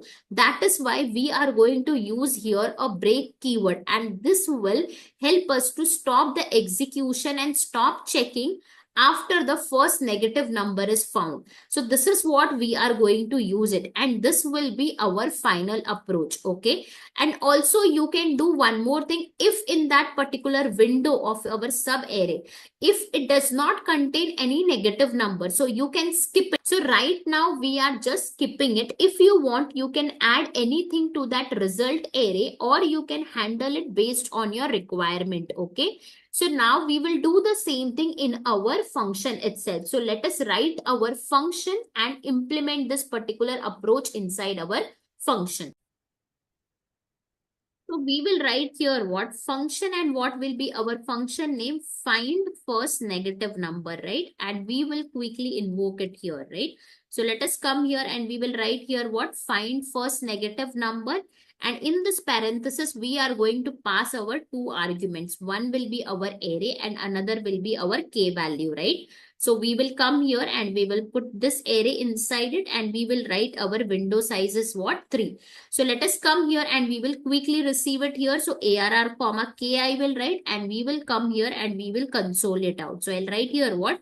console.log arr comma k. Okay. Now let us come here and we will test this out. So we will write here what node and we will write here day 64 challenge and we will hit enter. What do we got? We got our array along with our k value, right? So let us come here and we will start writing our nested loop. So I will just write here what nested loop. Okay. Now below that we will write our I loop. So I will write here what for let I is equal to 0 and I should be less than or is equal to arr dot len minus k, right? So that I will write here and then we will write here I plus plus, correct? And inside this we are going to write our j loop, right? So for let j is equal to I, correct?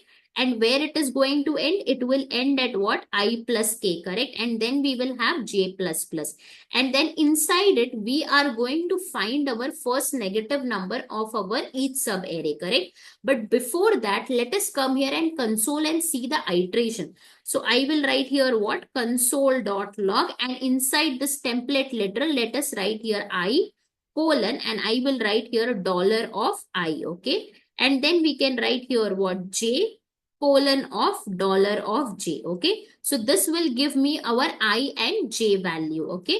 So let us come here and we will see what are the values we are getting. So I will write here what node day 64 challenge and we will hit enter, okay? So what we are getting, I is equal to 0, j is equal to 0, and you can see 0 to 2. So it is running 3 times. When I is 1, it is again running 3 times. When I is 2, it is again running 3 times. When I is 3, it is again running 3 times. And when I is 4, it is again running 3 times, 4 to 6. That means this execution you can see clearly in the terminal, right? Now when I is equal to 5, the condition fails and it is going to terminate and our I loop is going to stop. So you can see here after this, there is no lines getting printed here, right?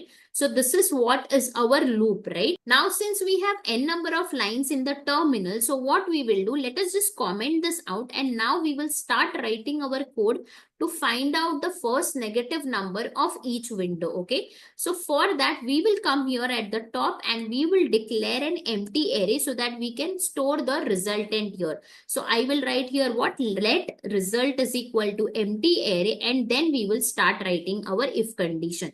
So we will write here what? If our ARR of j is less than 0, then you please push that particular ARR of j into our result array. So we will write here what? Result dot push, and inside that we are going to write our ARR of j. So our ARR of j is what? It will give me the corresponding element with respect to this index number, right? So that is what we are going to do. And then we will come here and we will use our break, okay? So that you please stop checking once a negative number is found, okay? Now we can come here and we can see what are the values we are going to push, okay? So console.log ARR of j we can do, okay? And we can just come here in the terminal and I will clear it out and then we will again run it. So I will write here what? Node day 64 challenge and we will hit enter. So what do we get? See, minus 2, minus 2, minus 3, minus 4 and minus 7. If you see, this is your exact output. So if you see this line number 35 is giving me the output that is minus 2, minus 2, minus 3, minus 4 and minus 7. If we check our output, it is nothing but the same. But the difference here is what? Here are the numbers and here it is an array form, right? So that is why we have come here and we have declared an empty array. And we are storing that empty array into a result variable, right? Then at line number 36, we are pushing into our result, right? So if you come here and if you print this particular result outside your loop, you are going to get the exact output. So let us come here and we will print here what? Console.log and I will write here what? Result. Let us see in the terminal what we are getting. So I will write here what? Node day 64 challenge and we will hit enter. What we are getting, see, we are successfully able to get our final output in an array form. Minus 2, minus 2, minus 3, minus 4 and minus 7. So this is what we are getting it, right? And now what we can do, we can just improvise this. So I will write here what? Comma inside our template literal. So I will come here and I will take this particular line, that is first negative number in each subarray of size k is what. So let us come here and we will put it over here. And we can just put this k inside our dollar flower braces, right? So dollar flower braces of k we can write here, and we can have here colon also. And let us come here and clear the terminal and rerun it. So I will write here what node day 64 challenge, and we will hit enter. If you see, you are getting here, right? First negative number in each sub array of size 3 is what? This, right? So we are able to get it. Now let us come here and let us get rid of all this console.log statement. So I will come here and I'll comment this line number 29. I will comment this line number 35 also, and let us run it one more time. So I will write here what CLS, clear the terminal, and node day 64 challenge, and we will hit enter. We get our exact output, and we have improvised our console.log statement also, right? So let us make this F capital, okay? Now let us come down and invoke with another input values, okay? So we will write here what? Find first negative numbers, and I will just pass here an array of 4, okay? So I will write here what? Minus 12, then 13, then I will write here 14, and then I will write here what? Minus 16, and we will write here a window size of 3 itself, okay? Now let us come here and we will clear the terminal and we will rerun it, node day 64 challenge, and we will hit enter. Let us see what do we get. We got here minus 12 and minus 16. So if you see, this was our first sub array window, minus 12. This was our second sub array window, that is minus 16. So it is giving me our first negative numbers, right? So that is what we have done, and we have successfully executed this function, right? Now let us have a quick recap of this particular question, right? So we will come above and we will read the question. What it was been asked, we have to write a JavaScript function to find the first negative number in each sub array of size k, right? Then they provided us with an input output, right? So then at line number 7, what we did, we understood that we have to write a JS function. So we defined our function name as what? Find first negative numbers, right? Then at line number, we wrote the important part of that question, that we have to find the first negative number of each sub array of size k, right? So then at line number 10, we wrote our approach, right? What was our approach? We used our nested loop, that is our I loop and our J loop, right? Then we also understood why our I loop should run 5 times, right? Because it was having how many sub arrays? It was having 5 sub arrays. So we have here our 5 times loop running, right? So we wrote here our condition, that is I should be less than or is equal to arr.length minus k, right? And we were incrementing it up till our condition is getting satisfied, right? Then we understood our J loop also. What is this J loop going to do? It is going to gather your elements, and then you are going to find out your first negative number from here. So that is what we did. We understood our iteration also, where it will start and where it is going to terminate, right? And it is going to work on each and every element of the sub array, right? Then we came down and we also understood why we need a result as an empty array, right? Because our output was in an array form. So we used our push method, and whenever this condition was passing, we were pushing into that. And then we used our break statement also. Why break statement? Because we wanted to stop the checking once a negative number is found, right? So that is why we have done this. Now we came down and we wrote the same approach inside our function also. So we came here at line number 27 and we wrote what? Function find first negative number, and we were receiving here 2 parameters, right? That is array and our k value, correct? Then at line number 28, we declared a variable called as a result, and we initialized with an empty array because we wanted to store our final result over there, correct?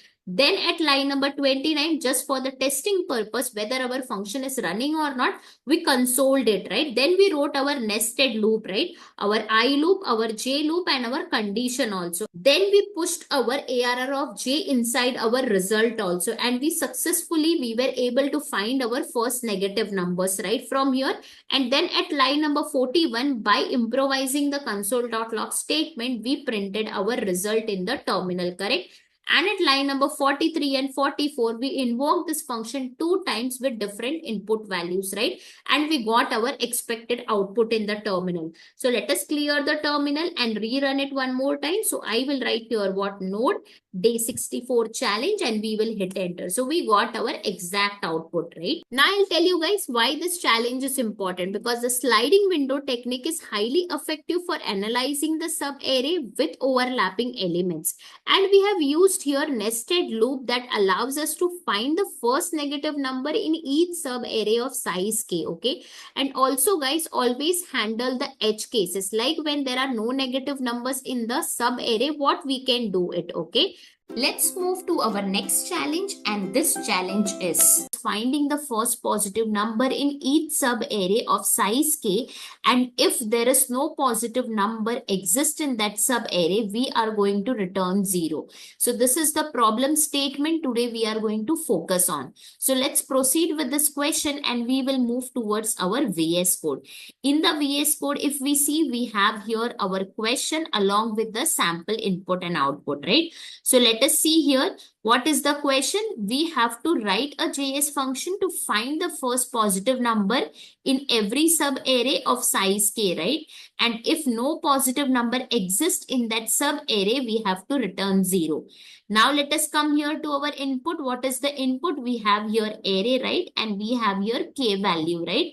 The k value is responsible to form our subarray, correct? Then we have here output, okay? So let us come here and we will break down this particular question, okay? So we will have to write here what first JS function, because we have to write a JavaScript function, right? After that, what is the next important part? We have to find the first positive number in every subarray of size k, right? So that also I'm going to put it here, okay? After that, what is the next important thing here? That if no positive number exists in a subarray, we have to return 0. So that also I will take here and I will put it over here. So we have to make sure that we are finding the first positive number in every subarray of size k, and if there is no positive number in that subarray, we will have to return 0. So since we have to find the first positive number in every subarray, we will come here and we will define our function name as what? Find first positive number, okay? So I will write here what? Find. Okay, and we will make this F capital. We will remove this space and we will make this P also capital.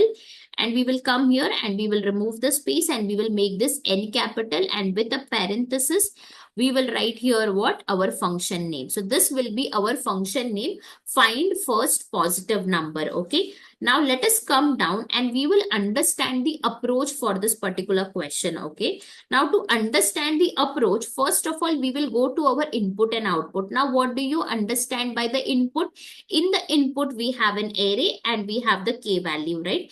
And in the output, we have a array given, right? Now in the input, we have given an array of our 7 elements, right? Now in this array, we can form a sub-array, right? How many sub-arrays will be formed? 5 sub-arrays will be formed, right? We have seen in our previous challenges also. Let us see how the sub-arrays will be formed.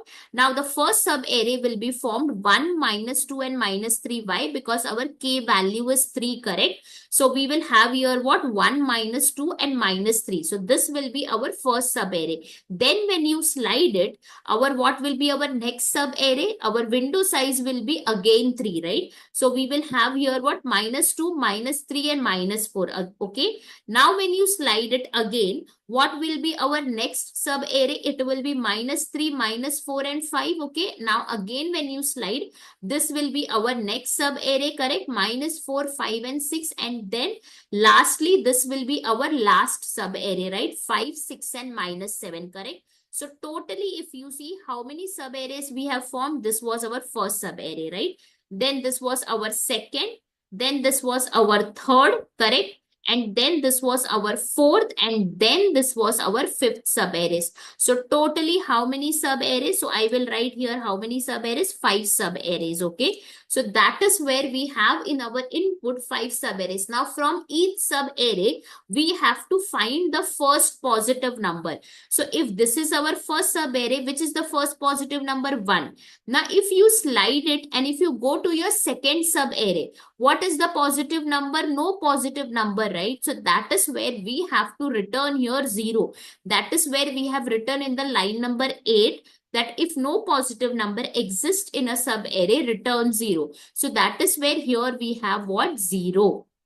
Okay, now when you again slide it, what is the next positive number? 5 is the next positive number, right? The first positive number. So that is where you have here 5. Now when you slide again, what is the next first positive number?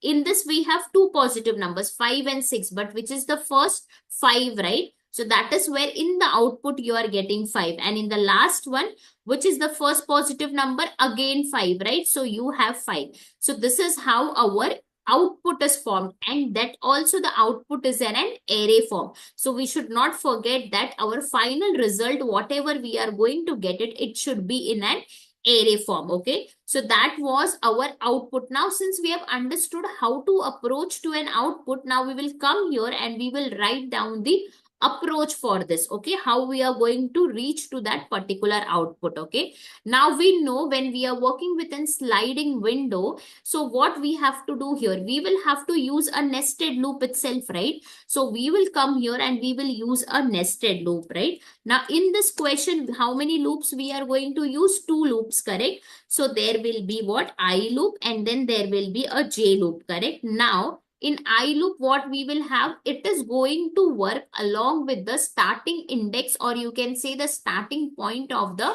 sub array of size k, right? So our I loop will be our outer loop, and it is going to iterate through the starting point of sub array of size k. So this is our sub array of size k, so it will slide along with it. So that is why we will have here I loop, and it will be our outer loop. Okay, so I'll just write here our outer loop. Okay, and now how it is going to work, let us come here and we will write our I loop. So I will write here what? For.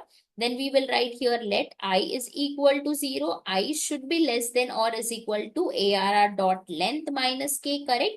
Then I plus plus. Okay, now let us see why we have written I is equal to 0. I should be less than or is equal to arr dot length minus k, correct? So let us see here. Now I is equal to 0. Why? Because we are working with an array, correct? So our array index starts at 0. So that is why I is equal to 0. We want to consider from our first element, right? So that's why I is equal to 0. Then I less than or is equal to arr dot length minus k. Let us see that. Length is what? 7, right? And I will write here minus. What is our k value? 3, right? So I'm writing here 7 minus 3. That is nothing but 4, correct? So our loop will run from which point to which point? 0 to 4. So if you see, it is going to run 5 times. That means 5 sub arrays 5 times. So now we have successfully got this particular outer loop working with respect to our sub arrays, correct? Let us come here and now we will start writing our J loop. So I will write here what? J loop. What this J loop will be responsible for? First of all, it is going to gather the element of the current sub array, and then with the help of that, we can easily find out the first positive number. Okay, so that is what we are going to do. And later on, if there is no positive number in our sub array, then we will return 0. So that logic also we will have to write it, and this will be our inner loop. So I will just write here what? Inner loop. Now let us write our loop. Okay, so I will write here what? For let j is equal to I. Now why I am saying j is equal to I? Because we will be sliding along with our I, and we will be forming a new sub array, right? So this will be our first sub array, then this will be our second sub array, right? So and so on, we will get our sub arrays. Okay, now where it is going to end? So I will write here what? J should be less than I plus k. Okay, I will explain you in the iteration why I am saying it. Okay, and then we are going to increment it. Okay, now let us understand the iteration. Why I plus k? Now we know our sub array size is what? 3, right? So our internal loop should run 3 times. Okay, now let us see here. When I is equal to 0, our j will be also 0 because j is equal to I, right?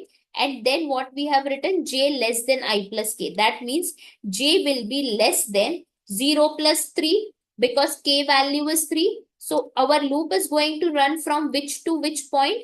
It will run from 0 to 2, right? Because j less than 3, correct?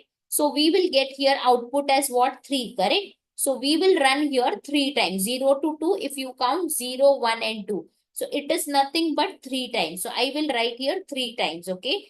Then what happens when I becomes 1? So I will write here what? I is equal to 1, j is equal to also 1, and we will write here what? J will be less than 1 plus 3 because j is equal to I and k value is going to remain the same. So we will get here what? 4. So our loop will run from where to where point? From 1 to 3 it is going to run. And again it will be how many times? 3 times only, right? Because 1, 2 and 3, correct? So I will just write here 1 and it will be 1, 2 and 3. So it will be 3 times again. Now if you come down, I becomes 2, correct? So we will write here I is equal to 2. J will also be 2, right? And we are going to write our condition. J should be less than I plus k. That means it will be what? 2 plus 3, correct? So we will get here what? 5. So from which point to which point it is going to run? It will run from 2 to 4. If you count here, 2, 3 and 4. So again it will be 3 times only, right? So when I is equal to 3, so now next line we will write here what? When I reaches to 3. So I is equal to 3, then j will be 3, right? And what is our condition? J less than I plus k. So j should be less than 3 plus 3, that is nothing but 6. So we will run our loop from 3 to 5, that is nothing but again 3 times, right? Now when I becomes 4, so I is equal to 4, right? Then j will also be 4, correct? Now j will be less than 4 plus 3, that is nothing but how much? 7, right? So our loop is going to run from which point to which point? From 4 to 6, right? If you count 4, 5, 6, you will get here what? 3 times again. Now when I reaches 5, our I condition is going to fail because here we have calculated, right, properly that it has to run 5 times. So if you see 0, 1, 2, 3 and 4, it is 5 times only, right? That is where when I reaches 5, it is going to fail and our loop execution will terminate. So I will write here what? Termination will happen here. Okay. And that is where our loop is going to end. Okay. Now when this all is happening, okay, when we are able to find out our sub array, so every time whenever this loop is running 3 times, we are going to get our sub arrays, right? All the cases we will get our sub array, right? So I will write here what? Sub array here as well. And you can understand for the below also we are going to get our sub arrays. Okay. Now in this sub arrays, now we are going to find our first positive number. Okay. So for that we are going to now write the logic. Okay. So I will write here what? Check for first positive number. So I will write it like this. Okay.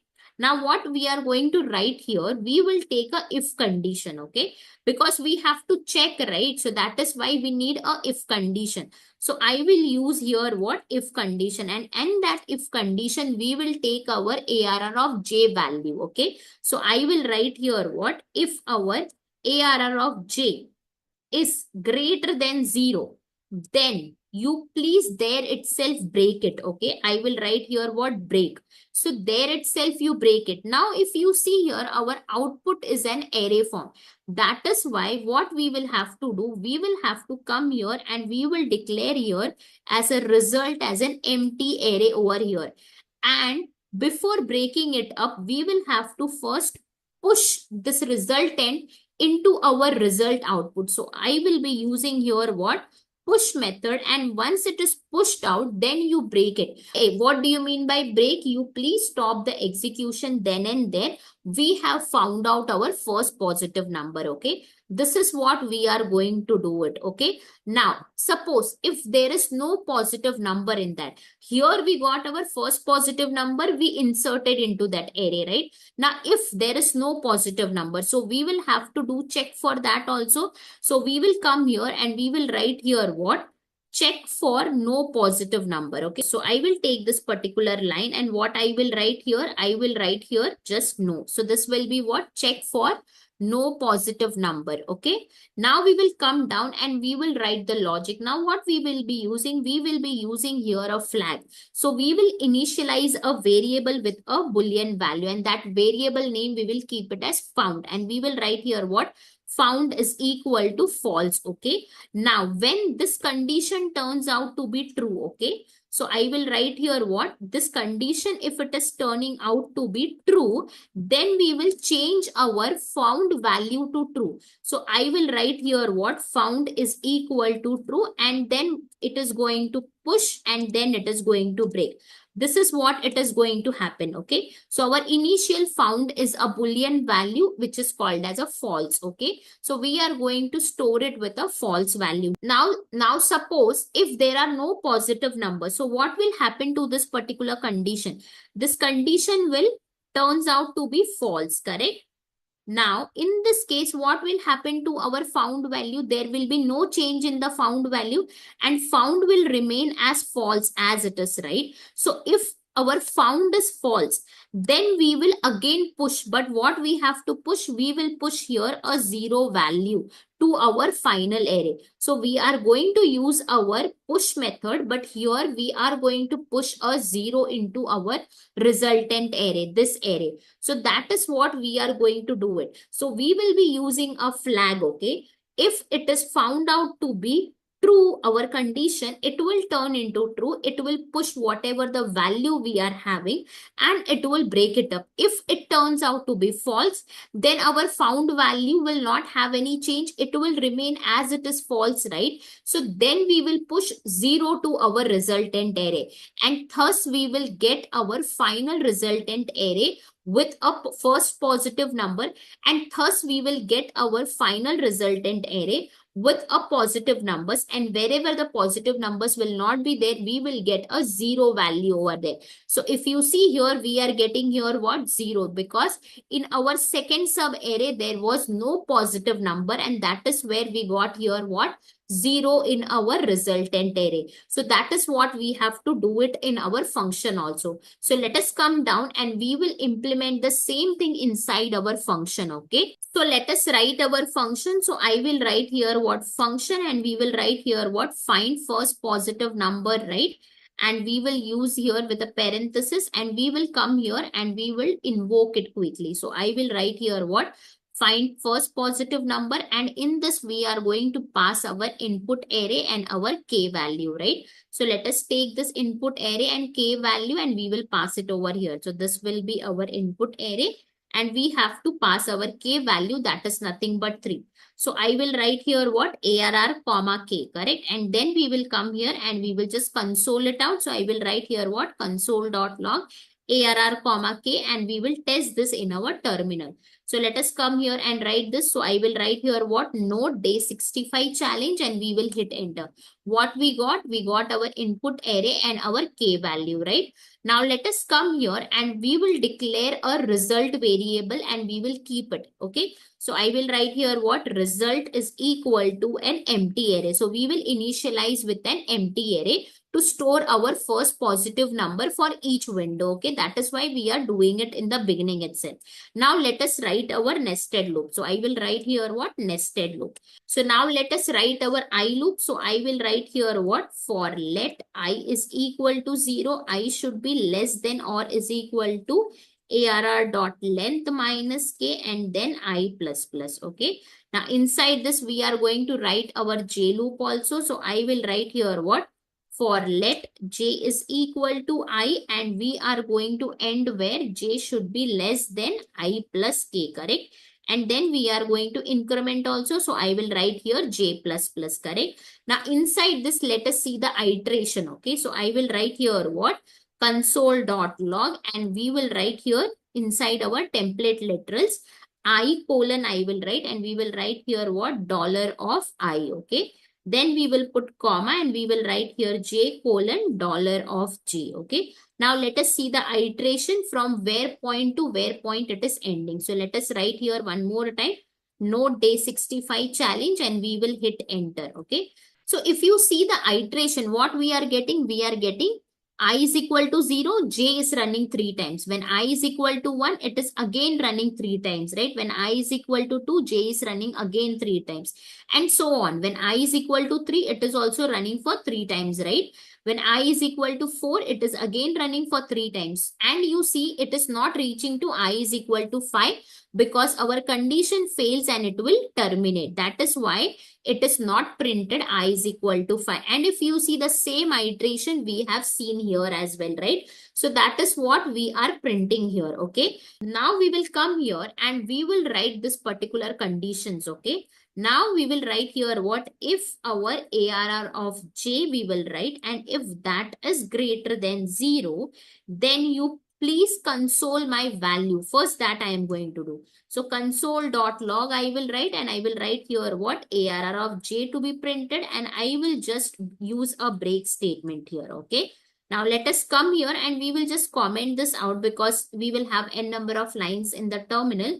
So let us come here and clear the terminal, and I will write here what node day 65 challenge, and we will hit enter. So what do we got in the output? 1555, right? Now let us push this into our resultant array. Okay, so I will write here what result dot, and I will write here our push, and I will write here what our ARR of J. Okay, now let us come here and we will print our result also. So where we will print here, we are going to print it outside. So I will write here what console.log result. Okay, and let us see what do we get now.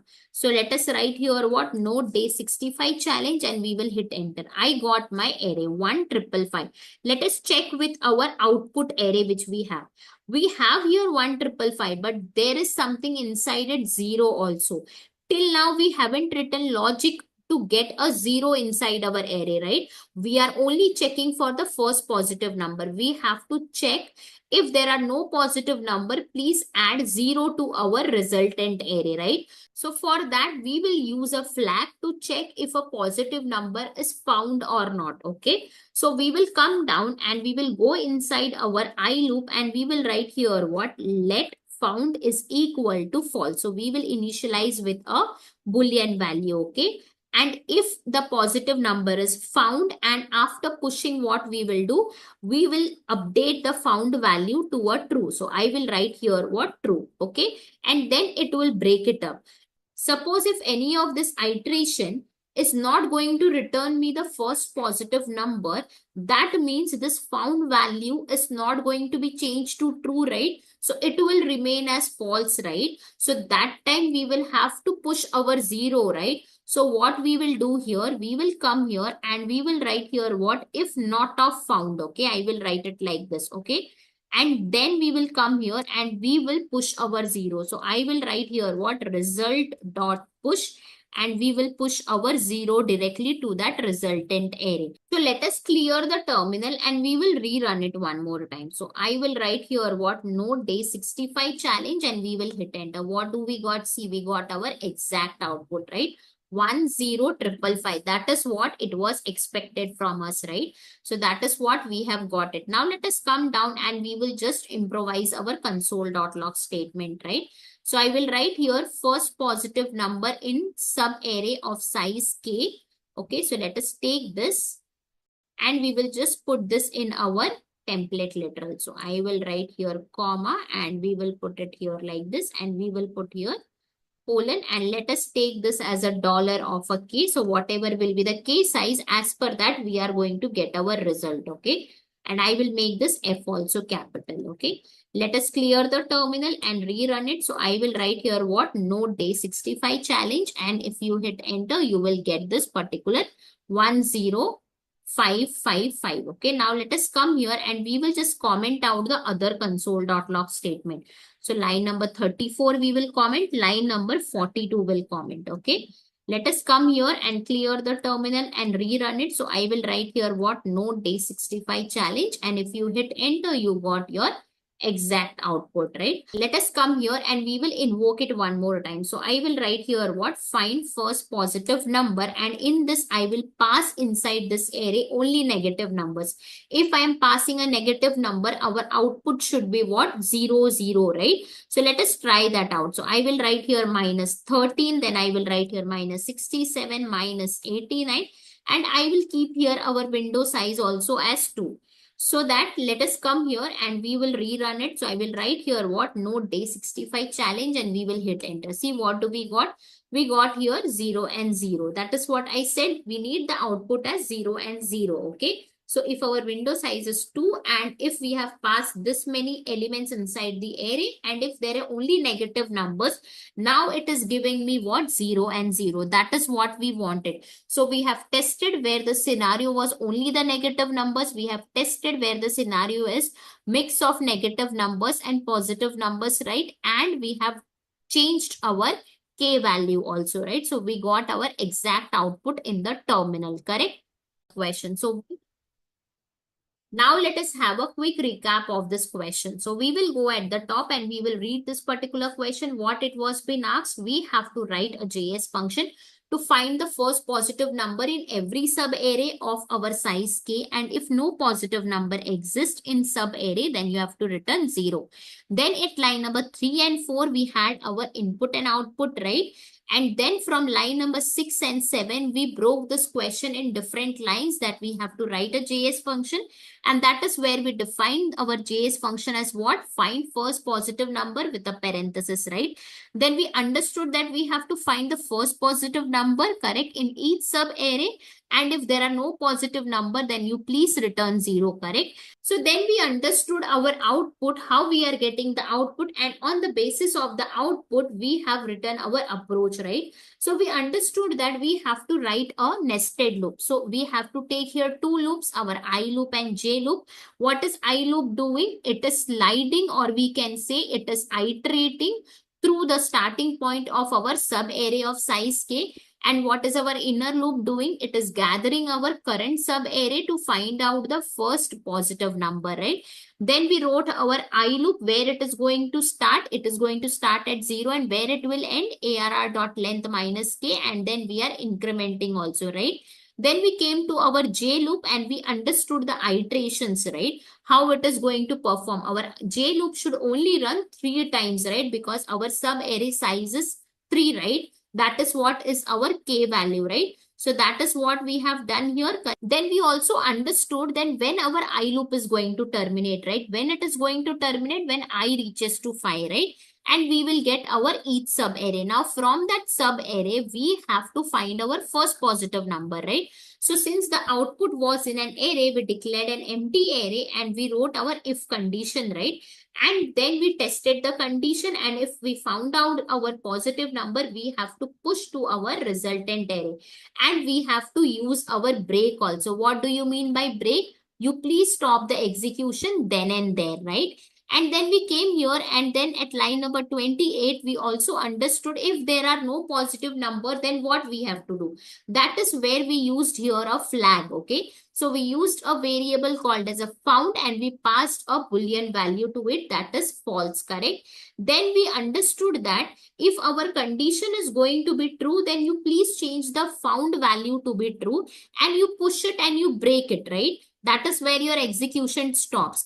If this condition turns out to be false, then our found value is not going to be updated, and then finally we will not have any positive value, right? So we will push 0 to our resultant array, and that is where we will get our final array with a mix of positive numbers, and if there are no positive number, we will have 0 also, right? So that is what we have seen in the output also, correct? Now that is where we understood this and we wrote the same thing inside our function. We came at line number 33 and we defined our function name as what? Find first positive number, right? And there we are receiving an 2 params, right? That is ARR and K, right? Then at line number 35, we declared a variable called as a result and we passed their empty array. Why? To store the first positive number for each window, right?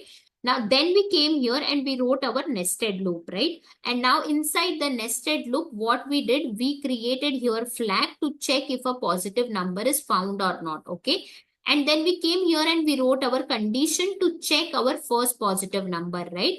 If it is there, then you please add our first positive number to the result, okay? And then we wrote here break also, right? To stop the further checks once a positive number is found. And then we came here and we wrote our if not a found, then please make sure you're pushing 0 to our result array. So that is where we have done this thing. And then we came at line number 52. And what we did here, we just improvised our console.log statement and we printed this result in our console. Then at line number 54 and 55, we invoked this function 2 times with different input values, correct? Where our array was also changed and our k value was also changed. So we see it was working for both of the scenarios, right? Now we will come here and we will test it out one more time. So I'll clear the terminal and we will write here what? Node day 65 challenge, and we will hit enter. So we got our exact output, right? What was demanded from us, okay? Now I will tell you guys why this challenge is important. This challenge helps us to optimize the algorithm using the sliding window technique. It's crucial for technical interviews and real world applications like data streaming and packet processing, where we can handle large data sets more efficiently, okay? Let's move to our next challenge, and this challenge is finding the next smaller element for each element in the array, and if no smaller element exists, print -1, okay? This problem is great for practicing the loops and understanding the concept of comparing the elements. So let's dive into the code and we will start with our challenge. So let's go to our VS Code. In the VS Code, if you see, we have here our question, right? We have to write a JS function to print the next smaller element for each element in the array. And if no smaller element is found, then we will have to print what? -1. And at line number 3, what do we have? We have our input, and for this particular input, this is the output, okay? Now we will come down at line number 6, and first of all, we are going to break our question. So what is the first important part here? That we have to write what? JavaScript function, correct? So that I will take here and I will put it over here, okay? Now what is the next important part? That we have to print the next smaller element for each element in our array, correct? So that also I will take here and I will put it over here. After this, what is the next important part? That if no smaller element exists, we have to print -1, okay? So these are the 3 important lines of this particular question, okay? Now, since we have to print or we have to find the next smaller element, so we will come here and we will define our function as what? Next smaller element, okay? So I will write here like this, and we will remove the space, okay? And I will replace this smaller s with a capital S. Here also I will remove the space and I will replace this smaller e with a capital E, and I will write here what? Parenthesis, okay? So this will be our function name, okay? Now let us come here to the input and output. We will understand how we are reaching to this particular output from this input, okay? Now if you see, this is our first element, correct? We have to print what? Next smaller element for the each element, right?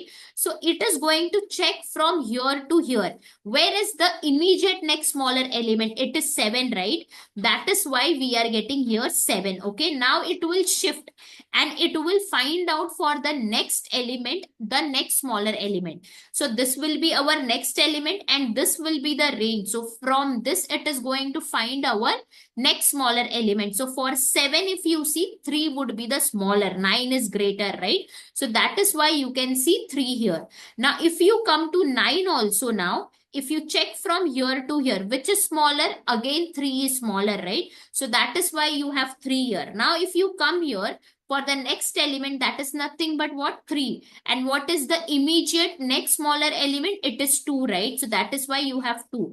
Now, if you come here for this particular thing, now for this 2, what you have here? 1, right? So that is why you are getting 1. Now, when you slide it here for this element, which is the next smaller element, it is not there, right?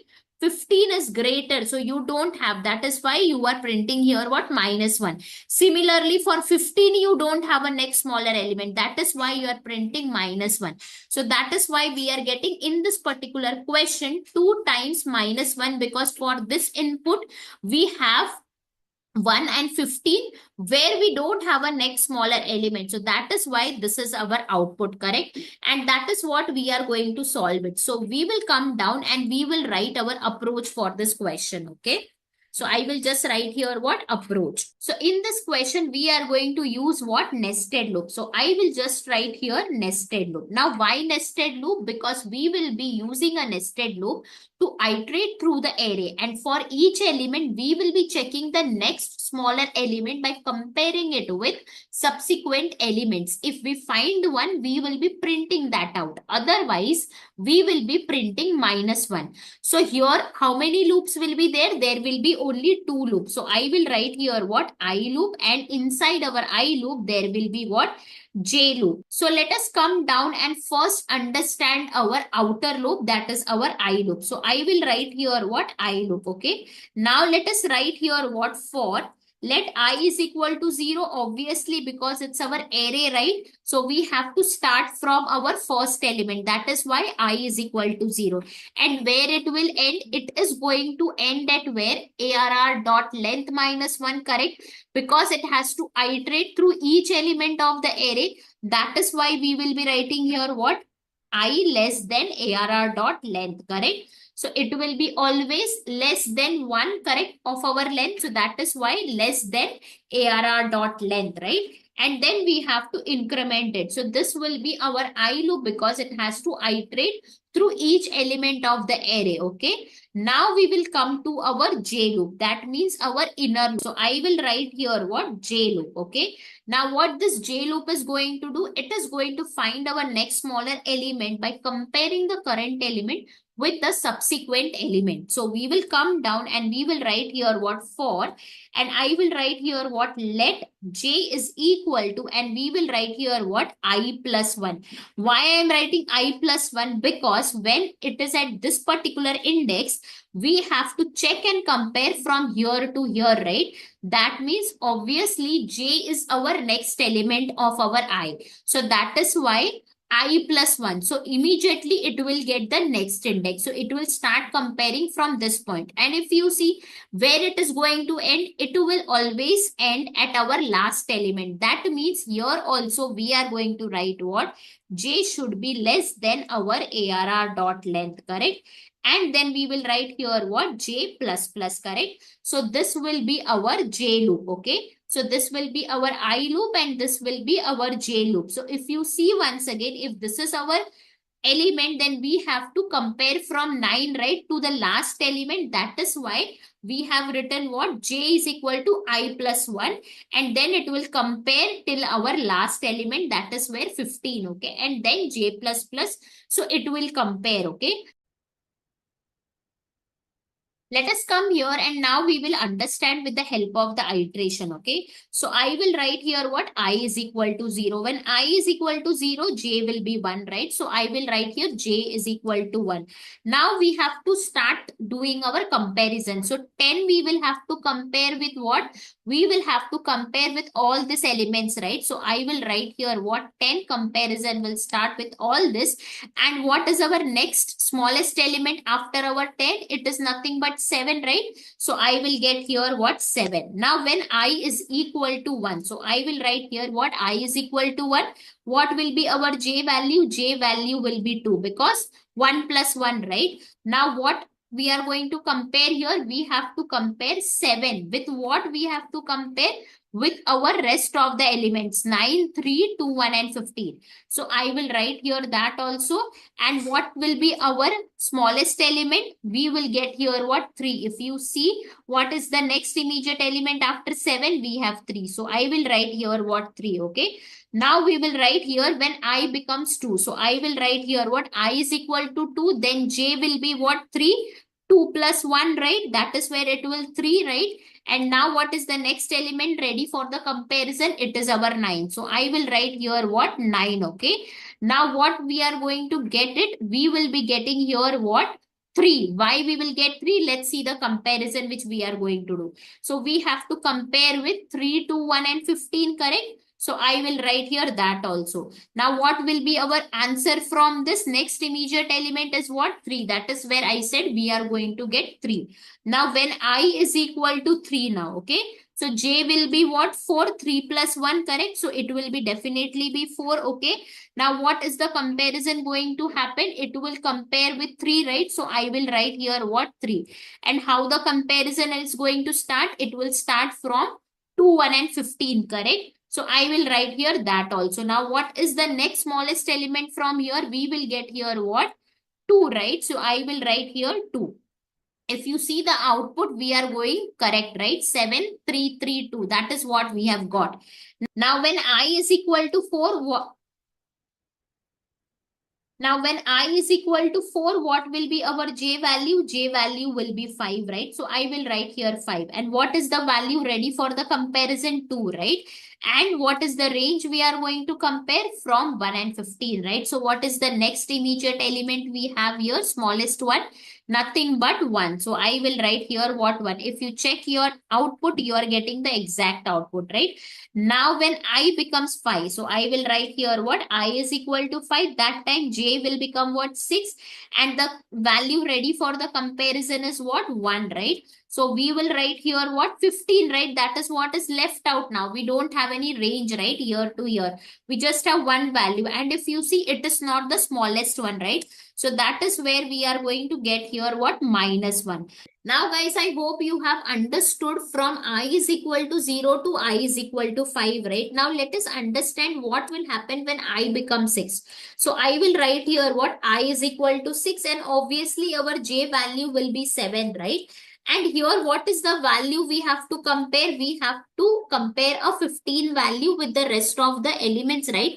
To get the next smallest element, right? But for this 15, we don't have an element. So we know the output is going to be -1 only, correct? That is where we are getting in our output also -1. But here one more important thing we have to understand. Here our J loop is not going to work for us. Why? Because if you see the condition, j is less than arr dot length, right? So it will be 7 less than 7. This condition is going to be what? False, right? So here our j loop is not going to run. So our 15 will not travel inside our j loop, okay? So since it is not going to travel, the comparison will also not happen, okay? So directly from the I loop, we will pass it to the condition where it doesn't have any smallest value, and we will print directly -1, okay? So that we are going to see everything down how we are going to do, okay? Now here guys, there is one more important thing to concentrate. When I is equal to 6, we are only left out with one element, that is 15, right? And if we see our j condition is also failing, that is why it is not entering inside our loop, and we are printing directly -1, right? Now it is going to increment I loop, right? So we are going to use I plus plus, and it is going to be what? I is equal to 7. And if you see the condition, I is less than arr dot length, right? So 7 is less than 7. Here will also happen the same, right? And that is where it is going to give us false, and that is where our I loop will also terminate. So we will have only this much iteration from I is equal to 0 to I is equal to 6, and this will be our end of our nested loop, okay? So guys, I have explained you the iteration, okay? And also I have explained you how the comparison is going to perform. Now we will write our conditional statement to find out our next smallest element. So I will write here what? Next smallest element, okay? And below that, we are going to write our conditional statement. So I will write here what? If condition, okay? And in this condition, we will write our statement, okay? Which we are going to compare it. So what we will write? We will write here what? If our ARR of J is less than our ARR of I.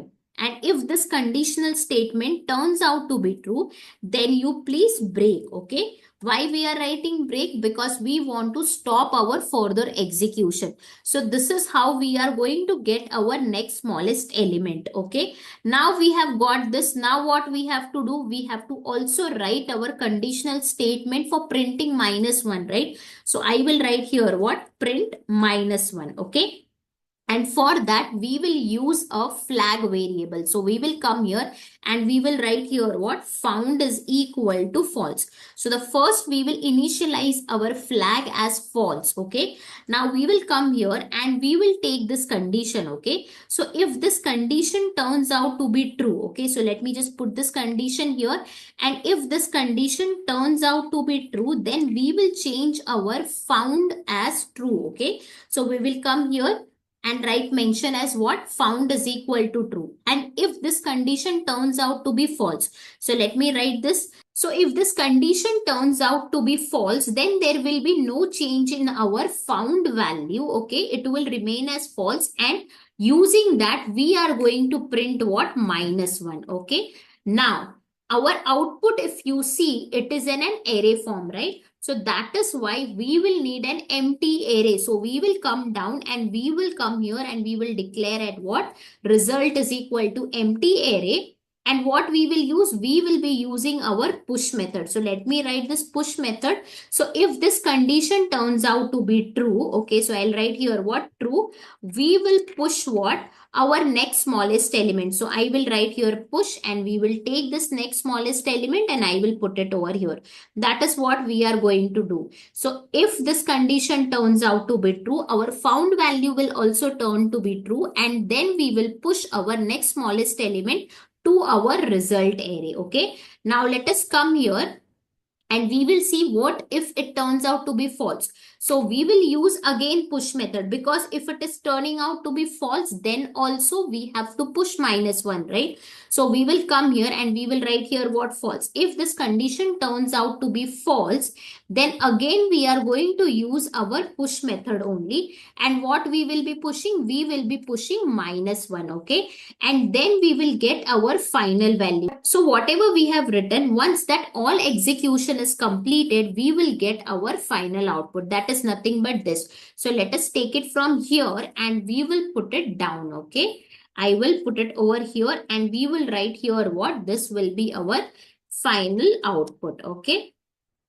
So this was our final output, and we will implement the same thing inside our function. So we will write here what function, and our function name will be what next smaller element, right? And we will invoke it here. So I will write here what next smaller element, and we will pass our input array. Okay. So let us come here and we will take this input array and we will pass it to this particular function. Okay. Now let us receive here as in parent. So I will write here what ARR. Okay. And now let us just console it out. So I will write here what console.log ARR. Okay. Now let us test this in the terminal. So I will write here what node, and we will write here day 66 challenge, and we will hit enter. What we got our input array. Okay. Now we will come here and we will write our nested loop. So I will write here what nested loop. Okay. And below this, we will start our I loop. Okay. So I will write here what let I is equal to 0. I should be less than our ARR dot length. And then we will write here I plus plus. Okay. And inside this, we will write our J loop also. So I will write here what for let J is equal to, it will be I plus 1, correct? The starting point, and where it will end, J should be less than ARR dot length. So that also I will write here, okay? And then we will write here what J plus plus, okay? And now we will come here and we will write our console.log statement for our I value, for our J value, and what will be the ARR of J. That means our exact element, okay? So we will write here what console.log, and we will write here I colon, and we will write here what dollar of I. So I will get my I value here. And now we will come here and we will write here what console.log. Here also inside the template literals, I will write here what I colon dollar of I, and then we will write here what J colon dollar of J. Okay. And then we will write here what dollar flower braces, and it will be ARR of J. Okay. Now let us see what do we get in the terminal. Okay. So we will clear the terminal and we will rerun it. So I will write here what node day 66 challenge, and we will hit enter. Now we will see our output and we will match up what we have done in the iteration. Okay, so we will see one by one. Now when I becomes 0, what is the j value? J becomes 1 and it is going to run till 1 to 6, right? That is what you get here, 7 to 15. Now let us see if when I is equal to 1. Okay, when I is equal to 1, it is the same. It is going to run from 2 to 6 and you have here 9 to 15, right? When I becomes 2, it is going to run from 3 to 15. That is what we have, right? When I becomes 3, then it is going to run from 2 to 15, right? So when I is equal to 3, you are getting this value. When I is equal to 4, it is 1 to 15. That means it is correct, right? Now when I is equal to 5, we have only one value, that is our 15, right? So we are checking with this, correct? So we are getting this also. So I said here clearly, when I become 6, our J loop is not going to run. So that is why you are getting here only I colon 6. Okay. Still we have the value 15 and it is going to check with this condition and it will directly push -1. Okay. So everything we are going to see inside our function. Okay. So let us come here and now let us remove the console.log statement because our terminal is full. So I will clear this out, line number 41 and line number 43 also, and we will see our rest of the things. Okay. Now we will come here and we will write our comparison statement. Okay. So we will write here, what if our ARR of J is lesser than our ARR of I. And if this turns out to be true, then we have to push, right? And plus we will have to declare a flag variable and that we will turn as true. So we need to push into our resultant array, right? Into our result empty array and we will have to turn our flag to true, right? And then what we will have to do, we will have to finally break it up, correct? So that all we are going to do. So for pushing, first we will come here and we will declare here result is equal to our empty array, and inside our I loop, what we are going to do, we will come here and we will declare a flag called as a found and we will initialize it with false with a boolean value. Okay. Now when it is true, we are going to push ARR of J inside our result, right? And then we will write here what? Found is equal to true, and then we will write here what? Break. Why break? Because we want to stop our further execution if our smaller a number is being found. Okay. So now we will come here and outside our J loop, we are going to write the condition. If there is no smaller element is found, then please push -1. So what we are going to write? If not of found. Okay. This we have seen in the previous challenge also. Why I am writing not of found. Okay. And we will come here and we are going to do what? Result dot push and we will be pushing -1. Okay. Now, if you come here, I will explain you what is this not of found. Okay. So here found value is what? False, right? So I will write here what?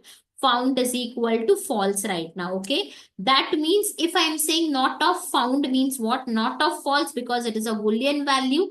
So if it is a Boolean value, so not of false means what? It is true.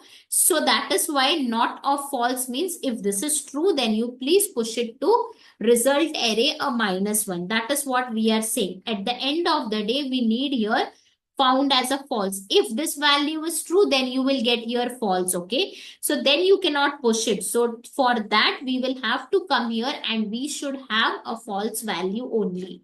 Okay. Now I will explain you not of found also. Okay. Now what is our found value right now? It is false, correct? Because it is not going to enter inside this loop. So it is going to stay as false, correct? Now what will happen? Found is equal to false. Okay. What is our condition? Not of found. That means not of false. That is nothing but true. Okay. Not of true will give me false. Not of false will give me what? True. So that is what we are writing here. So not of found means not of false. Not of false means true. Then you please push it -1. That is what is the understanding here. Suppose you think what if it is true? Then if you write here not of true, then it will be false. So then definitely it is not going to push. So definitely for running this condition, our found value has to be false. Okay. And now outside our loop, we will come and we will print our result. Okay. So I will write here what? Console.log, and I will print our final result. Okay. So let us come here and we can clear the terminal and we can just test it out. So note day 66 challenge, and we will hit enter. See, we got our exact output 7, 3, 3, 2, 1, minus 1, minus 1. See, this is our final output. So we will come here and we will improvise it also. So I will write here what? Next smallest element for each element is. So I will write here next smallest element for each element I will write, and we will write here what? Colon. Okay, and then we will just test it out in the terminal. So let us come here and we will write here what? Node day 66 challenge, and we will hit enter. If you see, I got this correct. Next smallest element for each element is what? 7, 3, 3, 2, 1, minus 1, minus 1. Correct? So we have successfully printed this out, and we will come here and we will just comment this out. Okay. Now let us have a quick recap of this question. So we will come at the top, and what it has been written here, we have to write a function to print the next smaller element for each element in that array. And if no smaller element exists, you can print minus 1, right? And we had our input, and for this input, this was our output, right? Then we understood how we are going to get our output, right? And we came at line number 6, 7, and 8. And what we wrote our JavaScript function as what? Next smaller element, correct? And we also understood what are the important part of this question, right? So print the smaller element for each element in an array. And if there is no smaller element in it, then we are going to print what? Minus 1. We understood this question and we wrote our approach, right? What was our approach? We used a nested loop. Why nested loop? Because we wanted to iterate through the array, and for each element, we will have to check the next smaller element by comparing it with the subsequent element, right? And if we found the next smallest element, we are going to print it. Otherwise, we are going to print minus 1, right?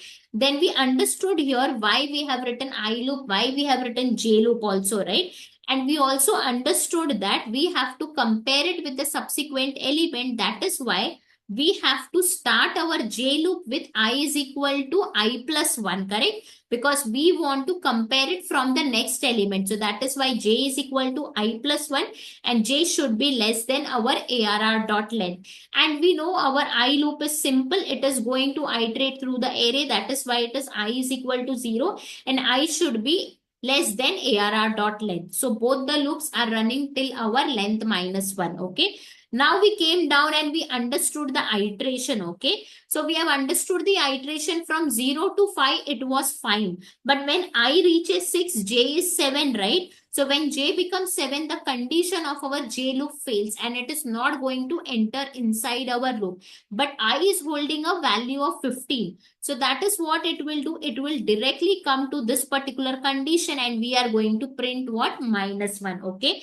Then we wrote here how we are going to find our next smallest element, right? So we wrote our if condition. We are going to compare it up, and if it turns out to be true, then we are going to break it then and there. Then only we will find here what? Our smallest element, right? And how we can print minus 1? We have to create a flag variable, right? That is what we used, a found is equal to false. And if this condition turns out to be true, then we will convert the value from false to true, right? And we will break it also. And if it turns out to be false, then it is not going to go for the comparison, right? So it will come out and then we will get our what? False as false itself found value, and we will print here minus 1, right? So our final output was as an array form. That is where we came here and we declared a variable called as a result, and we initialized with an empty array. Okay. And then what we did, we used a push method. If it is true, then you push the smallest element. And if it is false, you push the minus 1. That is what we have done. And we got here our final output, right? And the same thing we did it in our function also, right? At line number 38, we came here and we defined our function. Next smaller element, here we were receiving an array, right? At line number 39, what we did, we declared an empty array to store our final output, right? Then we wrote our nested loop, right? And inside that we wrote our comparison statement also, right? And also we used our found variable where this condition was turning true, right? We have come here and we have updated the value to true and we were breaking it up, right? So this was our loop which we have done, correct? Then we came here and we wrote here, if our found value doesn't change, that means you are not getting a smallest value, right? So come here and you push our -1. So here it is pushing our smallest value and here it is pushing -1. Then at line number 58, what we did, we just printed our result with an improvised statement. That is nothing but the next smallest element for each element, right? And at line number 60, we invoked it one time and we passed our input array. You can pass and test it out with the different inputs, okay? So we will come here and we will retest it one more time. So I will write here what node day 66 challenge and we will hit enter. And this is what we are getting. So this was our final output, okay?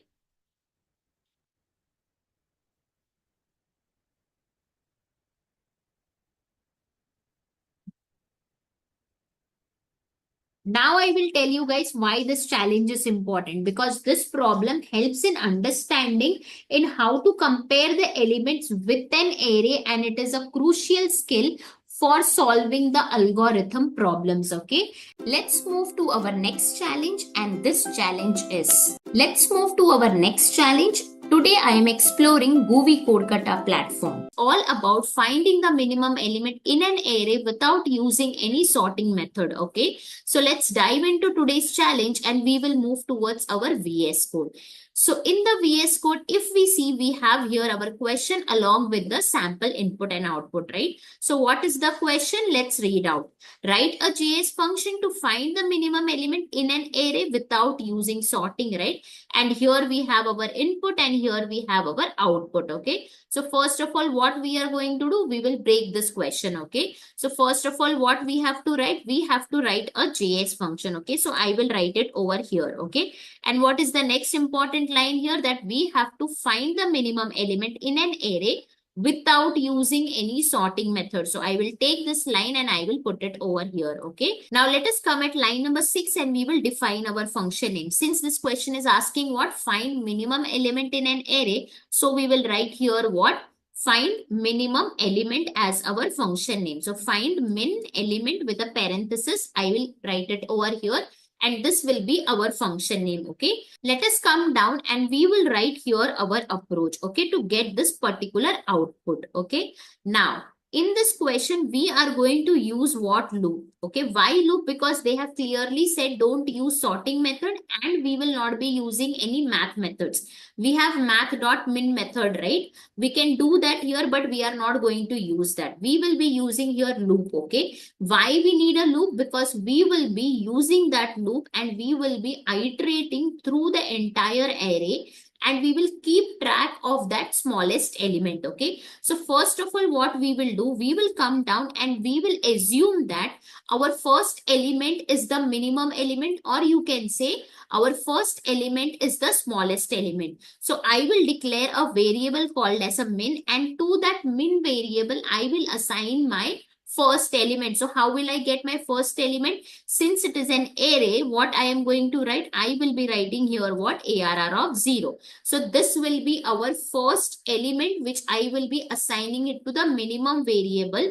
And I will assume that this first element is the minimum, okay? Now, I will write here our loop. Now, in this question, we will be using only one loop, that is a I loop. So, we will start writing here our I loop, okay? So, let us write it over here. So, I will write here what? For, and then I will write here what? Let I is equal to, okay? Now, here we are not going to start from 0, okay? From where we will start? We will start from 1. Why I am starting it from 1? Because I want to iterate through the array from the second element onwards. Why? Because first element we have already assigned it, right? So that element we will pick and we will keep a comparison with the rest of the elements, okay? So that is why I is equal to 1. Okay, and then till where it is going to run? Obviously till ARR dot length minus 1. So I will write here what? I should be less than ARR dot length. Okay, and then we are going to increment it. Okay, and now in this what we are going to write now? So this is the iteration, right? So we are taking our minimum variable. We have stored our first element to this, and we will start our loop after that element. So that is why I is equal to 1, and it is going to run till the last element. So that is why ARR dot length. Okay. Now we will come down and we will write our condition. Okay. So here we will have to compare it, right? Now you know that whenever we want to find minimum, maximum, what we have to do? We will have to compare it, right? So we will be comparing our first element with the rest of the elements. Okay. So I will come here and I will write here what? Our ARR of I should be less than our min. Okay, if our ARR of I is less than our min, then I will have to update my minimum variable. Okay, so I will have to do what? Update my minimum variable. So if this condition, whenever this condition is turning out to be true, then I will update my minimum variable. Okay, so what it is going to get updated? I will just update with the value of the I. So what I will write here? Min will get assigned as ARR of I. That is what I am going to do. So if any element is smaller than the current minimum element, then we are going to update our minimum variable. That is why I have written min is equal to ARR of I, correct? Now let us understand the iteration along with the comparison check how it is going to do. Okay. So we will write here what? When I is equal to 1, because we are starting our loop with I is equal to 1, right? So when I is equal to 1, this condition is going to be true, right? So we are going to go inside our loop and we are going to check our if condition, correct? So we are going to write here this particular condition, correct? So I will come here and what I will write now? We will do a check. So what is our ARR of I right now? It will be at a first element. So we will get here what? 4, right? And what is our min? It is nothing but our 3, right? Because we are going to store our first element. So our min will have 3, right? So we will write here 4 is less than 3. No, it is false. So there is no change in the min value. So our min value will still remain as what? 3 itself. Okay. Now we will come down and we will check here what? I is equal to 2. Now when I becomes 2, what we are going to check? We are going to check with 9, right? So we will write here what? 9 is less than what? Again 3, because min value didn't got updated, right? So I will write here 3. Now 9 is less than 3. No, it is again false, right? So I will write here what? False. And what will be the minimum value? Again here, it is not going to change, right? So it will be what? Min is equal to 3. Now when I becomes 3, let us see that. So when I is equal to 3, what will be our element over here? It will come as what? 1, right? Now we will write here what? 1 is less than 3, because minimum value is right now what? 3, right? So we will write here like this. Now 1 is less than 3.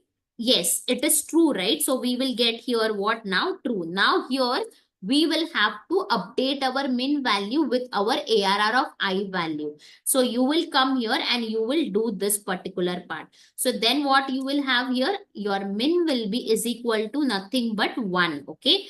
Now what you are going to do? You are going to check for the next iteration, right? So what you will get? It will be I is equal to 4, right? And what is our next element? 6, right? So we will come here and we will write here what? 6 is less than what? Now 1, right? Again here it is what? False, right? So our min values doesn't get updated, right? So you will get here what? Min is equal to 1, okay?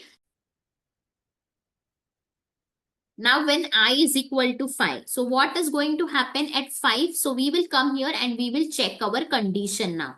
I is less than ARR dot length. Now what is the I value? 5. 5 is less than 5 because the length of the inside this parenthesis our input array, correct? So let us take this input array and we will pass it over here.